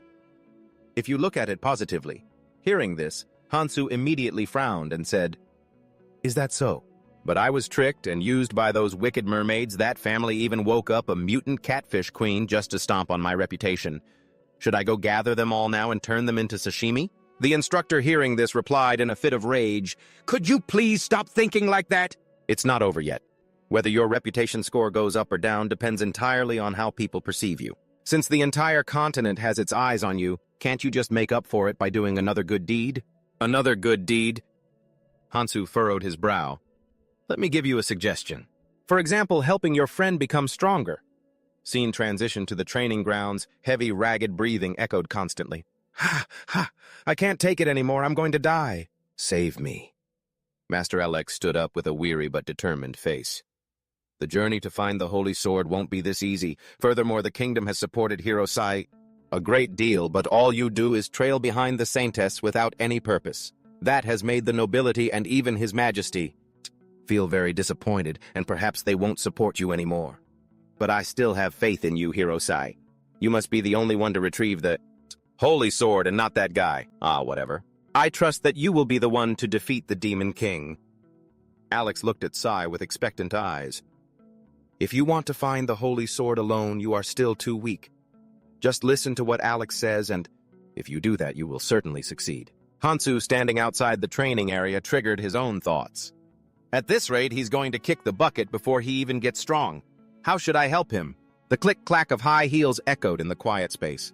Inside a brightly lit room, 2 people were sparring. Every strike and counter was executed with fierce intensity. "Keep going. You still have a long way to go." An encouraging voice rang out from outside. 3 figures stood watching every move. One was a burly man in gleaming armor. After pinning Hirosai to the ground, he said, "Your passion is still not enough. Get up if you keep going like this. How will you ever catch up to that guy?" Suddenly, a loud call rang out. Captain Alex, the burly guy, looked back in confusion at the sound. At that very moment, the Queen appeared, making the atmosphere much more formal. She said, "I may be overstepping my bounds by asking this." But Alex, kneeling respectfully below, quickly replied, "Please do not say that, because every word you speak is a command to your servant, my queen. The sewer system beneath the royal palace is the source of the recent rumors within the kingdom. Therefore, I hope it will be handled by you soon, regardless of whether it causes harm to this kingdom or not." Hearing this, the man bowed his head and said firmly, "Protecting the kingdom is the duty of a knight. Your servant will surely—" Alex's words were cut off. As an arm was raised, everyone present looked back in surprise. Sai, with his weak body, was lying sprawled on the ground, whispering, I want to participate too." Alex was taken aback, sweat beading on his forehead. The Queen smiled gently at Sai. If the hero had said so, clearly the Queen had granted permission. The 2 of them, one big, one small, knelt down and shouted in unison, "We will carry out your command well. I wish you all the best." Sai, hearing this, pushed up his glasses and smiled contentedly. From a higher vantage point, Hansu watched the situation below. He clapped his hands and wore a very satisfied smile. He must have realized by now that if things keep going like this, he'll be nothing more than a punching bag for Alex. Besides, isn't this a great opportunity for someone who is craving for EXP? Are you well? Consider this a special event I've tailored just for you. Hansu, just make sure you don't get so greedy that you end up losing your life. Suddenly feeling anxious about his own reputation, Hansu poked his head out and asked, "Hey, do you need me to come along?" Syl and Alex replied in perfect unison, radiating pure confidence. "No, we're good. Bye," Hansu thought to himself. It's not that I didn't want to help, they just didn't need me. After receiving the mission, the royal army was mobilized. Captain Alex spoke with a solemn expression. Our target is currently deep inside the sewers. Below the palace, the queen had warned them to stay sharp because there was only one entrance, meaning the beast was completely trapped inside. Complete the mission at all costs to honor our title as knights. Move out. I've done everything I can to help them, Hansu mused, having provided all the necessary intel like the monster's location, the danger zones, and the best ways to navigate them. Suddenly, a piercing scream echoed through the tunnels. The entire squad scrambled in that direction, and Captain Alex ordered, "Over there!" The sound came from here, but there was one thing Hansu hadn't told them, and it was the most important detail. After venturing deeper, Alex's squad laid eyes on a massive boss with 3 glowing red eyes. After finishing its meal, the monster turned to look at the intruders with 7 terrifying red eyes. Alex's men were all wincing in pure horror.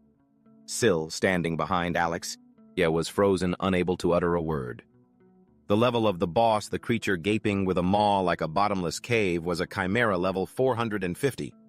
Looking at that massive gaping mouth of the chimera, the whole squad panicked. Captain Alex frantically tried to reassure them, "Don't panic, stay focused, hold your formation." Syl was gasping for air, his face filled with dread at the thought of facing a monster with such a level. It was terrifyingly high. Before they could even collect themselves, the chimera snatched one of the soldiers and began chewing him up. Seeing this, Alex shouted, "Syl, you are the hero and the hope of our kingdom. I swear on my honor as a knight I will do everything in my power to ensure you return home safely. Everyone advance." And just like that, 3 days and 2 nights passed. The scene shifts to a tavern, where people were happily drinking. The bartender greeted the guests, handing out beers, and said, "Free drinks. Hero Hansu is covering the whole bar." Shouts of excitement erupted. "Cheers to our hero Syl, bottoms up." The whole bar was having a blast, hoisting their glasses, except for the hero Syl, the star of the party, who was sitting there miserable. The tension rose. Hansu cleared his throat and said, "Ahem, and let's not forget, to the tragic passing of Sir Alex." "Cheers!" Syl's face was still pale with shock snot and tears streaming down his face. Hansu looked up in the ceiling, lost in thought. So Alex is dead. Honestly, I didn't expect that to happen. That chimera monster definitely had a higher level than Alex. But with his skills and combat experience, that gap should have been bridged. The problem was the appearance of a special variable. That variable is called Syl.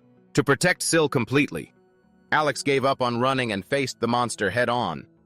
The result: his body was left in such a state that even the Saintess couldn't resurrect him. It's not like Syl is the only hero, right? Hansu thought to himself, this guy is really something else. The cheers of the crowd pulled Hansu out of his thoughts. Cheers to the royal knights. They're true heroes. Sir Alex was always talking about how great hero Hansu was. Seeing how amazing he is? Hearing the praise, Hansu felt a little pleased. He leaned over, patted the guy on the shoulder, and encouraged him, "Come on now, Syl, buddy. Cheer up. The monster ate Sir Alex, and you killed the monster. By that logic, isn't he still living on inside you in the form of experience points?" The 2 guys who were just praising Hansu's kindness froze, looking bewildered, and whimpered, what the hell is that supposed to be kind? Hansu gave a thumbs up and cheerfully continued, "That's exactly why you have to keep being strong." Syl burst into even more tears upon hearing that. Then he lost his mind, screaming Sir Alex's name. Hansu looked stunned, frowned, and sighed. How annoying. I really tried to comfort him. Well, I don't really care about that anyway.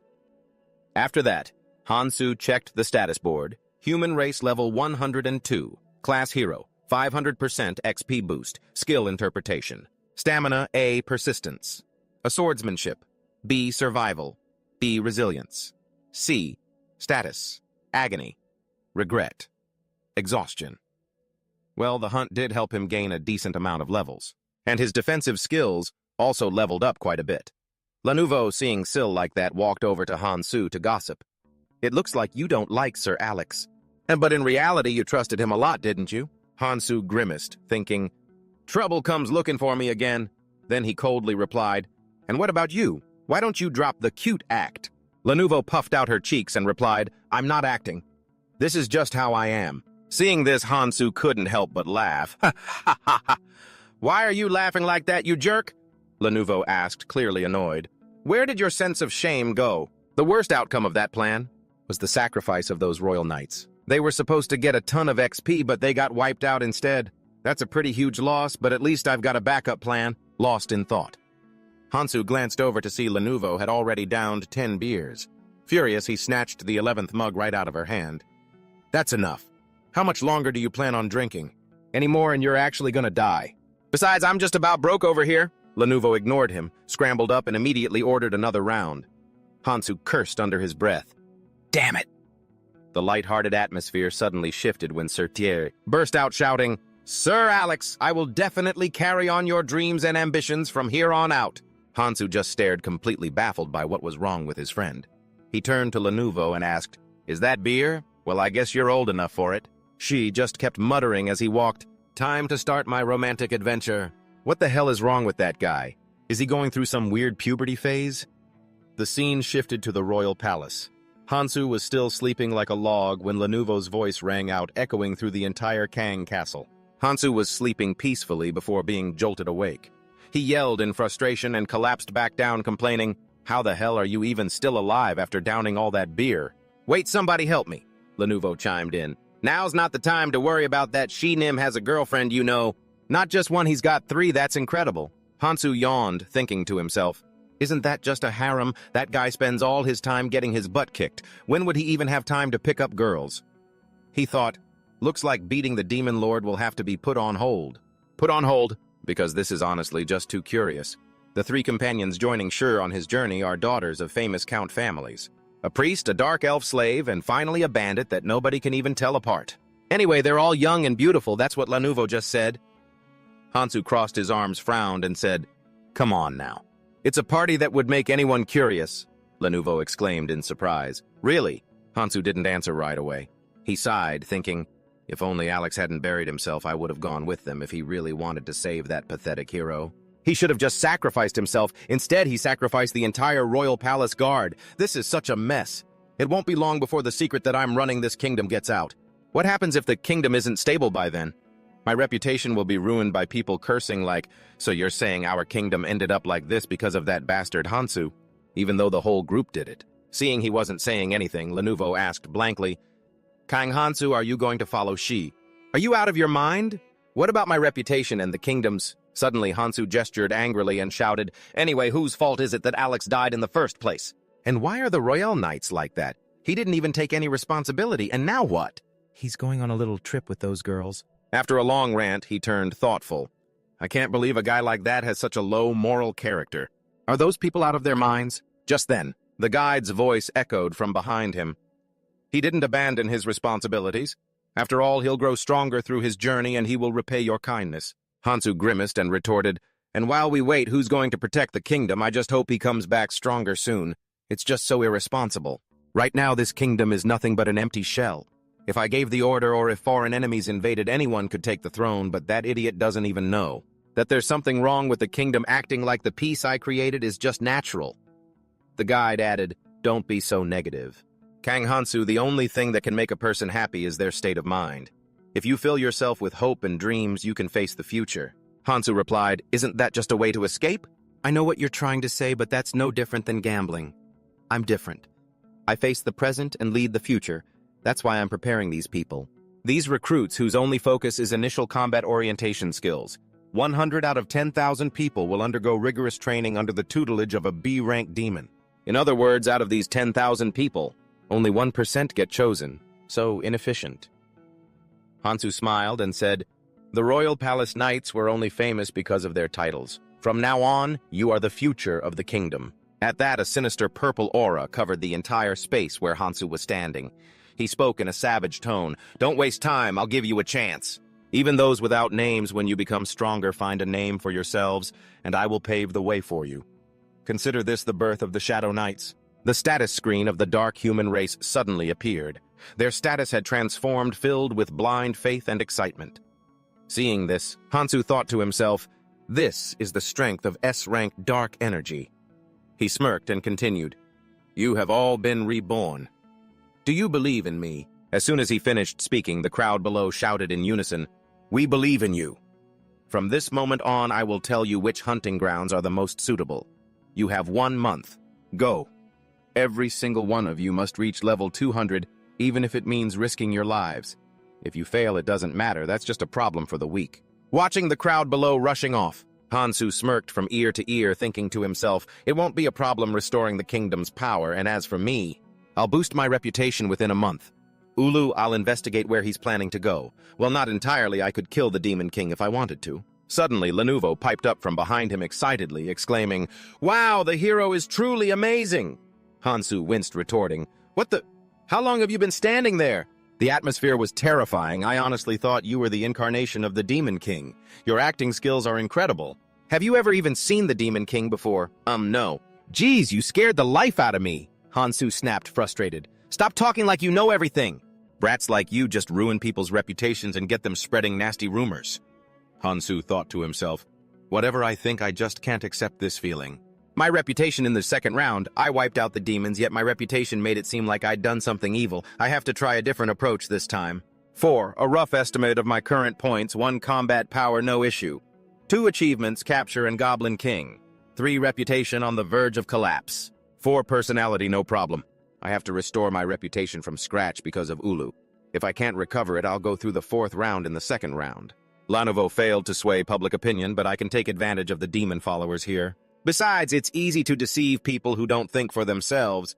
Kang Hansu is number 1. Hero Hansu is the best. Shifting public opinion is just a matter of time, and so is restoring my reputation. Using the Dark Knights to manipulate public opinion will begin in this kingdom.